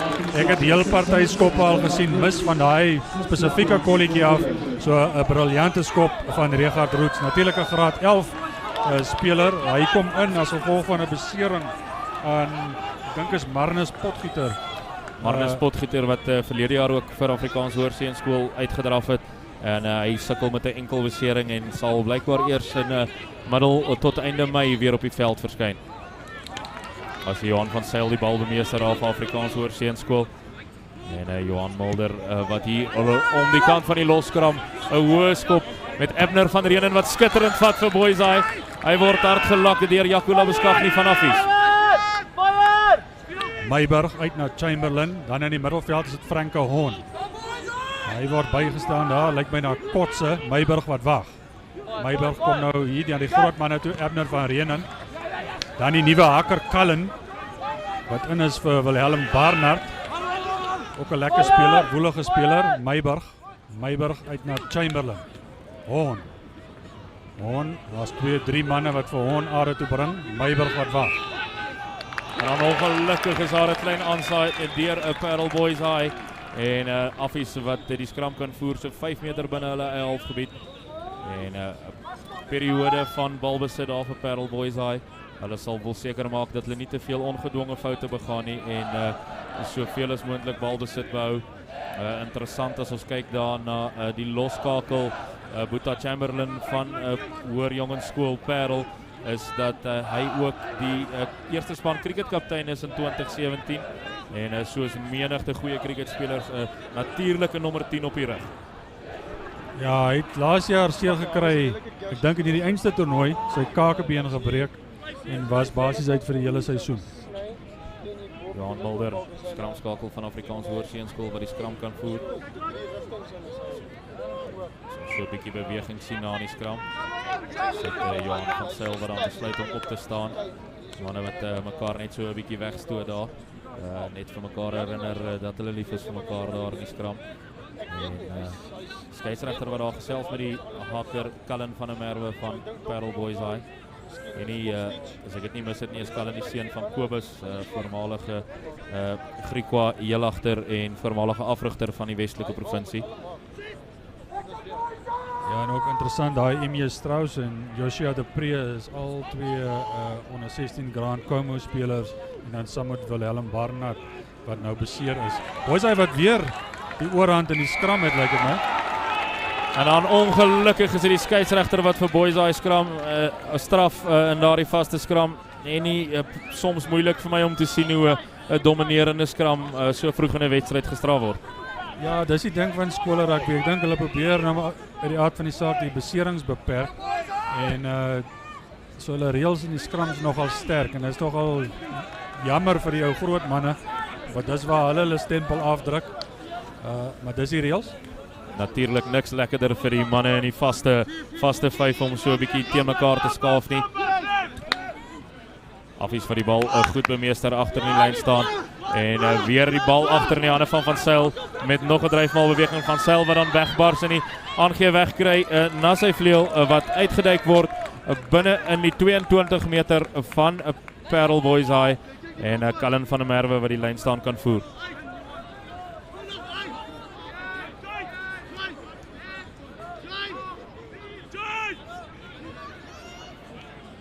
Gaan vir agter vir Kotse. Kon nie die bal bemeester, die Affies wat netjies afneem.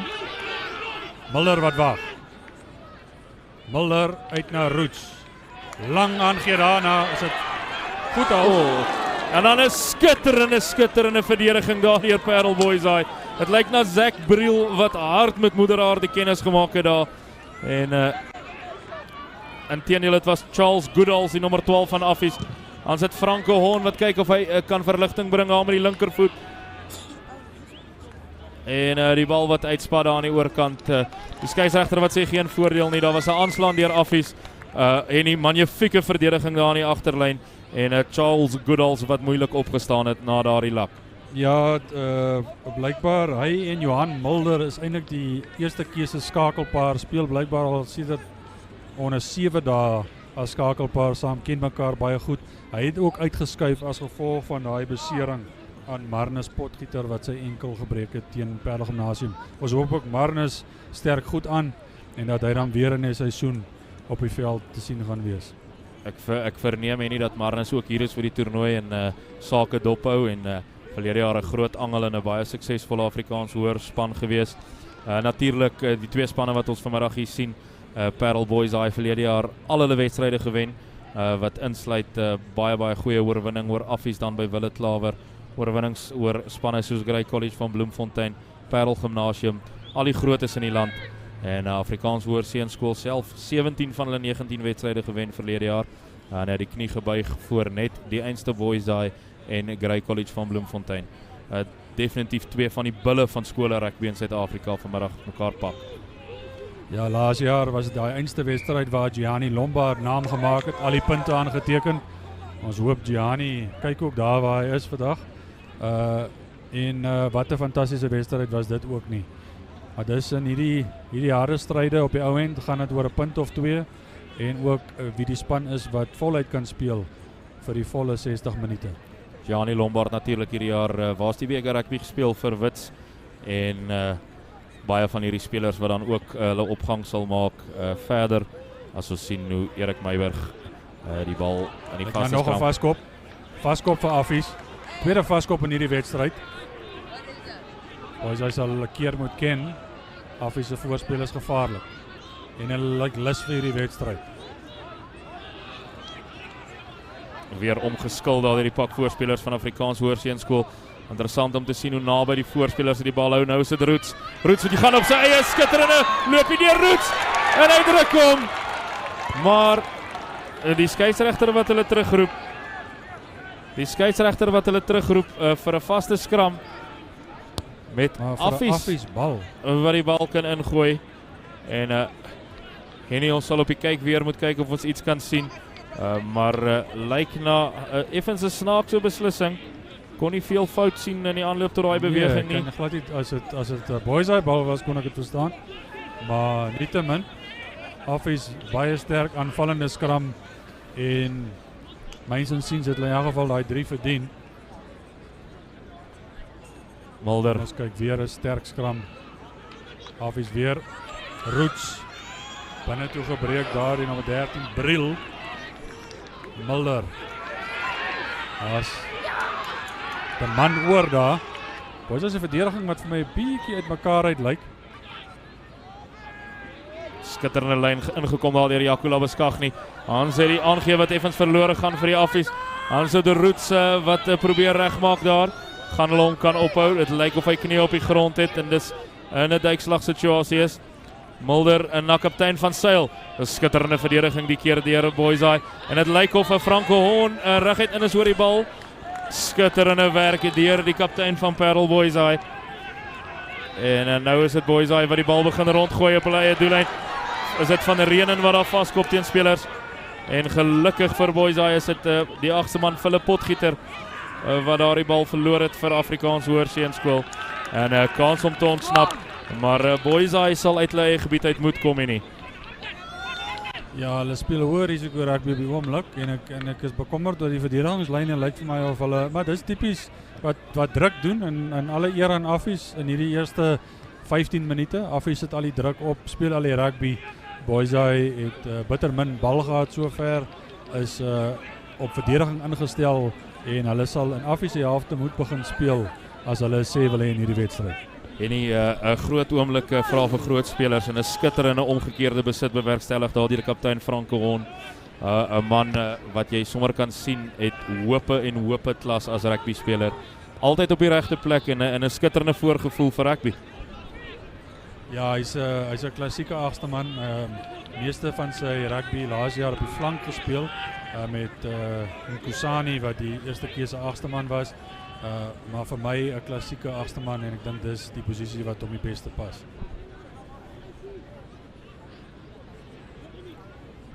As ons sien Erik Meiberg wat die skram voer vir Paarl Boysay en 'n Boysay wat uit hulle eie gebied uit hardloop, maar ek dink dis net om 'n beter hoek vir hulle skopper te bewerkstellig.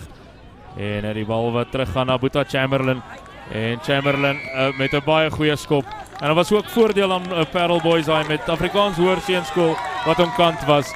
En nou 'n guldige geleentheid het hy vir Boysay om te ontsnap hier uit sy eie 22 uit. En op die ou ende moet ons sê skitterend verdedig om geen punte af te staan in die laaste 5 minute nie. Dis reg, ja. Alle eer aan Affies, sover speel hulle al die rugby en ook in die regte posisie. As Boysay sê wil hê, sal hulle hierdie lyn staan en hulle tel. Nou wat vir my even moeg ook lyk. Miskien 'n lang naweek. Miskien een paas eier te veel geëet vir jaar. Natuurlik moet ons onthou dat die spanskaarse week terug nog in Nieu-Seeland was en daar ook in 'n uitmergelende kragmeting teen Christchurch Boysay betrokke was. As ons nou sien is dit Paarl Boysay se kans vir die dryfmaal en dit wil voorkom asof Affies daai en afgetrek het grond toe. As ons sien Chamberlain uit na Takir Abrahams. Abrahams word hard geloop, maar was haar arms betrokke. En Takir Abrahams skitterend opgetel deur Enslin. Enslin die beer vorentoe. Boysay se voorspelers wat nou sommer bykom, Meiberg wat wag.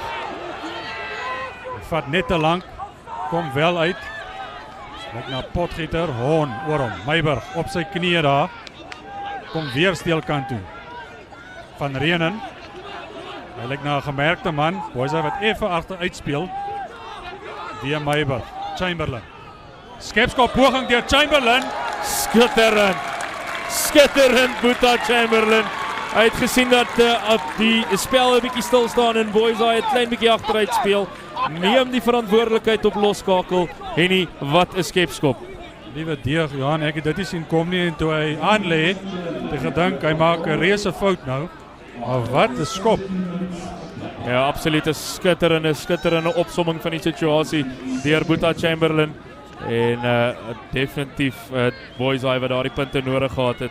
Soos jy gesê het, Henny Affies verdien baie krediet vir die manier hoe hulle die wedstryd begin het. Saterdag effe aan die roeserige kant gelyk teen Florida, maar definitief reg vir die wedstryd vandag. Affies wat die bal terug wen van die afskop af en skitterend deur die hande. Nou is dit Roos. Net is dit Goodals wat daai bal nie kon bemeester nie. Boysaai wat effens aan die slaap gevang is met daai kort afskop en ek wil vir jou sê dat dit definitief voorkom asof die manne dalk 'n bietjie tam is, maar niks soos 'n stryd teen Affies met 11 minute voorrustyd om daardie engines weer aan die gang te kry nie. Ja, wat daar is die verskonings nie, as hierdie jong manne, ek kan onthou toe ek 18 was, kon ek 8 wedstryde in 'n week gespeel het. Ek kan nou nie eens meer 8 sekondes speel nie, maar dit was op my dag. So ek dink hulle voel dit nie soveel as wat ons dink hulle voel dit nie. Die manne is reg vir dit, hulle geniet dit. Dit is 'n pragtige dag hier. En ek wil ook net vir St. John's Johan sê, baie geluk met hierdie fantastiese toernooi. Dis ongelooflik goed gereël, 'n pragtige toernooi van Fees Rugby vir skole. Chamberlain die soek spasie en hy vind dan ook spasie met Afrikaans Hoër Seunskool uit hulle 22 uit. Baie veld wat gewen word daar vir Boysaai deur Boeta Chamberlain. En om terug te kom, 'n formidabele toernooi, 22 jaar aan die gang, briljant georganiseer, briljant geondersteun deur borge en 'n regtige vertoonvenster vir Suid-Afrikaanse skole rugby vir soveel jare reeds. Mooi raakgevat daar agter deur die slot van Paarl Boysaai. Nou dryf hulle vorentoe, Meiburg. Chamberlain, die spelmaker. Ferreira wat binne toe breek. Hy word vasgevat daar deur Philip Potgieter, die 8ste man van Afrikaans Hoër Seunskool. Nou is dit die voorry manne wat vorentoe dryf van Paarl Boysaai, lyk na M.J. Strauss. Kotse wat wel. En dit is definitief Boysaai nou wat stadig maar seker hulle stempel op hierdie wedstryd begin afdruk. En 'n strafskop van Boysaai redelik reg voor die paal, net buite Afrikaans Hoër se kwartgebied en dit lyk of Boeta Chamberlain na die paal gaan korrel. En die definitief Boysaai in die laaste 7-8 minute wat stadig maar seker in die wedstryd inkom. Voorspelers wat skitter in die bal dra aan kontak in en die skoonmakers ook vinnig by in die bal beskerm vir Boysaai. Ook net 'n gedagte, die Boysaai speel tans met die wind aan hulle blaaie. Dis nie 'n sterk wind nie, maar ek dink dit het tog 'n voordeel vir alles wat by die lynskoppe kom. Hierdie behoort 'n redelike gemaklike skop te wees vir Boeta Chamberlain gegee die wind. So Affies wat dan die windvoordeel in die tweede helfte gaan hê. Ek wil ook net van die geleentheid gebruik maak om vir die oud studente van Affies wat inskakel 'n beroep op julle te doen om betrokke te raak by julle skool. Affies wat dan nou 100 jaar oud raak in 2020, wat 'n groot geleentheid gaan wees. Kontak julle oud studente in die kantoor. Die bal weer aan die reg op paal vasbaan. Baie ongelukkig daar. Boeta Chamberlain. Affies wat nou wegkom. Skitterend ingeneem deur kaptein Franco Hon vir Boysaai. Baie goeie verdediging ook deur die slot. Karl Els van Afrikaans Hoër Seunskool. Dan sit Chamberlain uit na Roos. Roos is vinnig weer op sy voete want hy's nie vasgehou na die duikslag nie. Meiburg wat grawe. Meiburg wat hom nou kry en die Afrikaanse Hoër Seuns wat baie naby die kantlyn speel daar. As ons sien hoe Ebner van Reenen gaan waarneem op skramskakel, dan lyk dit soos die slot Pretorius wat daar inbars. En word hy dalk op sy voete gehou op die stadium. Affies wat sal kyk om hierdie bal te bemeester en omgekeerde besit te bewerkstellig. Skitterend hou hulle vir Pretorius op daar. En Afrikaans Hoër Seunskool wat gekom het om te speel vandag nie. Baie goed gedoen, baie. Dis eintlik 'n bietjie van 'n kenmerkende verdedigingstegniek van Paarl Boysaai wat hulle oor die laaste 2 jaar baie goed bemeester het. Baie goed gedoen daar deur Affies om hom op te hou. Boysaai wat vir my bietjie hulle struktuur verloor het. Affies wat anders as oor die naweek met baie goeie struktuurs, veral vir al hulle voorspelers, het dinge onder beheer. Die Afrikaans Hoërseunskool pak definitief Henny wat skitterende rugby speel tot dusver vandag en definitief hulle huiswerk genoem. Dit lyk of manne soos Franco Hon, Abner van Reenen, gemerkte manne is vandag. Abner van Reenen natuurlijk verlede jaar ook vir die Suid-Afrikaanse skole A-span saam met Franco Hon gespeel. Van Reenen toe in die try van Garsfontein gewees, maar as te ware Henny huis toe gekom hierdie jaar, terug na die Paarl toe en speel vir Paarl Boys High op Jelagter. Volg in groot skoene met Gianni Lombard wat verlede jaar vir Boys High Jelagter gespeel het. As ons plaasvervangers sien hierso aan die kant van Affies met Labeskagni wat die veld verlaat het. En ek dink dit is net 'n bloedbesering, so hy behoort binnekort terug op die veld te wees. Ja, nog so 6 minute speeltyd wat in die eerste helfte oorbly. Affies wat dan voorloop met 7 punte teen nommer 3. Skram wat maar net nie lekker wil vorm kry nie. Manne wat mekaar die stryd daar wil aansê.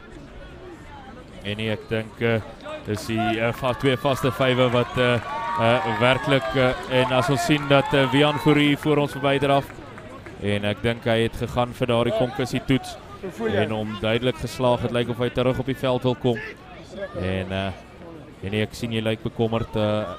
Ons kyk hier af na Wian Fourie. Hy lyk in goeie orde, maar sal sien as hy die veld en weer 'n vaskop vir Paarl Boys aan. Erik Meiburg wat hier ombreek, skitterende afstand op Johan Mulder deur Erik Meiburg. Franco Hon wat weer die bal kom beskerm. Takir Abrams uit na Pretorius. Uit daar na Emie Strauss wat die bal dra. En voordeel Johan Boys aan. Meiburg wat wag, die bal wat stadig gemaak raak. Baie goed gedoen deur Affies, Evan Roos. Franco Hon wat bykom, Kotse wat help. Meiburg, Chamberlain. Hoogvat! Baie lelike hoogvat op Chamberlain. Ons het dit reeds 'n paar keer in die toernooi gesien Henny. Geen ander keuse as 'n geel of selfs 'n rooi kaart daar vir die skeieregter nie. En ons sal sien dat hy die vlagman ook nader stap. Die assistent skeieregter soos hulle deesdae genoem word. En hulle sal probeer om 'n nommer te bewerkstellig. Die skeieregter JD De Meyer wat daar gesels met die kaptein van Affies Johan van Sail. En Affies kan gelukkig wees om sleg met 'n waarskuwing weg te kom daar. Ja, dis al weer kyk weer kyk. 'n swaaiende arm. Dit was nie net 'n hoë duikslag nie, maar wel 'n swaaiende arm daar en Franco Hon wat vorentoe kom en ook daar met meneer De Meyer gesels. En ek is seker hy sal dalk net in sy oor gefluister het daar of dit nie 'n kaart werd was nie. Ag, aan die ander kant, ek dink ons wil graag kaarte sien nie. Die feit dat Boeta Chamberlain en ongedeerd daarvan afgekom het, is miskien die regte beslissing. Is altyd beter om 30 man op die veld te hê. Veral natuurlik in skole rugby nie met volgepakte St. John Stadion met baie neutrale toeskouers ook hier vandag. Is die 15-15 dalk die gewenste uitslag soos jy gesê het. As Afrikaans Hoërseunskool die bal afneem en na die lyn staan. Het gelyk nou 'n bietjie miskommunikasie daar deur die Boys High pak voorspelers met Roos wat met 'n lang skop vorendag kom op die gevaarlike Takir Abrams. Verlede jaar vir die WP Akademie weekspan gespeel. En daar trek Abrams in 'n skitterend raak gevat daardeur die Affies. Wian Fourie wat dan wel terug op die veld is, wat gaan kyk of hy die bal kan uithaal daar. En uit na Chamberlain. Chamberlain die soek spasie aan die oorkant. Skitterend Boeta Chamberlain. Die manne wat die wedstryd baie goed beheer van die nommer 10 posisie vir Paarl Boys High. Ja, Johan, Affies wat baie goed doen op die los. Hulle is baie vinnig op die los. Ek is altyd seker alles is 100% by die reëls daar nie, maar soos Richie McCaw ons geleer het, jy moet net so op die kant van die reël opry daar. Definitief Affies wat die bal van Boys High baie stadig maak op die stadium en is iets wat Boys High, skitterend en net soos wat ons daaroor praat, is dit dan presies die teenoorgestelde. Ons sal sien is weer Franco Hon die laaste man om op te staan en die een groot voordeel van hom as agste man, jy definitief is amper soos 'n tweede 'n blinde kant flank wat afspeel na die bal toe en Franco Hon die bewerkstellige strafskop met Boeta Chamberlain wat sal wil vergoed vir sy vroeëre poging wat teen die paal vas was.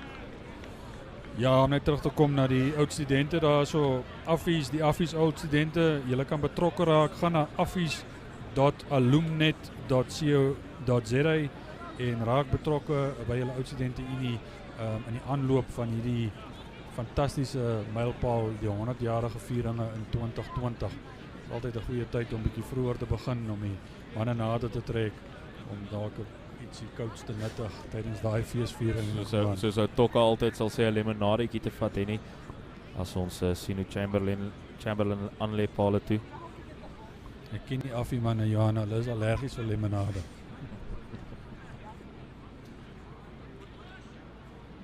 Chamberlain die kom vorentoe, tref goed.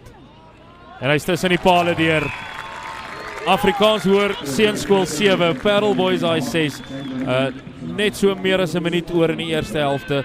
En ek en jy het vroeër van die lug afgestaan en gesels. Natuurlik baie belangrik, enige skool, sy oudleerders is die dryfveer, veral agter die sport.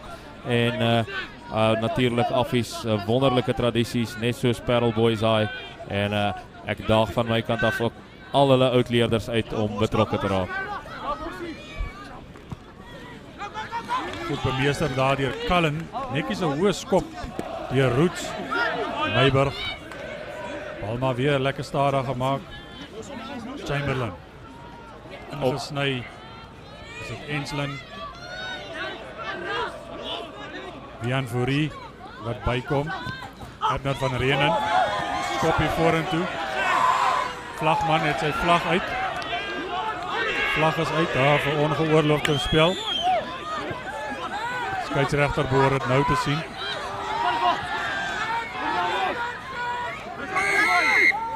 En jy kan duidelik sien dat die intensiteit van hierdie wedstryd nou heeltemal gelig het.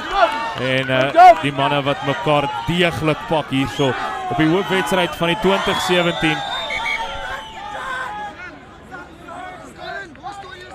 As ons sien die skare hier voor die kommentaar ook wat luidkeels vir die skeieregter aangemoedig het om met sy assistent skeieregter te gesels. En ek dink dit gaan oor haar laat duikslag op Abner van Renen. En nee, ons sal na die stadige aksie kyk, maar ek het geen arms betrokke daar gesien nie. En effens 'n geniepsige hou gewees. Kom ons kyk wat is die besluit wat die assistent skeieregter oorgedra het aan meneer De Meyer.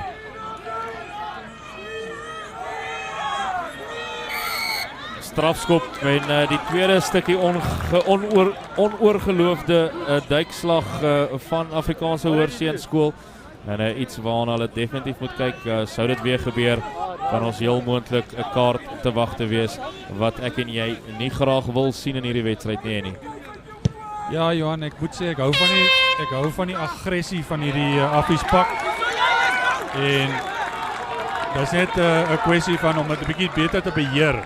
As hulle daai aggressie goed kan beheer, soos daai eerste 3 wat ons gesien het van hulle, dis fantasties.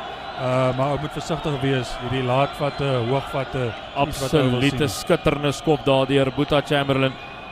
Boys High op die aanval en dan is dit Affies wat weer die Boys High bal afneem in die lyn staan. Hy kan 'n groot oomblik in hierdie wedstryd wees, Henny, as Johan Mulder net die bal van die veld af kry. 'n Rustyd hier in die laaste wedstryd by St. John's se 2017 Paas toernooi. Afrikaans Hoërskool 7, Paarl Boys High 6.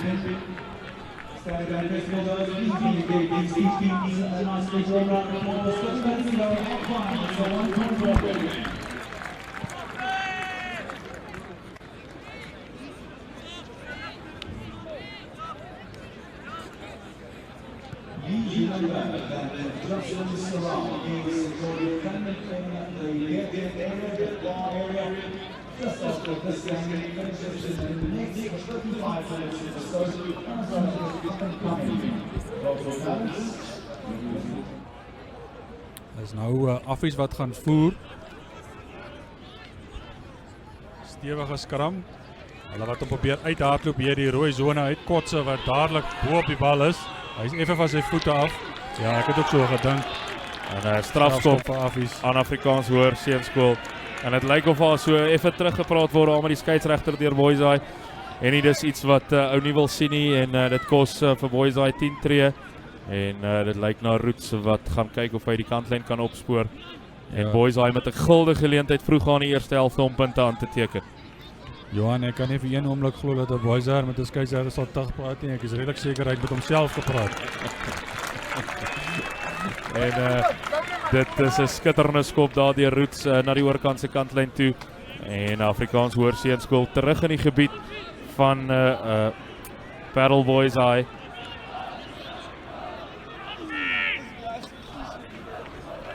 Bemeester deur Labeskag nie in die lyn staan, Mulder, Roos.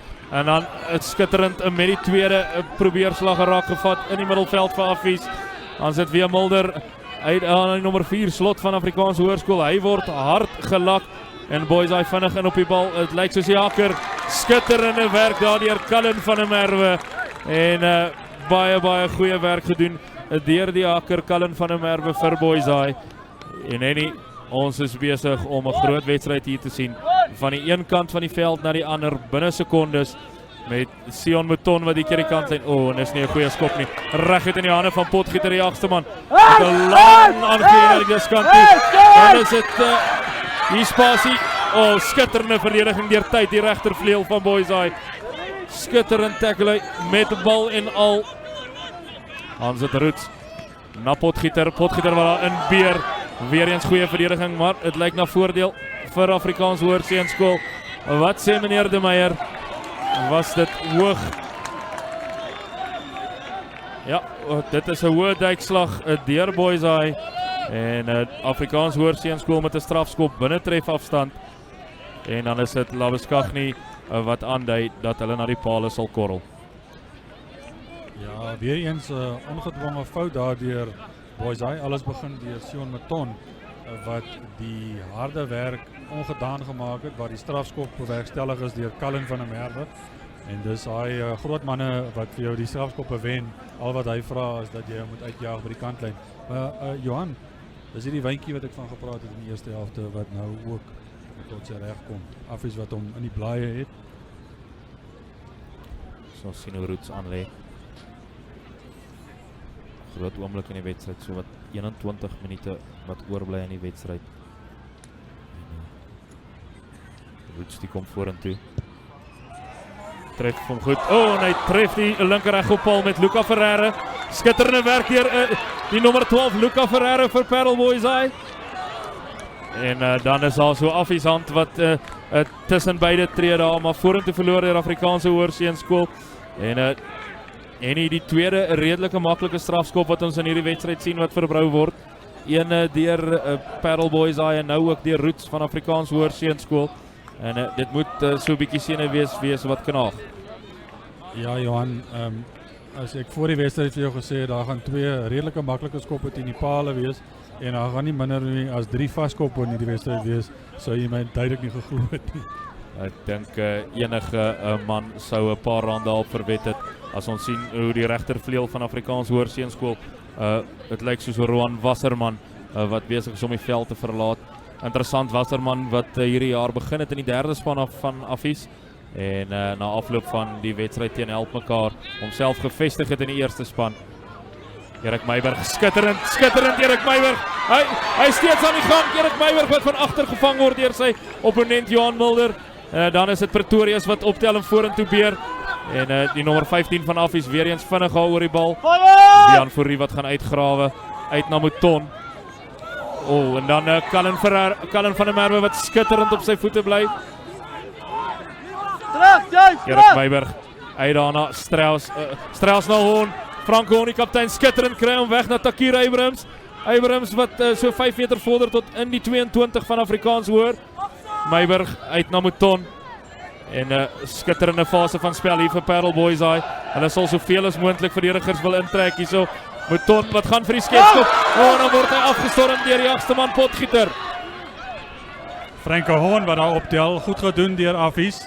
Daai skepskop afstorm. Takir Abrams wat nou werk doen daar skrimskakel. En nou Abner van Renen. Weer 'n hoogvat. Ongelukkig is dit nou tyd vir 'n kaart en nie. Ons is geen genade nou meer nie. Ons wil nie dit sien nie, maar Johan, dit is nou net die hoeveelste keer wat dit gebeur. As ons sien hoe die loskop sit, Wian Besuidenhout 'n geel kaart ontvang. Wian, die seun van voormalige Springbok voor hy Christo Besuidenhout, wat die geel kaart kry daar en bietjie op die afkoelstoel gaan kuier. Ongelukkig Henny, soos jy gesê het, ons wil nie dit sien in skole rugby nie, maar dit is minstens die 3de of 4de duikslag van Afrikaans hoër, wat of hoog of laat is. As ons die kyk weer sien, van die regtervoet af van Reenen en dan baie swak lakwerk daar deur Wian Besuidenhout en was dit 'n Super 18 game? Was dit dalk rooi nie? Ja, jy wil dit glad nie sien in rugby nie en ag partykeer, jy weet, kry jy ou bietjie die bloed 'n bietjie vinnig na die brein toe gaan balle voor hy man. Jy weet, jy werk hard in die scrums en dan kry jy die kans om 'n man te tackle. Dan doen jy partykeer goed wat jy nie. Ek is redelik seker hy is 'n fantastiese jong man en as hy na die kyk weer kyk, sal hy ook sê dis nie wat hy beplan het om te doen nie. Sion Mouton akkuraat met die skop. Effens 'n laar dalk geskop, maar hy werk mooi teen hierdie ligte windjie nie. En Paarl Boys hy vir die eerste keer in hierdie wedstryd wat die voortuin neem. Boys hy 9, Affies 7. Johan, dis hoe ek my 5 yster daar in die strand slaan as ek teen die Suidoos speel. Hy het duidelik die wind goed teenvoeter met daai lae skop. En nou hoe 'n bal Affies wat hom amper bemeester of het hulle hom bemeester. Afrikaans hoor wat vorentoe bars daar Joshua James Kombrink as te ware die nommer 3 voorry van Affies. En dan skitterend by die lyn af Affies. Was dit 'n aanslaan? Ja, die skeieregter sê nommer 13 van Afrikaans hoër seunskool, Zak Briel wat die bal nie kon bemeester nie en vorentoe verloor. En daar's ongeveer so 16,5 minute oor van die laaste wedstryd by die 2017 St. John's Pass toernooi. Noord teen Suid, Affies teen Boys High. Ja, Johan, is die eerste keer dat Boys High voorloop in hierdie wedstryd. Ek sou ook wou sê dis bietjie teen die verloop van die spel. Maar nietemin, dit is ook 'n teken van 'n goeie span wat al gaan dinge teen jou as die telbord aan jou kant. Erik Meiberg van Boys High, die skramskakel. Klein mannetjie maar met 'n hart van 'n leeu wat die bal kan invoer in hierdie vaste skram. Goeie skram deur Affies. Maar as Meiberg wat kry hom uit na Luca Ferreira wat die lyn reguit maak daar. En Boys High wat sal kyk om besit weer te erwin. Met Abner van der Reenen wat in die sakkie inval, maar hy gaan tog na Mouton. 'n Goeie skop deur Mouton met Ruben Meyering wat optel vir Affies. Hy kry hom uit na Bishop. Skitterende loopie daar deur heel agter, hy loop homself vas. Wian Fourie in oor die bal. Skitterend Wian Fourie. En daar kom daai stoei maniere deur Wian Fourie, 10-malige SA kampioen stoeier. En as daai man eerstelling oor die bal ingeneem het, gaan niemand omskuif nie. Nee, Johan, ek dink die Interpol is op soek na hom vir diefstal. Daai Wian Fourie, hy kan 'n bal steel uit enige posisie uit. Skitterend gedoen deur hom.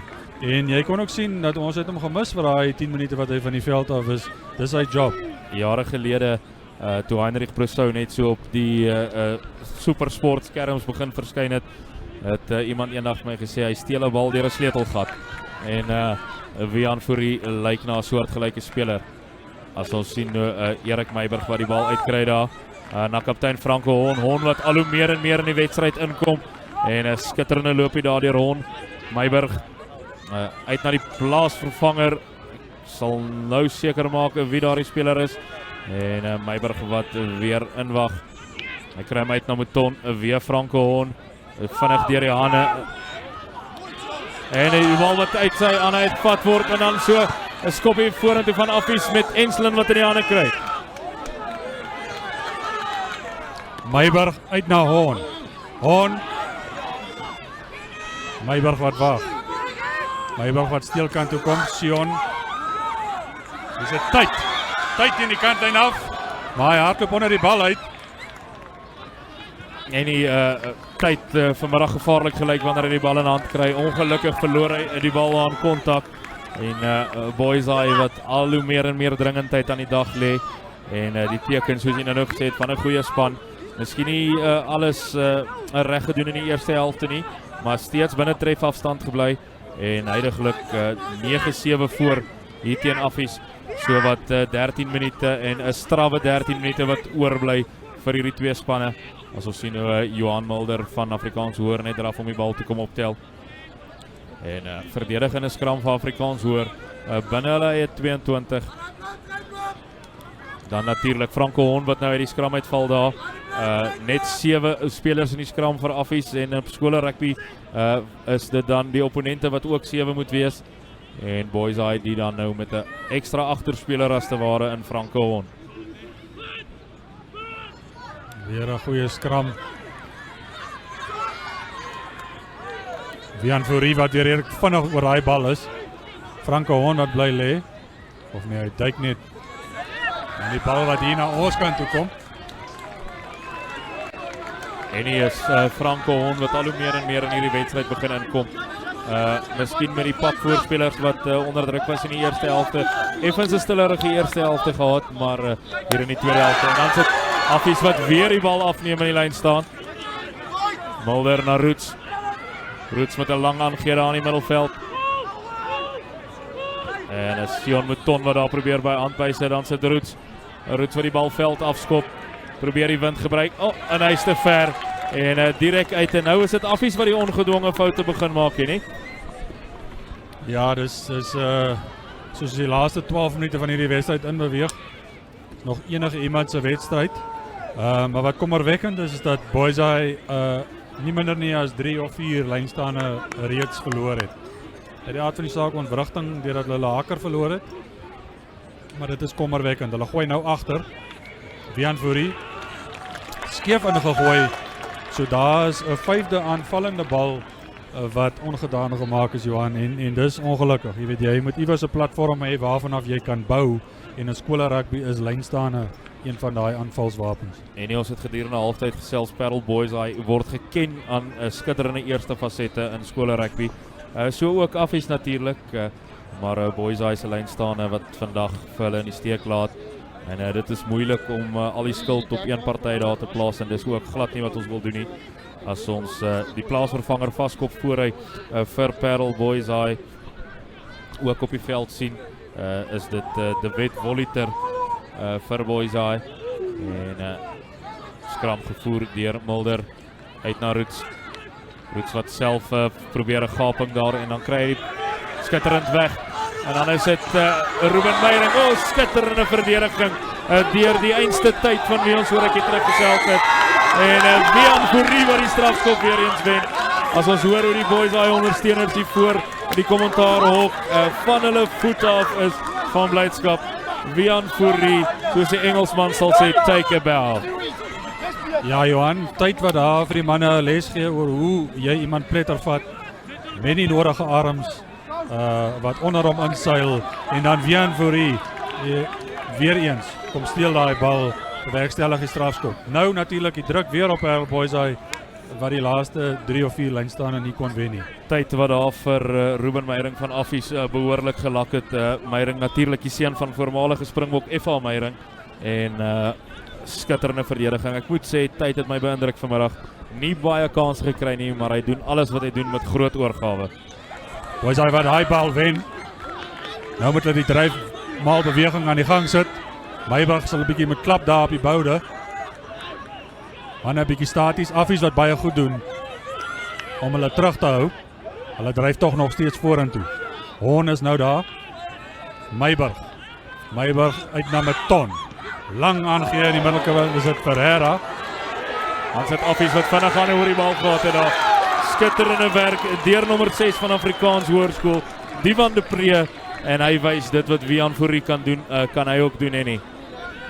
Ja, baie goed gedoen. Ek dink Boyseye wat 'n bietjie vinnig agtertoe geslaan het. Ek dink hulle moes die een lynstaan wat hulle wel gewen het, bietjie voorgewoel het. Maar nietemin, hierdie bal kom reguit na ons toe. En 'n lynstaan wat gaan gevorm word, so 5 tree binne die halfgebied van Afrikaans Hoër, met die kaptein Johan van Sail wat die bal kan ingooi. En Affies tot dusver baie goed gewees in die lynstane. En die bal word agter baie goed bemeester deur Afrikaans Hoër, en nou is dit hulle tyd om 'n dryfbaalbeweging van Salvesie. Dan sit Johan van Sail wat wegwaart, kry hom weg na Johan Mulder. Mulder die word hard gelak deur Ewan Roos. En 'n groot intensiteit wat Affies nou hiermee inklim. as om die loskram word gewars deur Karl Els. Hy word so teruggedra deur Boysaai. Dan sit Mulder in na Roots, agter die rug van Potgieter verby na Goodals. En weer een skitterende verdediging in die middelveld, dit lyk na Luca Ferreira. Ferreira die lyk het stampad in die kop gekry, hy bly lê. Dan sit Roots vir die bal agter, Takira Abrahams inskop. En 'n baie goeie stukkie spel deur Afrikaans Hoërseunskool. Ek moet sê, baie vinnig en gegooi daar, so Abner van Renen. En Takir Abrahams, hy gaan hom nie keer nie. In die hoekie hoor gaat hy. Skitterend Boysaai. Hulle vang almal hier met 'n verrassingstaktiek. En ek moet sê, hulle het selfs aan my onkant gevang hier nie. Takir Abrahams, hy gaan nie gekeer word so ver van die doellyn af nie. Oor genoeg spoed en hy's oor die linkerkantste hoekie. Skitterende spel, Paarl Boysaai. As 'n ou sukkel in die lyn staan en nie, dan vat jy dit vinnig. Ja, ek wou Roots komplimenteer oor hoe goed hy Takir Abrahams wat daar ingooi bewerkstellig het. Gee vir Abner van Renen. Hy wys 'n paar hakke en dan 'n netbal gooi. Maar Takir Abrahams in daai posisie keer jy nie sommer absoluut geen plaasvervanger op 'n rugbyveld vir spoed nie. Takir Abrahams, hy was gejaag daar deur 'n nommer 14 Roan Wasserman, maar daar was net een pad vir Abrahams en dit was doellyn toe. En 'n gevoelige slag nou aan Affies toegedien. Paarl Boysaai 14-7 voor met 'n doelskop om te kom. Ja, ek wou dan net vir Roots komplimenteer, die loskakel van Affies. Dink hy dikteer baie goed van loskakel af. Ek hou van die diepte waaruit hulle aanval. Die agterlyn lyk regtig baie goed. Ongelukkig Abrahams wat hulle daar in die slaap vang. Beton wat nie slaag met die doelskop nie. So dis 'n 7-punt wedstryd. 'n groot doelskop ook gewees daai en nie. Dit beteken dat Affies nog binne 7 punte van Boysaai is. En met 6,5 minute oor sal die manne van Pretoria nou alles in die stryd wil werp om die gaping te verklein na Paarl Boysaai. Sien Roots wat afskop. Skitterend in die lug bemeester deur Affies. En dadelik is dit Affies met besit.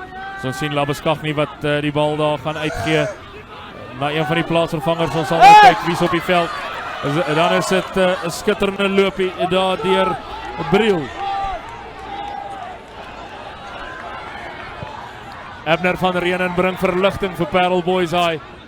En die bal is ongelukkig teruggeneem in die 22 en 'n aanvallende lyn staan hier in die 22 van Boysaai nou vir Affies. Dit is 'n skoler rugby op sy beste op die laaste dag van die 22ste St John College paastoernooi hier in Hilton, Johannesburg. Paarl Boysaai 14, Afrikaans Hoërskool 7. En daar word weggebars deur die van de Pre in die klein kantjie vir Afrikaans Hoër.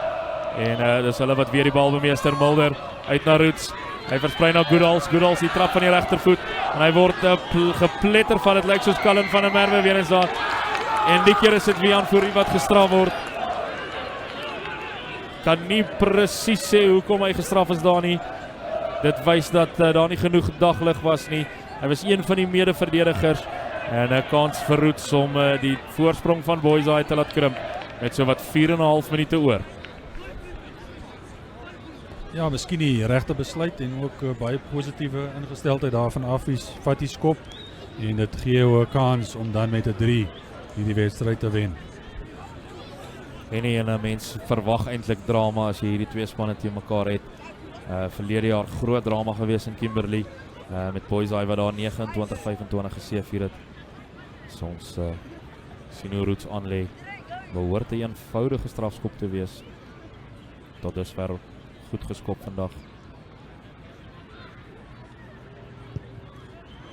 En hy's tussen die paal deur. Paarl Boysaai 14, Afrikaans Hoër 10. Ongeveer 4 minute se spel oor. En nou gaan ons 4 werkie sien in hierdie laaste 4 minute hê nie.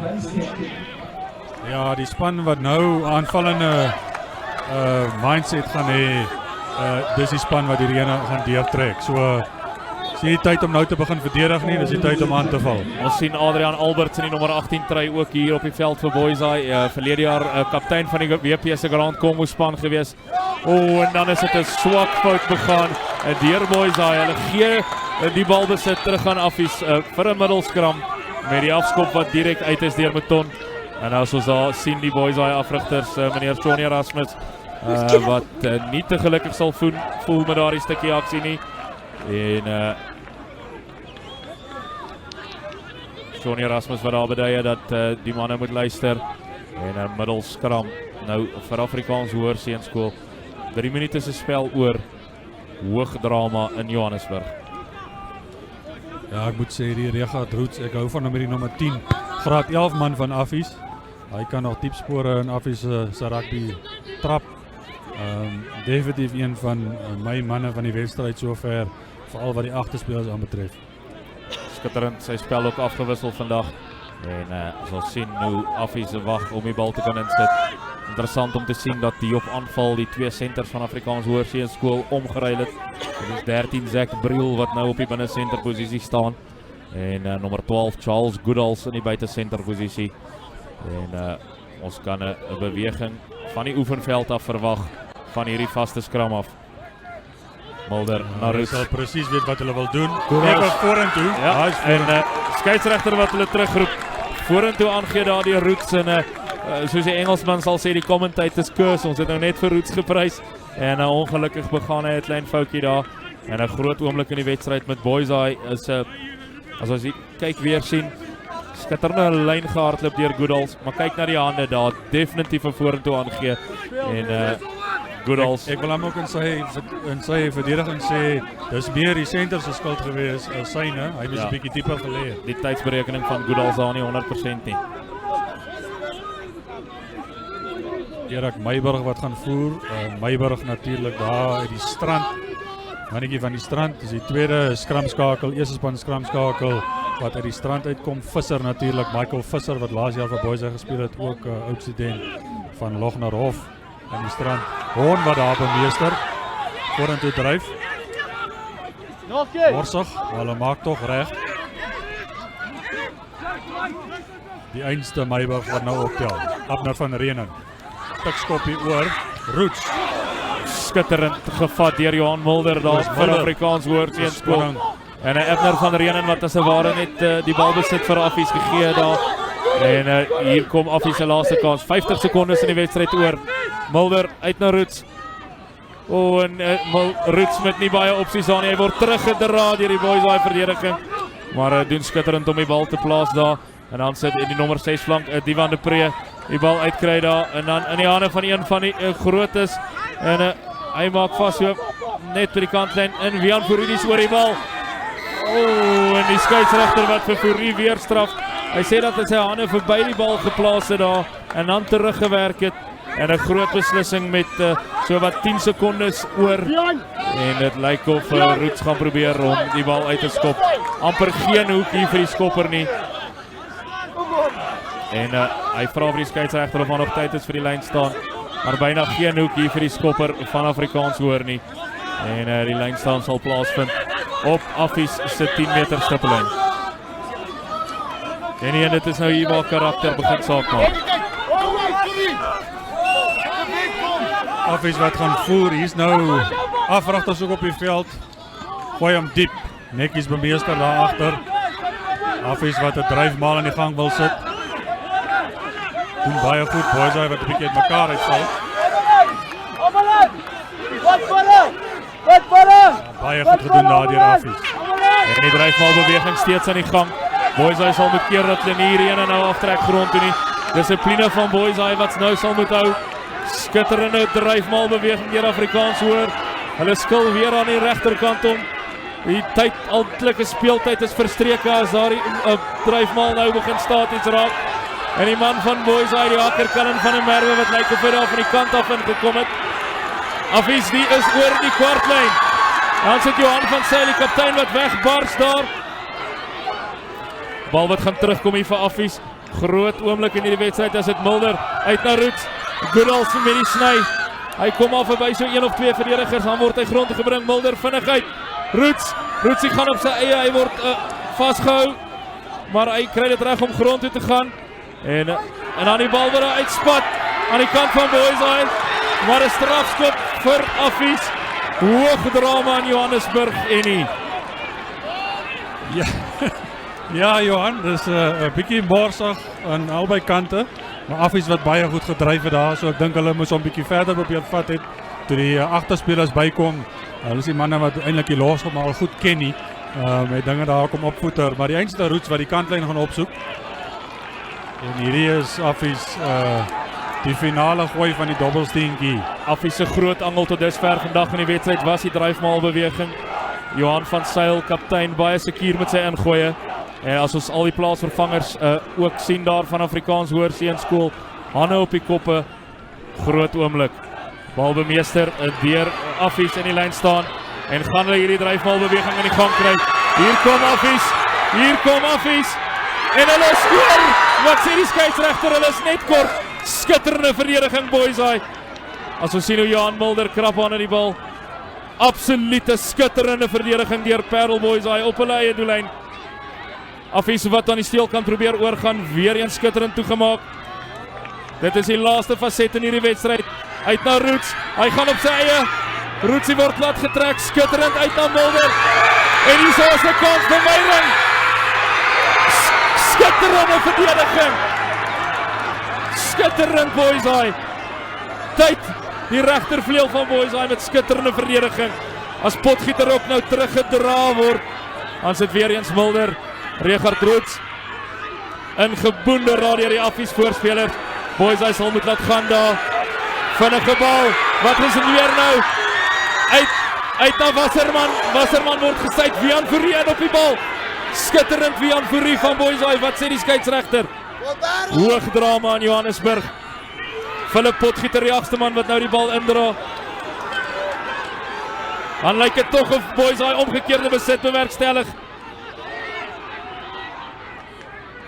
En dan kom die bal uit aan Affies kant. Mulder, so binne toe aangeen na Goodals! Skeieregter wat kyk. En het gelyk of Goodals weer is. En die 3 word. Affies se leerlinge wat op die veld hardloop. Maar ons kan nog nie sien of die 3 toegeken is nie. Skitterende verdediging Paarl Boysay. Die Affies leerlinge wat op die veld hardloop. Pandemonium wat losbars hier by St. John's. Die skeieregter het sy hande vol om vinnig die leerlinge. Ons sien afrigters ook op die veld, maar ons kan nog nie sê of die 3 toegeken is nie. Dit het vir my gelyk of Goodals oorgaan daar, maar tog het dit gelyk of die skeieregter amper sê ons gaan weer kyk. Ek weet nie of daar die fasiliteite beskikbaar is nie. Ja, hy sal 'n beslissing. Geen 3. En die enkvlekkie wat plaas. Paarl Boysay.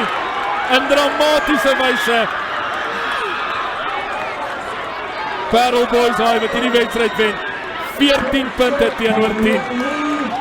Charles Goodals wat baie amper oor die lyn gestrek het. Skitterende wen Paarl Boysay. Groot karakter gewys om die Affies manne uit te hou. Ja, ek voel vir hom daar. Goodals, fantastiese speler, lyk vir my nou, hoe kan hy Horn. Ons so sien hoe Goodals nou gaan strek vir die doellyn. Kom ons kyk.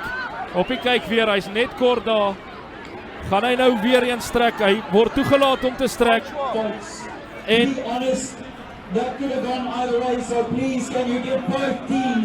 skitterende verdediging Boysay. Afrikaans Hoërseunskool wat gedink het hulle is oor die lyn. Maar Paarl Boysay met skitterende verdediging en hierdie wedstryd so baie tussen die 2 skole kon enige kant toe gegaan het. Ja, ek dink op die ou end Johan, Rugby het geseëvier. Ek dink dit was wat ons verwag het, 'n baie harde wedstryd. 14-10, Affies wat my beïndruk het, veral manne soos Roos. Hulle hele pak. Hulle het vir Boysay oorheers, definitief in die lynstaande. Boysay wat 'n bietjie moet terug gaan na die tekenbord toe, veral gaan kyk na hulle lynstaande en hulle aanvallende spel vanaf die lynstaande. Baie jammer dat iemand in hierdie wedstryd moes verloor, maar ten minste die vriendskappe is weer gebou en hernie en van namens Boyseye en Boyseye se gemeenskaps en familie baie dankie aan Affies en ook hulle ondersteuners vir 'n fantastiese wedstryd. Johan, lekker om saam met jou kommentaar te lewer.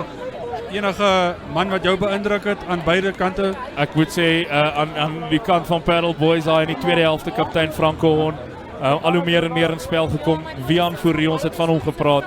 Skitterend gewees oor die bal. En aan die kant van Afrikaans Hoërskool, Hakker en kaptein Johan van Sail, Richard Roos op loskakel en net 'n fantastiese advertensie vir skole rugby nie. En ook vir die St. John's Paas toernooi. As ons daar sien Afrikaans Hoërskool se afrigters en voel ook vir hulle en nie. Hulle werk baie hard en Boyseye natuurlik op die stadium die maatstaf in skole rugby in Suid-Afrika. En Affies was so naby soos dammit aan 'n vloekwoord van 'n oorwinning oor Boyseye. Ja nee, was so hitte. Dit kon enige kant toe gegaan het en is baie sleg dat daar verlore moet wees. Ek het op 'n stadium gedink, dalk is 'n gelykop uitslag, die regverdige uitslag, maar nietemin Boyseye verdien om die feit dat hulle nie gaan lê het nie. Hier was 'n tackle hier in die hoek van tyd wat maklike 3 kon gewees het. Die verdediging het gehou en op die ou end Boyseye wat 4 met 14 punte teenoor die 10 van Affies. Absoluut 'n skitterende laaste wedstryd van die St. John's College 2017 Paas toernooi en 'n baie gepaste manier om een van die groot weke in Suid-Afrikaanse skole rugby dan ook af te sluit. Uit Paarl Boys High van die Paarl wat Affies Afrikaans Hoër Seunskool van Pretoria klop met 14 punte teenoor 10. Affies so het dit in die doodsnikke van die wedstryd oorgegaan, maar Paarl Boys High wat het kan terugreis na die Paarl met 'n suksesvolle toernooi agterrug. En ek moet sê 'n mens moet jou hoed afhaal vir Shaun Erasmus, sy afrigtingsspan, al die spelers, al die ouers, almal betrokke by Boyseye. Pas teruggekom van 'n uitmergelende toer in Nieu-Seeland. 3 dae in Suid-Afrika gewees toe hulle donderdag hulle eerste wedstryd hier by die St. John's toernooi gespeel het. En ek dink daar's 'n paar spelers wat regtig uitsien na 'n paar dae se rus.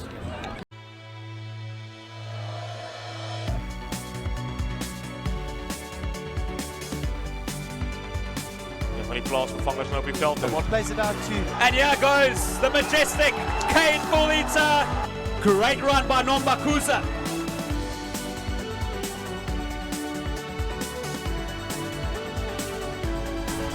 Try! Willie Roos. Oh, what a moment and what a start. Die man het ook baie vaart, hy trap. Ingehalu still going. Niven Peterson. Oh, what an amazing drive. Into Mandy with the crucial tackle. Does he have the distance and the direction? He does indeed. Fantastic. The bashes go up.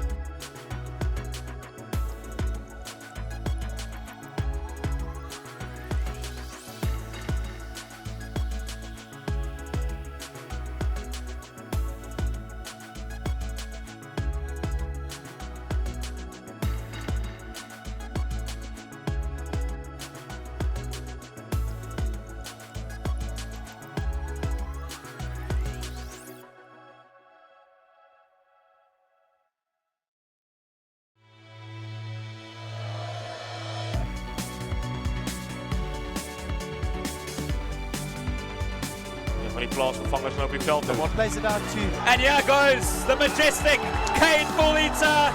Great run by Nombakuza.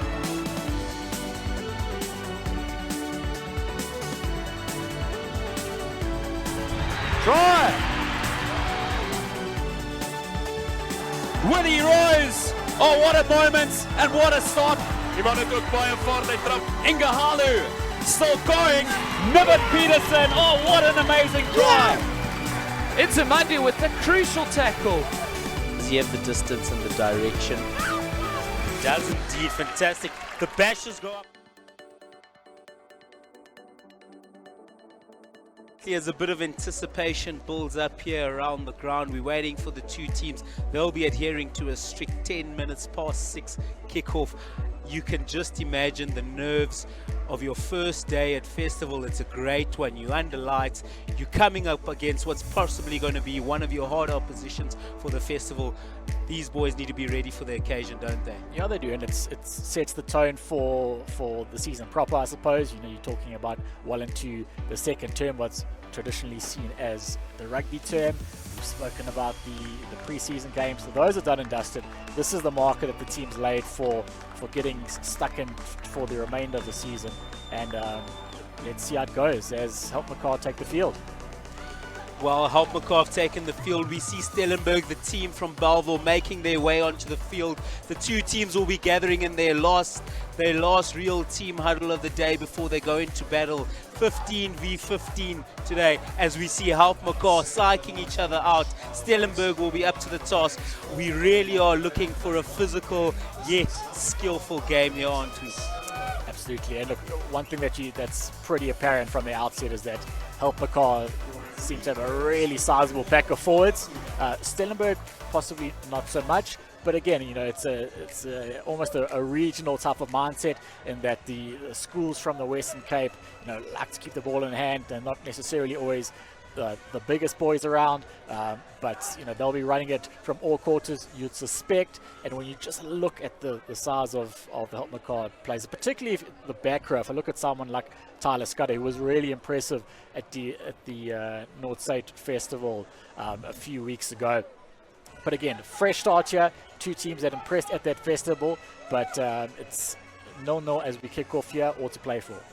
Well, a lot of anticipation as we see referee Magagula there is one of the senior refs doing his third St. John's Easter Festival. High ball goes up, and here we have it. Stellenberg under the ball. They'll be looking to gain a little bit of momentum, but some tight defense from Helpmekaar College. As we see a little box kick there from Stellenberg's number 9, Conradi. Yeah, throw in here to Helpmekaar, but a good result there in terms of an exit from Stellenberg. Good box kick from Conradi, and a very good chase here by Stellenberg's number 14, Msengana. We see a nice deep line out here. We see quick ball making its way out to Helpmekaar's number 4 in the captain, Marks. Good recycle ball. Quick ball will be the order of the day as we see the big Helpmekaar heavies bashing it up, looking to gain advantage every single time they run. And a little unforced error there. Stellenberg will look to make Helpmekaar pay, but unfortunately not.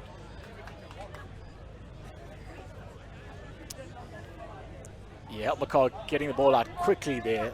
A bit of a rapid pass coming from Tian Boertes. It was well taken in the midfield, and you expected them to launch from there. They've got a really exciting midfield combination, Esterhuizen and Van der Spey, but just guilty perhaps of lifting his head, looking at the opposition defensive line coming up on him, and not necessarily a chance lost, but a good attacking position here for Stellenberg. First scrum of the game. Let's see who can gain the ascendancy.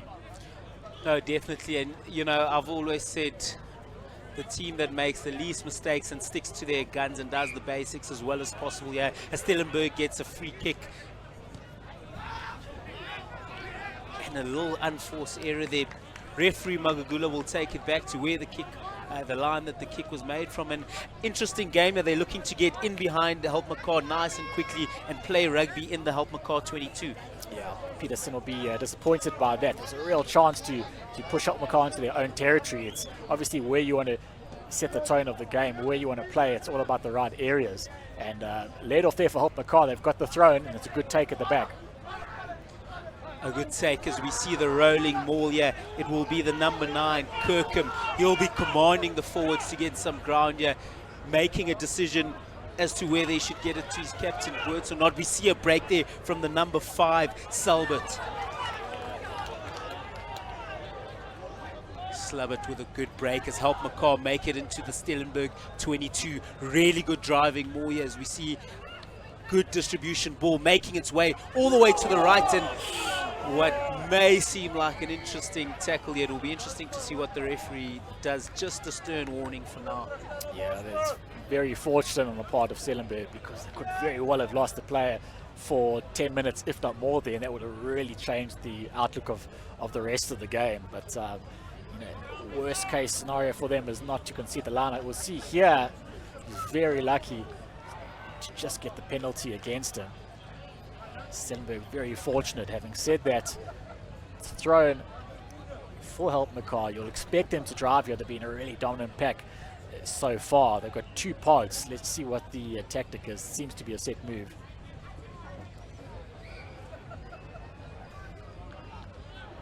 Well, what looks to be a skew line out there from Helpmekaar. We don't see many mistakes from a team of Helpmekaar's caliber, and that might be what puts Stellenberg in the game today. Stellenberg need to make sure that they capitalize on the mistakes that this quality side that is Helpmekaar makes today, and it won't be many, will it, Bryce? Yeah, Helpmekaar coach Sean Jackson won't be happy with that. It's just let Helpmekaar off the hook. Obviously, being a short arm, it gives Helpmekaar another opportunity to launch her, albeit not from 5 meters out like they would have hoped.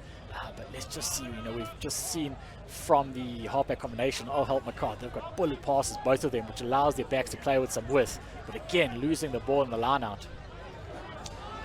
Yeah, another unforced error there from Helpmekaar, and Stellenberg at the ascendancy. They could make Helpmekaar pay for this as the number 9 Conradi gets it out to Peterson. Peterson looks to find a bit of grass, but unfortunately not so cleaned up by Helpmekaar. As we see a kick just above 22, the counter attack is on as we see Conradi swinging it out to Peterson. Peterson taking on the Helpmekaar line, and a lovely little offload, but a gentle handling error there. Stellenberg not managing to get the ground that they would have wanted to. But good signs of counter attacking rugby here, isn't it? Yeah, I think one of the benefits for a streaming service like Schoolboys Sports Live is not only for spectators at home, but also these teams. They would have been able to study each other. They probably would have watched each other at the Noordzee Festival not too long ago, and it's pretty clear if you look at Helpmekaar, their defense, their back 3, they're anticipating Nivan Peterson playing a territorial kicking game. They're sitting back and they're reading his kicks so far. It's keeping them in the game, and it's frustrating Helpmekaar as it stands. Still 0-0 with 5 minutes gone. Neither team gaining any sort of ascendancy. We're generally playing around the middle of the field. Yeah, and I think that's mainly how these big games start, with the 2 teams, as we see Kirkham getting out to his flyer, Buertes gets it into the middle of the field. Veerman getting some good ground, making his way out towards the 22. Can they get some good recycle ball here? Kirkham quick to the ball. Good ball out to their number 11, Bezuidenhout. He doesn't manage to gain much ground, but they retain possession here. Kirkham gets the ball out. Now Helpmekaar make it in towards the 22. It'll be interesting to see what the tactic is here from Helpmekaar. Another handling error, but luckily for Helpmekaar, the advantage given by referee Magagula. Yeah, penalty given for all sides, and you would think Helpmekaar, looks like they're going to go for the corner. I don't know if that's the best idea. It would have been good to get on the board, get some points for all the time they've spent in the Stellenberg 22. You want to come away with something. Having said that, they've backed their line out there. They're back their forward pack. Ricardo van der Merwe at hooker, Academy Week player, experienced player. You want to get his darts right. As we see the big driving more here off the line out. Bit of confusion as to where the maul was, but really good defense here from Stellenberg, managing to bustle out the big Helpmekaar pack. Yeah, you can see they're fired up by that. They see it as a win. The penalty there was to Helpmekaar. They back themselves in the line out to go for a driving maul. It's been scuppered by Stellenberg. Now they've got a chance to secure this ball and clear their lines, get out of this danger zone. As Van der Merwe feeds it into the line out, unsuccessful as Conradi gets it all the way out. It's a big pass to the number 15, Joshua Juster. Juster doesn't manage to penetrate the 22, and a bit of turnover ball here. Stellenberg really defending well in their own 22. Another colossal hit being put in here by Stellenberg as they win the penalty for offside. A lot of offsides, just showing how eager both these teams are to defend and defend attackingly. Absolutely, we'll see. Just players guilty of creeping up. I think it might have been the Tate prop there. The ball doesn't find touch from the penalty kick. Yeah, interesting, and we see another massive hit there from the number 14, Masenganga.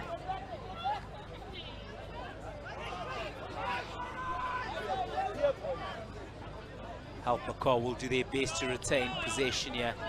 A little pick and drive around the fringes of the Stellenberg ruck. Helpmekaar maintaining position. As we see Boertes looking for a bit of ground. He doesn't get ground. There's no marked call. And a good clearance just to relieve a little bit of pressure from Stellenberg. Stellenberg really do look up to the task, but I must say at the moment, Helpmekaar College looking like they've got all the attacking options, don't they? Yeah, they do. But one thing that they must, just be wary of, if you look at Stellenberg at their fullback Manuel, he's another player with Craven Week experience. And when you've played any sort of Craven Week rugby for Western Province, whether it be the A team or the Western Province 15 team, it shows tremendous quality. It's a really tough region to earn provincial representation. Well, a difficult game up first here on the Thursday as we see a break around the fringes, but the defense has all the answers to this Helpmekaar attack. As we see a quick ball being fired out, the Helpmekaar backline really does get ball out there. We see a little bit of off the ball action, but Helpmekaar carry on with the number 11, Bezuidenhout, always gaining ground. Some quick ball as the skipper, Boertes, offloads it to the number 12, Veerman. As Helpmekaar creep onto the 22, quick ball again around the fringes. We see a loose little offload there from the number 4, Captain Brink Marks. But Helpmekaar maintain possession. Boertes swings it out, and another unforced error there by Helpmekaar.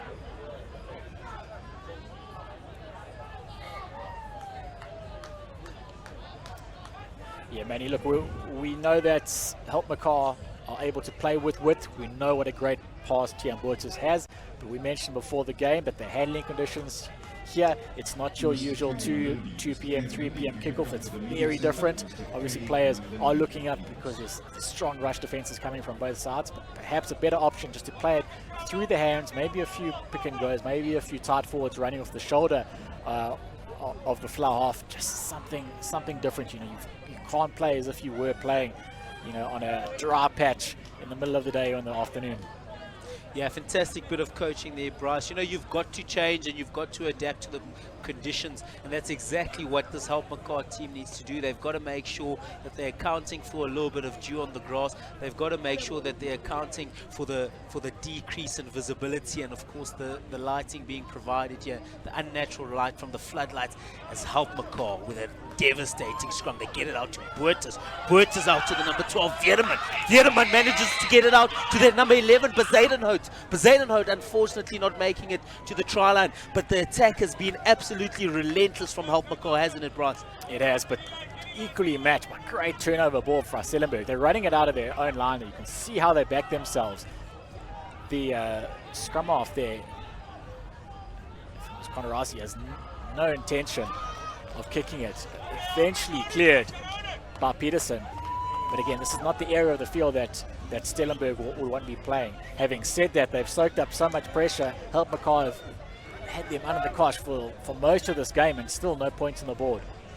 No, 100%. It's fantastic defending here. It's out and out defense from Stellenberg. But how long can they absorb this pressure? There's only so much water a sponge can take, as we see the 6th ball and a big driving maul will be brought on here. No more here, as we see a pick and drive around the fringes. Helpmekaar aren't scared of a little pick and drive.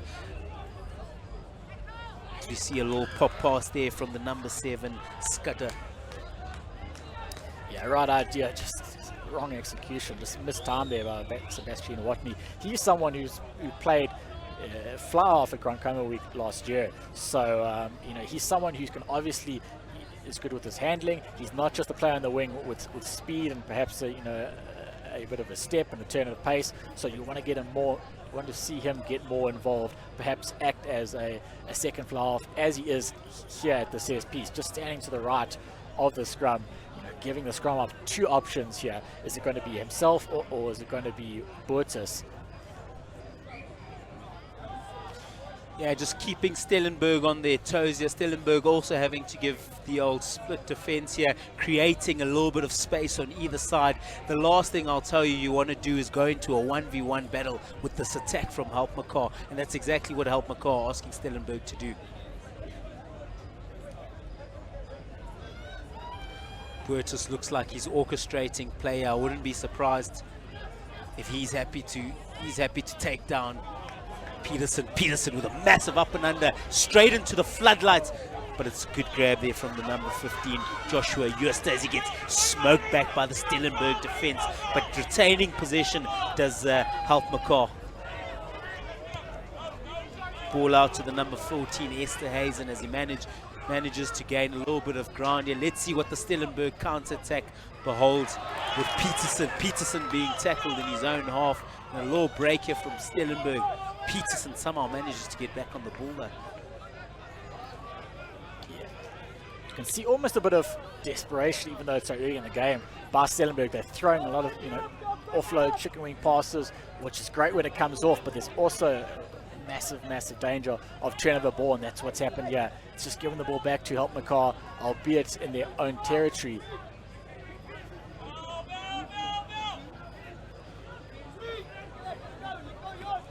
Boertus on the ball. Boertus swings it out wide to the number 11, Bezuidenhout looks to run with a massive fend. Can he get a second fend? Well defended there from Stellenberg, but Bezuidenhout has really looked good on attack, hasn't he?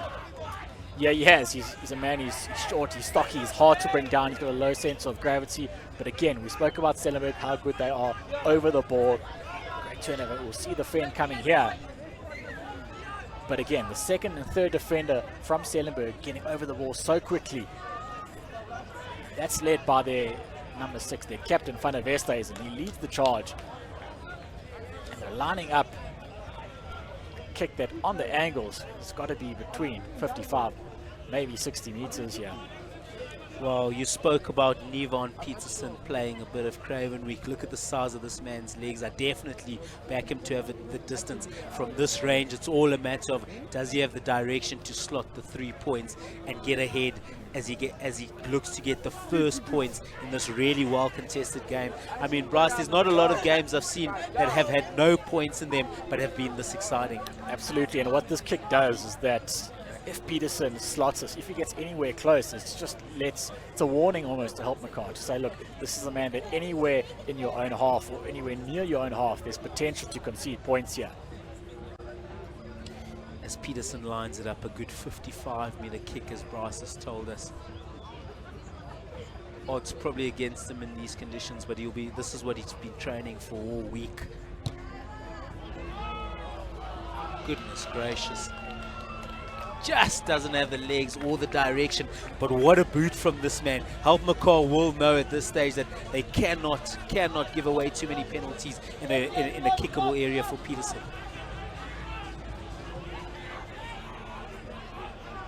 As we see the counter-attack being launched here by Stellenberg. Stellenberg with the big up and under, using the lights to their advantage, but no advantage gained there. As we see some movement here, Bezuidenhout in the midst of the attack once again. And no advantage here for the little knock-on by Bezuidenhout.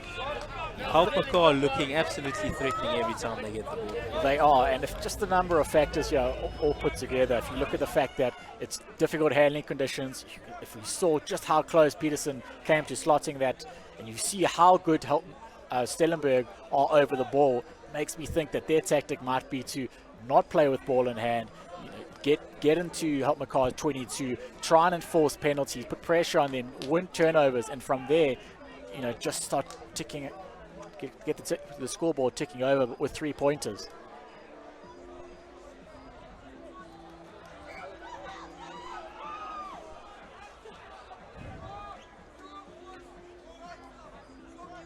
As we see the scrum going back to Stellenberg here. Stellenberg will be looking to recycle this ball. Decent position from them. We've seen their backs moving once or twice, not as much as we have the Helpmekaar backs, but they'll be looking to use this opportunity, get into a good position, and ask their forwards to do some good work for them and try and get a well-executed team try from this position. Yeah, Helpmekaar definitely getting the ascendancy at scrum time. You just want Stellenberg. They just want to get the ball in and out as quick as possible.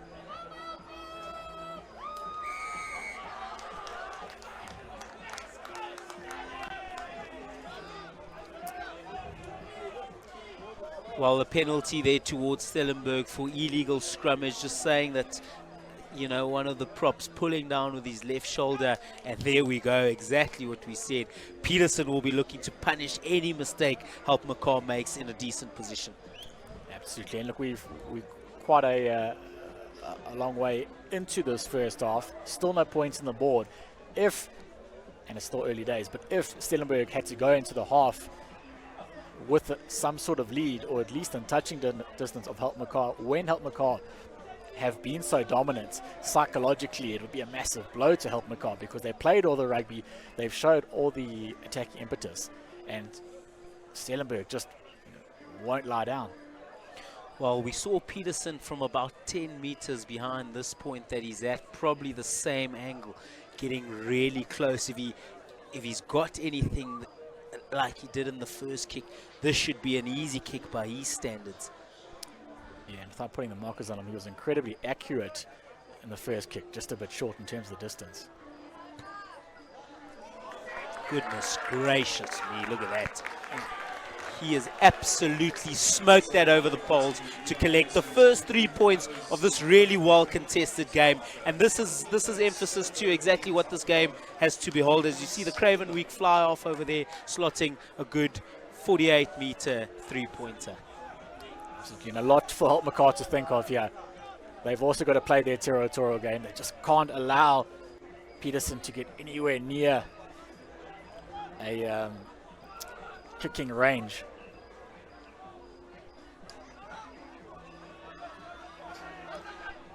Big up and under drop kick there, making it all the way to the 22 with a bit of snow on it. So we see Peterson pumping it from 22 to 22, putting the Helpmekaar backs under pressure, or the 8th man rather, but we'll see the counter. He opts to kick it as the fullback from Helpmekaar. Really good catching here from both sides, and now we see the counter attack from Stellenberg.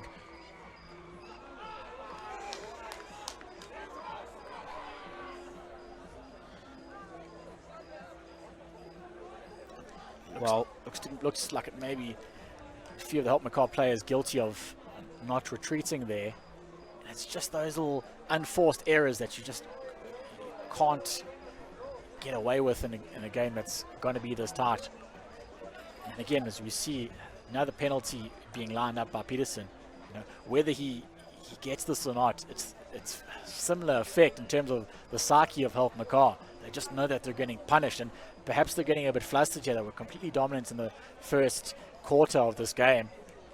Things have shifted a bit, and even though Stellenberg haven't spent any time, or much time at least, you know, in the 22 of Helpmekaar, there's potential for them to extend their lead here. No, 100%. Any mistake made, yeah, Peterson is going to be jumping on it. He's going to look to get another 3 points and try and make it 6-0 here with 8 minutes left in the half. Let's see what the Craven Week Flyer has to offer.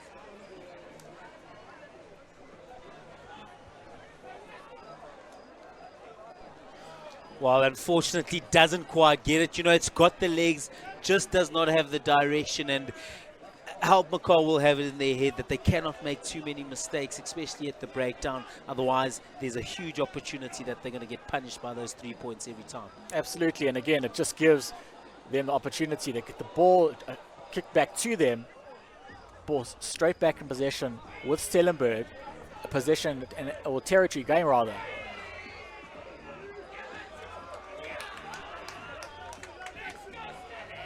Wow, it's an absolute war here at St. John's College, the 24th annual. As we see Clinton van der Merwe just giving us Thursday night lights at St. John's College Festival. Big boys, thunderous rugby, hashtag SJC Rugby Festival. Good to see people interacting and watching from all over the world. This is a fantastic game to be a part of as we see the counter-attack here. Big hit there from the number 2, Ricardo van der Merwe. It takes 3 men to rustle him out. Interesting that Nokia, the open side flanker, is throwing into the line out here.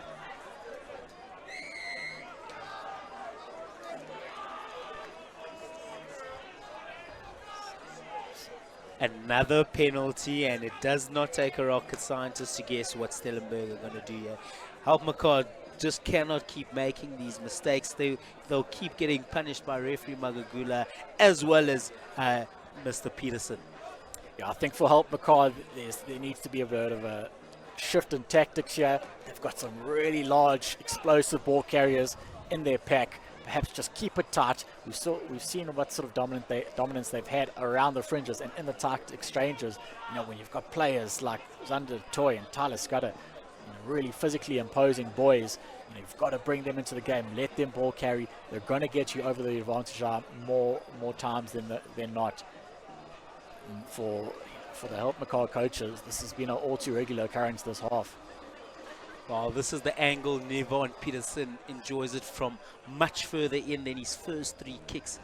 So by his standard, should be, but isn't a 3-pointer. Once again, it's got the legs, but just doesn't have the direction. Bryce, you think a little bit of too much pressure being put on Nevon Peterson at the moment to try carry his team over the byline? Yeah, I think possibly. I think that they've got some exciting players, especially in the backline, the outside backs. They're playing a territorial game, but they've beaten some quality teams already this year, and it's not down to one player. They've got to bring the rest of their backline and also their back row into this game. As we see a fantastic break here from Stellenberg. Can we get all the way into the 22? Yes, they do. They'll be looking to recycle and get some quick ball. Penalty to Helpmekaar College. What a fantastic opportunity that was for Stellenberg. But unfortunately, I think just got isolated and not releasing at ruck time. Yeah, good turnover there by Helpmekaar, but just like we said, Stellenberg are not a one-man show. We spoke about how prominent Peterson has been in this game, but they're a very good team from numbers 1 to 15, 1 to 23 in fact, and we want to see other players stepping up. Well, there we had it. We just got a taste of what these outside backs from Stellenberg can do. They find the gaps through what is quite a tight-knit Helpmekaar side, and we really do want to see them coming into the game a little bit more and see a little bit more running rugby, don't we? Absolutely.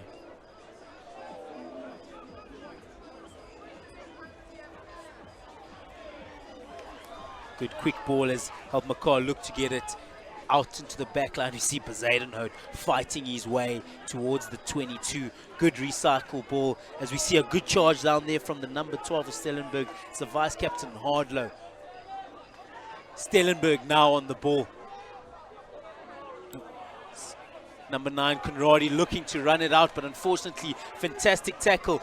Now they'll be looking to change defense into attack. Helpmekaar, and this is where they're most lethal, isn't it? Absolutely. Let's see a few pick and goes, a few ball runners. Let's see what they're good at. They've got the penalty advantage here, by the looks of things. See a few of the big boys.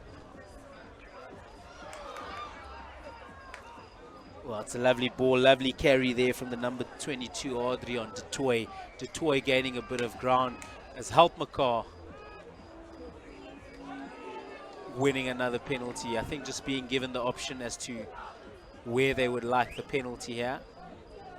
And they've opted to take the second penalty just in front of goals. I wouldn't be surprised if we see a kick, and a kick it is. So the vice captain Tian Boertus will be looking to level the game, get it back to 3-3 here so that they can play their type of rugby and make sure Stellenberg do not kick them out the game. Yeah, you get the feeling that early on this wasn't the tactic that they spoke about, but as soon as the penalty was awarded, you saw the Helpmekaar coaches make sure that these substitute ran onto the field with the tee as quickly as possible. They want that 3 points. They know that they deserve it. And once they've got a bit of parity with Stellenberg, they'll back themselves to dominate for the rest of this half.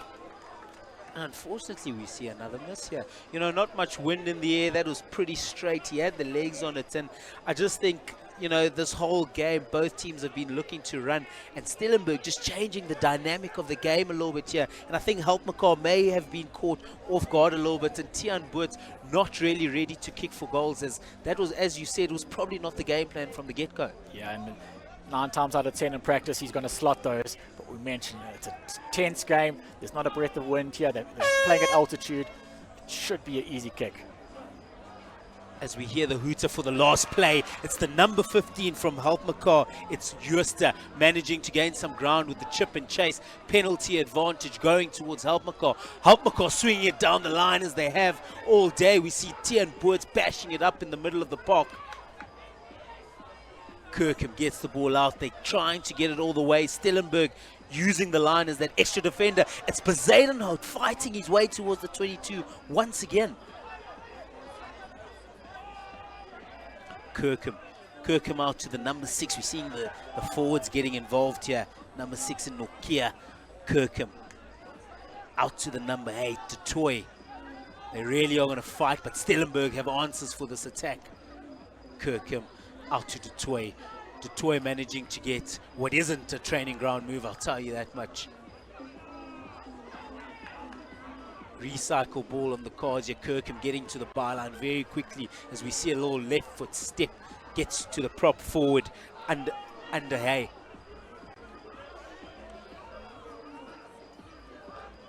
Good crash ball in the middle of the park. You can't help but think Helpmekaar have the momentum in the ascendancy as Kirkham looks to get a little dashing run on the inside of the byline. And somehow the ball's just squeezed out there. Good turnover. Once again, Stellenberg defending for their lives here. And going into the halftime break, 3-0 up. Bryce, what do you think about this half so far? Well, it's almost strange to say that a game that's 3-0 can be that exciting. You know, it's been such a tight, tense affair. I think what we've seen is, so far, we've seen a battle of the 10s. In the second half, we want to see so much more. There's 30 really good players on the field. We want to see players coming into their own, maybe someone who we haven't seen touch the ball much, come into the game and maybe make a game-changing break, a chip and chase, something different. Well, there you have it. It's the halftime break. Helpmekaar College, which might have been the favourites going into this game, 0. Stellenberg High School from Bellville, 3. It's been an exciting first half, and we look forward to seeing you in the second half.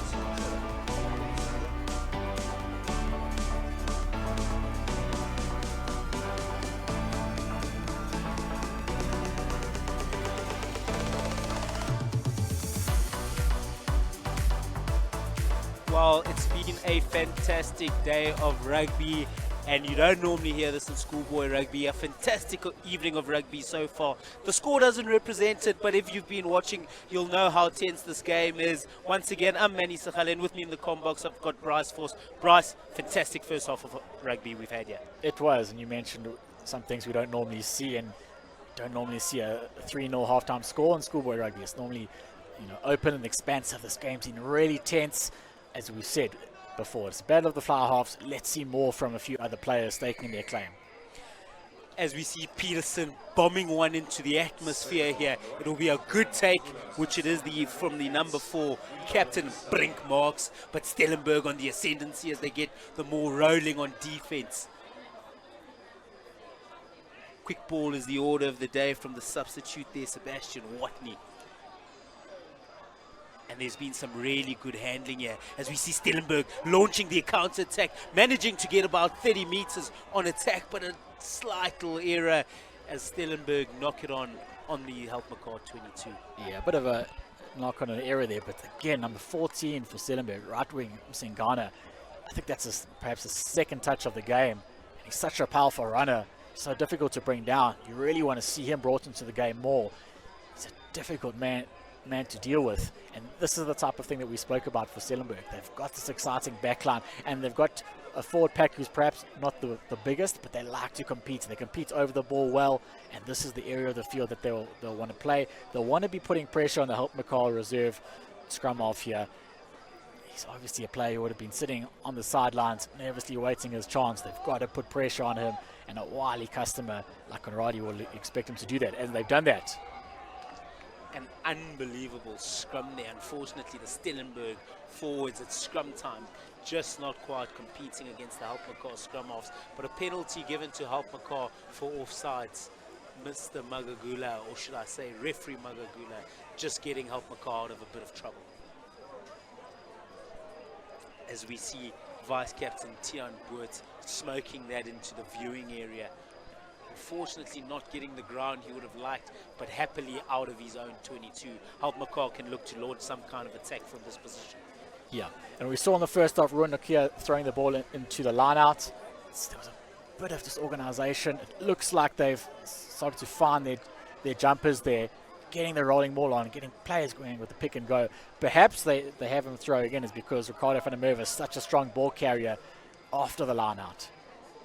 Well, an interesting little obstruction by his own man there. He gets a little pop pass off to Frans Weerman. But a great steal here from Stellenberg. Once again, coming out like they started off, defending for their lines. Can they turn defense into attack? Peterson looks to find a bit of grass, and I'll tell you what he has as the Craven weak flyer. Unfortunately, the bounce not in his favor going out, but Helpmekaar will look to launch the attack as we see a chip and chase straight to the Stellenberg defense. Yeah, the chase wasn't what you would have expected from Stellenberg. In the first half, they really chased those kicks hard. This time they didn't, but they've got the ball, so it's a good net result for them. They've got possession. They've got Helpmekaar under the ropes here. Helpmekaar, perhaps a few players guilty of staying in an offside position, and maybe a player in trouble there from Helpmekaar. Well, it will be interesting to see how this is dealt with senior referee Magagula. I don't know whether he's going to look to go to his pocket. It really did look accidental, dangerous still, but no malicious intent there, I would like to think. Yeah, and if you're looking for consistency at a very similar area, early in the first half, we saw a similar type of tip tackle that we expected perhaps a card to be shown. He didn't show a card. And maybe they're getting off the fact that the Stellenberg player didn't land on his head or his shoulders, just let him off the hook. So, not the greatest result for Helpmekaar in terms of conceding good attacking ball, but it could have been much worse. Yeah, look, I also just think in that attack we see the Stellenberg player jumping into what was a low legal tackle, and that may have just exasperated the tackle there. So no malicious intent as we see Stellenberg getting into the Helpmekaar 22. Helpmekaar have defended really well in this area as we see Conradi getting the crash ball out, but handling error, going backwards, another handling error, going backwards. It's Peterson. Can Peterson get some kind of an offload? No, he doesn't. Stellenberg will need to secure the ball here. Can Conradi get there in time? He does. Conradi gets distribution out to his forwards. Helpmekaar are going to have to defend for their lives. Just outside their 5 meter, Conradi out to the number 12, Vice Captain Hadlow. Well, the Helpmekaar defense just keeping Stellenberg at bay. Stellenberg are going to need some X factor as they look to go forward here against this good forward pack. Conradi directing a bit of traffic. He wants to keep it on the blind side just to open up the space on the open side. Interesting to see what they're going to do now. They keep it on the blind side. Conradi still on the ground. There he is now. Conradi will look to get ball out, keeping it nice and tight with some big hits from the forwards. Stellenberg getting some go forward ball. Conradi at it again. Some big hits being put in here at the 5 meter line. They're going tight, but they've got numbers on the right, so they've got the overlap if they could get it out, but they've conceded the penalty. It's a massive penalty to concede. They had massive overlap on the right-hand side. If they just managed to get the ball through their hands, it's almost guaranteed try in the right-hand corner. Yeah, as we see the substitute, Sebastian Whitney just giving high fives all around. That was an absolute showcase of defensive rugby being shown there by Helpmekaar with a monster of a 50-meter kick to get them out of trouble. Bryce, I haven't seen a defensive effort like that in ages. Yeah, it's a massive psychological blow to Stellenberg there. They were so close, they'd worked so hard, and they've been so disciplined for so long, just conceding the penalty when it mattered most. And for Helpmekaar, it'd be interesting to see what their tactic is here. as we see the open side flanker Ruan Nokia with the put-in, not something we see every day. 23 Whitney will be directing traffic. A penalty advantage being given to Helpmekaar. What can Helpmekaar do? We saw an attack by Stellenberg from right to left. Helpmekaar will be looking to put the pressure on. Will be interesting to see whether they look for points or whether they look to get nice and deep in the Stellenberg half. Yeah, Helpmekaar certainly have a bit of momentum behind them. I think Bortus is deciding what to do here. He certainly is a player who we think has the distance. But again, it's something that the players can feel. They can feel when they're getting the momentum, when they're getting the better of the opposition.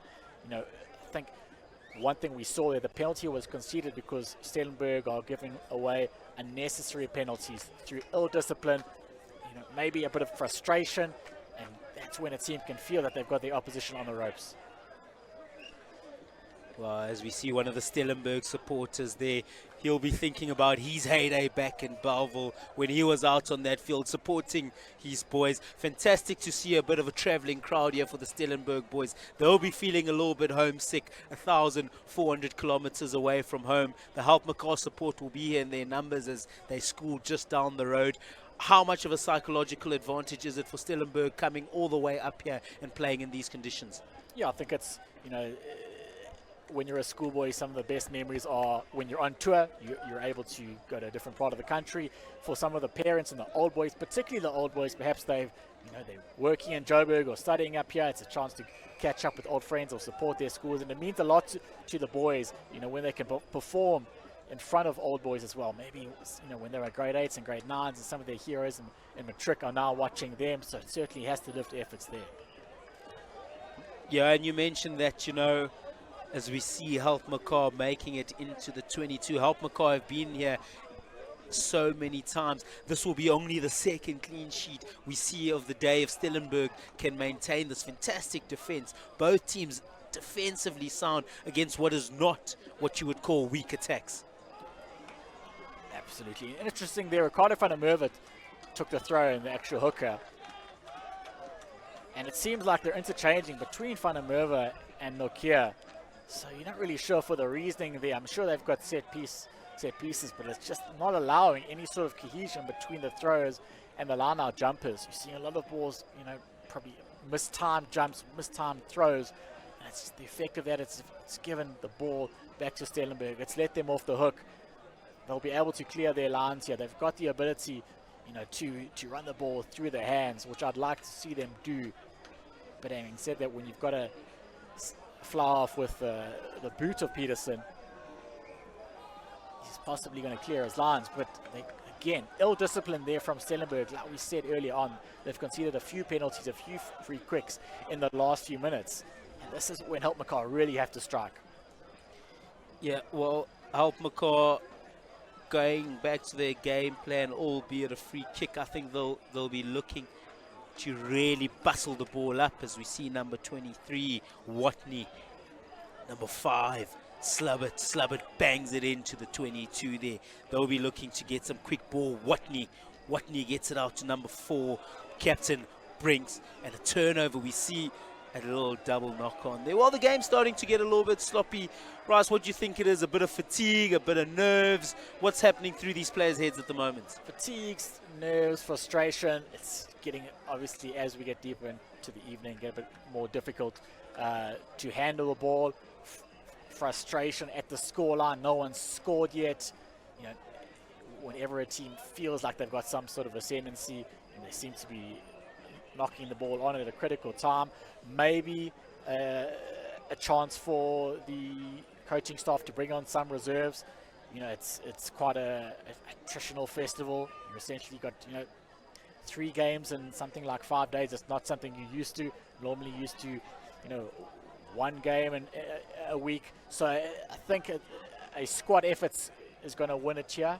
So I think coaches really have to trust their bench and bring some players on, bring some finishers, impact players. Yeah, as we do see the two Helpmekaar coaches there, Jackson and Kutsia, just orchestrating their brilliance at the moment. You know, there's a saying in sport, defend to win, and I think both these teams trying to make sure that they don't concede any more tries, they don't concede any penalties, and they happen to try get something on the break. It's impossible to lose a game without conceding a point, and I think that's what Stellenberg are looking to do at the moment.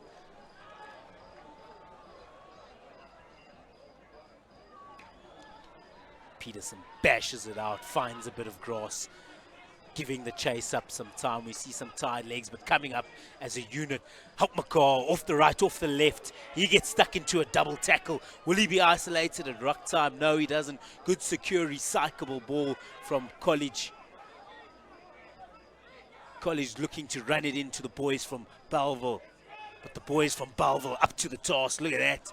Not gaining too much ground, a meter or two on defense, and they'll be looking to keep the pressure. Bit of an overlap starting to arise on the left-hand side. Can Helpmekaar use it though?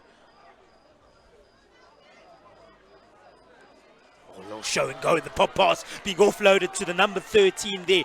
Van der Spey gaining big ground. Helpmekaar in the ascendancy with the momentum. Do they have numbers on the right-hand side? Fantastic little pop. The skill is unbelievable, and we just see another unforced error, but no advantage for the Helpmekaar side as they get the penalty from senior referee Magagula. Yeah, Stellenberg feeling the pressure here.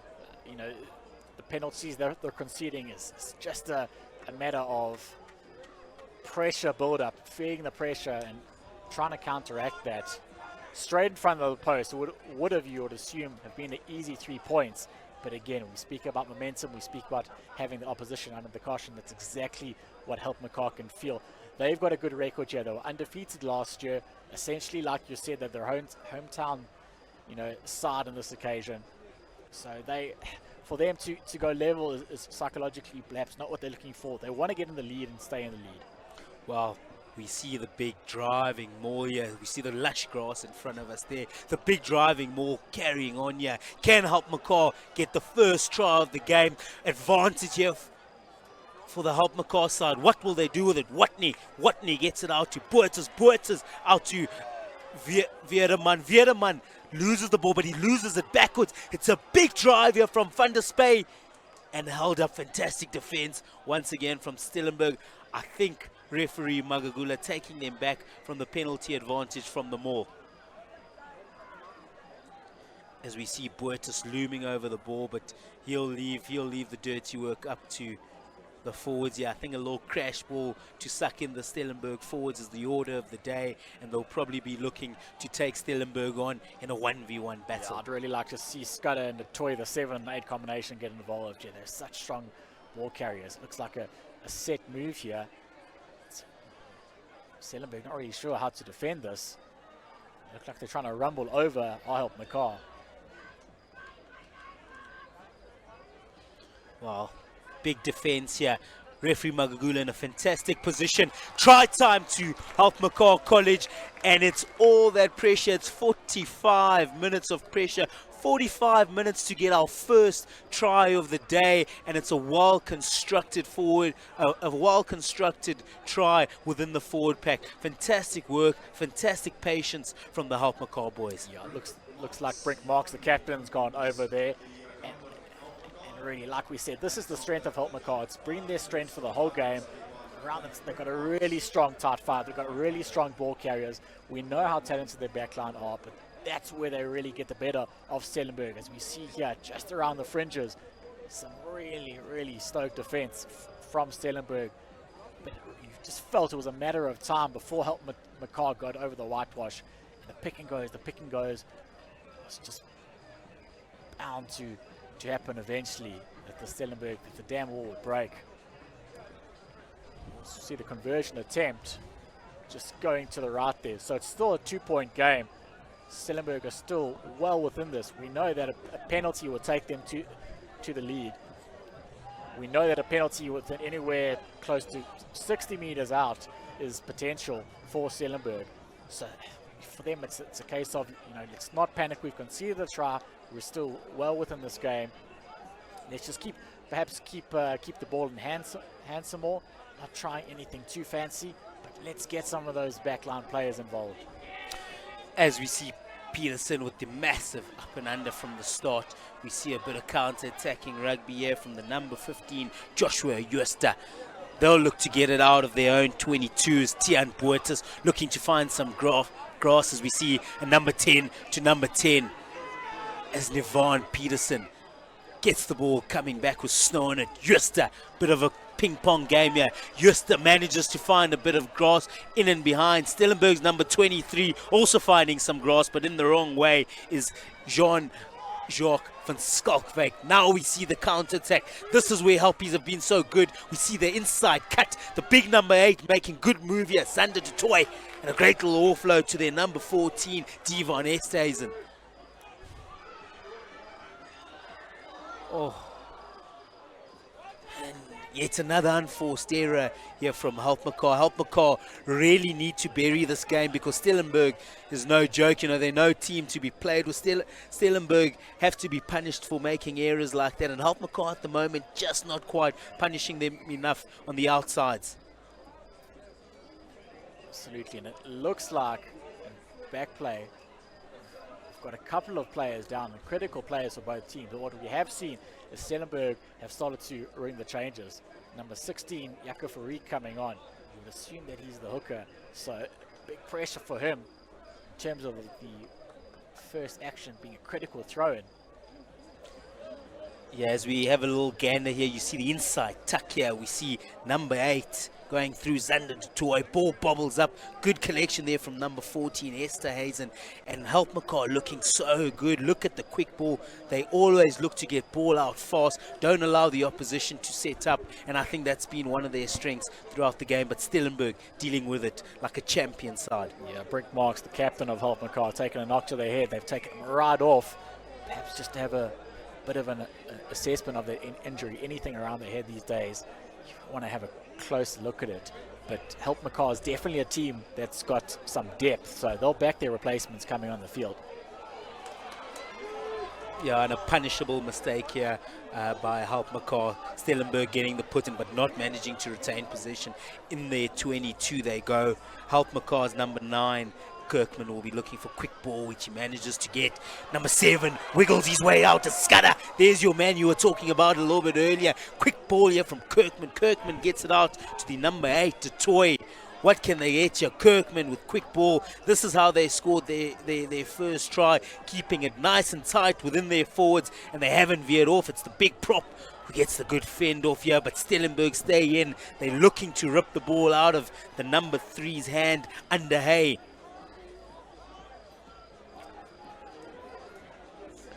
Kirkman on the ball, once again keeping it tight, and there it goes. Now they look to take the numbers on. Unforced error and a little knock on. That really should have been a punishable mistake. 2v1 on the outside, left-hand side. Helpmekaar have to do better there, don't they? Yeah, absolutely, and it's something you've got to mention. You know, for players of this age from Stellenberg, they wouldn't have played a lot of rugby at altitude. Perhaps the conditions, something that they're not used to. You know, perhaps sucking air, but Helpmekaar are used to this every day. For Helpmekaar, you would think that they're perhaps, because of the conditions, could be the slightly fitter team at this stage of the game. So they would really want to run Stellenberg off their feet. And these type of passes, you're just guilty of putting your head up. You've just got to take those. Oh, and I'll tell you what, it's try just outside the post from the number 8, Zander de Toy. Stellenberg being caught off guard here by this mighty Helpmekaar forward pack, and just a little bit of a lapse in concentration. Zander de Toy making them pay. Bryce, it's been a fantastic application of pressure, but fantastic defense from Stellenberg, and just keep it taking their eye off the prize there, don't they? Yeah, as we see, I mean, it's set move, and this is what Helpmekaar do. This is what they're good at. It's good to see them playing to their strengths. They've sucked in all the defenders with a set move. It gives under the toy a bit of an outside gap, a mismatch against the scrum half. There's only going to be one winner there. Yeah, well, look at that. It's a training ground move. 7 men basically acting as screens, and they just unleash the one man in behind those screens, like you say, to take the number 9 on. And in a number 8 versus number 9 battle, we know who's going to win that every single time. Absolutely. Now you're going towards the latter stages of the game here. Helpmekaar building up a 7-point lead. It's going to take a converted try just to level proceedings for Stellenberg. It might look like a long way off for them as it stands now. They've played most of this half by their own try line mostly, so they've really got to put pressure on them. That's exactly what you want to do. Yeah, well, Stellenberg would like to make use of those kind of mistakes, but those kind of mistakes not seeming costly as we see Boetas looking for a bit of grass. Here we go, number 23 from Skalkwyk. He steps inside, outside, gets back up. He's beaten 3. Can he beat 4? Yes, he does. Can he beat 5? Unfortunately, doesn't manage to beat the cross-cover tackle, and we see a little knock-on straight into the Helpmekaar hands. Great opportunity there. Unfortunately, a mistake being made allows Helpmekaar to breathe. But here we go. Another count and the ball bounces in no man's land. Yeah, getting lost in the night sky there. No one really wanted to claim it, or no one was sure who was going to claim it. But again, those sort of breaks there, by Stellenberg, that's where you need in a moment of brilliance. As we see here, how many defenders beaten? Just count them. 1. Up 2. Past him. 3. Watch this, 4, but some lovely cross-cover defending there by the man that he had just beaten. It's the number 13 from Helpmekaar, Van der Spey, making a lethal tackle there in the 22. Yeah, that was the time to strike, and Stellenberg have the ball back, but they've got it just past the 10-meter line of Helpmekaar. They have to win this line out. While an advantage being given here by senior referee Magagula for the sacking in the air of one of the Stellenberg locks. It's going to be interesting to see what they do. I think they're going to look to gain some territory. They really have looked unbelievably dangerous. Can they get the converted try from this great position for them? Bryce, what do you think is the order of the day? Do they look to get a big driving maul, or do they take Helpmekaar in a 1v1 battle in the midfield? I think they've got to go to the midfield simply because Helpmekaar have been so strong up front in the tight exchanges. Get the ball out. You've got exciting backline players, not just your fly half. Get it to those exciting outside backs. You've got a 14-15 combination. You're really strong, but that's not how you do it. Yeah, unfortunately, a fantastic challenge in the air there from Helpmekaar. As Helpmekaar, do they get bustled out? Linesman says no. Ball still in play, but there it is. Just bustled out there. Just bustled out there by Helpmekaar, as we see a discussion there about what's happening for dinner later tonight. Yeah, so seemingly, what's the call there? Penalty advantage. Yeah, to Helpmekaar. There's a player down. I think the touch judge and the ref just consulting to see what the decision is. It's critical here for Stellenberg to score, and to score soon. While they're in this part of the field, they haven't spent much of the second half here. They've spent most of the second half in their own territory. When they've got a few set pieces, they've just let the ball go through their hands. Some unforced errors or some bit of mishandling at critical junctures. Helpmekaar really fired up for this one. They've got some support. They've got some schoolboys, some old boys, some parents who've travelled from down the road supporting them. And for Stellenberg, they're struggling with a few injuries here. Well, unfortunately, you don't go to war, and come back with a full squadron. A few casualties along the way, and that's what's happening right now with Stellenberg. It's like going to war, playing rugby against Helpmekaar. Helpmekaar will look to retain possession. No challenge from Stellenberg. They get straight into maul time, and as it turns out, it works. Ball at the back of the maul. Use it once is the call from senior ref Magagula. They're going to look to get a better position to either kick it from, or they're going to be looking to run the ball out from their 22. And better position to kick it from is the order of the day. Do they find touch? What a kick that is. Yeah, it's a good kick, and you can see that what a well-coached team Helpmekaar on, and how calm they are, because when they play, there's a plan, and they're planning a few phases ahead. They know exactly what they're going to do. They take it up to the middle of the field just to make the angle a lot better for the kick, and as a result, the clearance is a good one. Stellenberg not in the worst position in the world. They'll be looking to run the ball up, but first they must retain possession, which they do. 6 ball, I'm not sure if that was a training ground move or it was just a really good plan B. Penalty given to Stellenberg for playing the ball on the ground. Stellenberg will probably be looking to gain a little bit of territory and really play from higher up the field, will they here? Yeah, I think perhaps if they were in a bit further into Helpmekaar territory, they might have been tempted to go for the 3 points to make it less than a score, the deficit, but far out, the penalty wasn't a guaranteed 3 points. And given the angle, it's a very good kick, but again, they've got to secure this ball. They haven't been able to secure a lot of their line-out ball. They have to do that. If they don't do that, you've just got to think it might be the last effort for them. There's a bit of time to play, but psychologically, they can't carry on conceding good ball.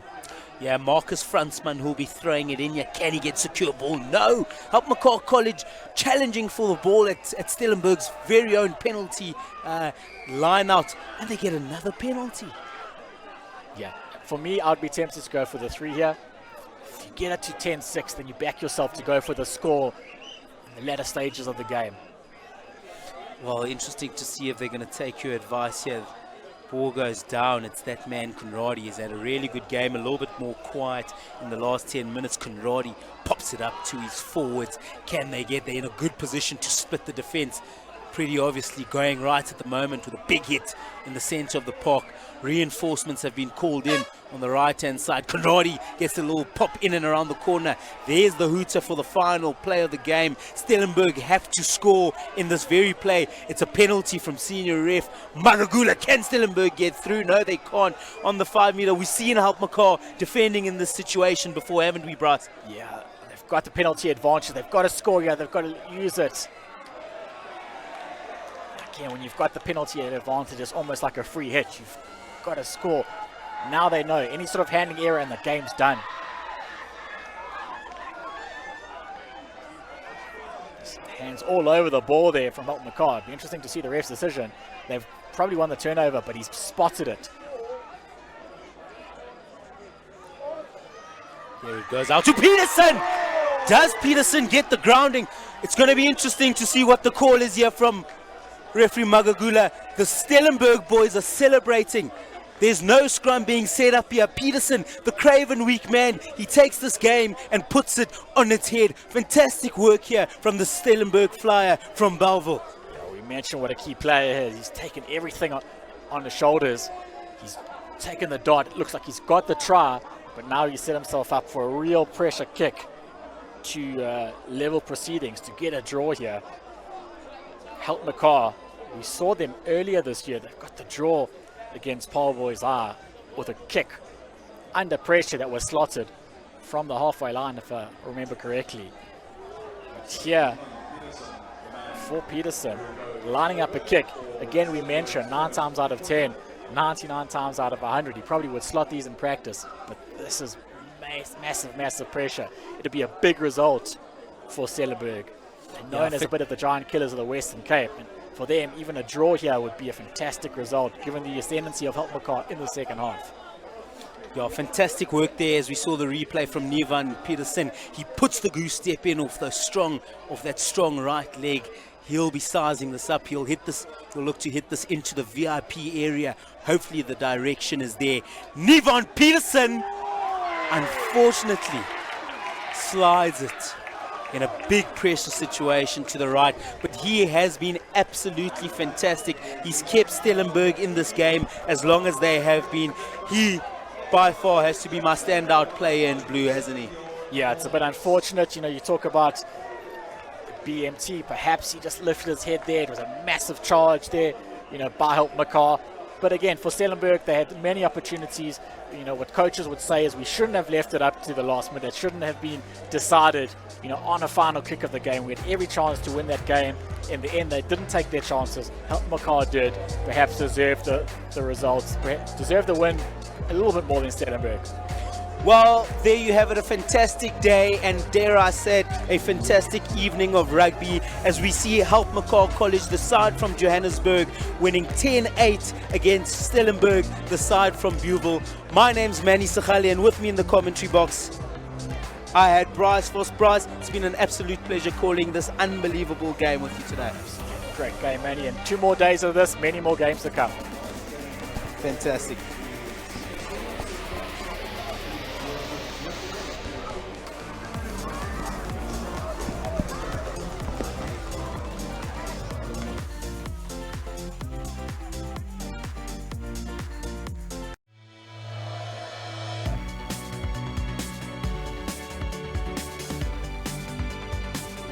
plaasvervangers nou op die veld is. What plays it out to? And here goes the majestic Kane Bulita. Great run by Nombakusa.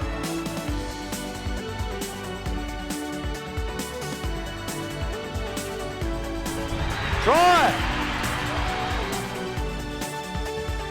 Willie Roos. Oh, what a moment and what a start. Iemand het ook baie vaart, hy trap. Ingahalu still going.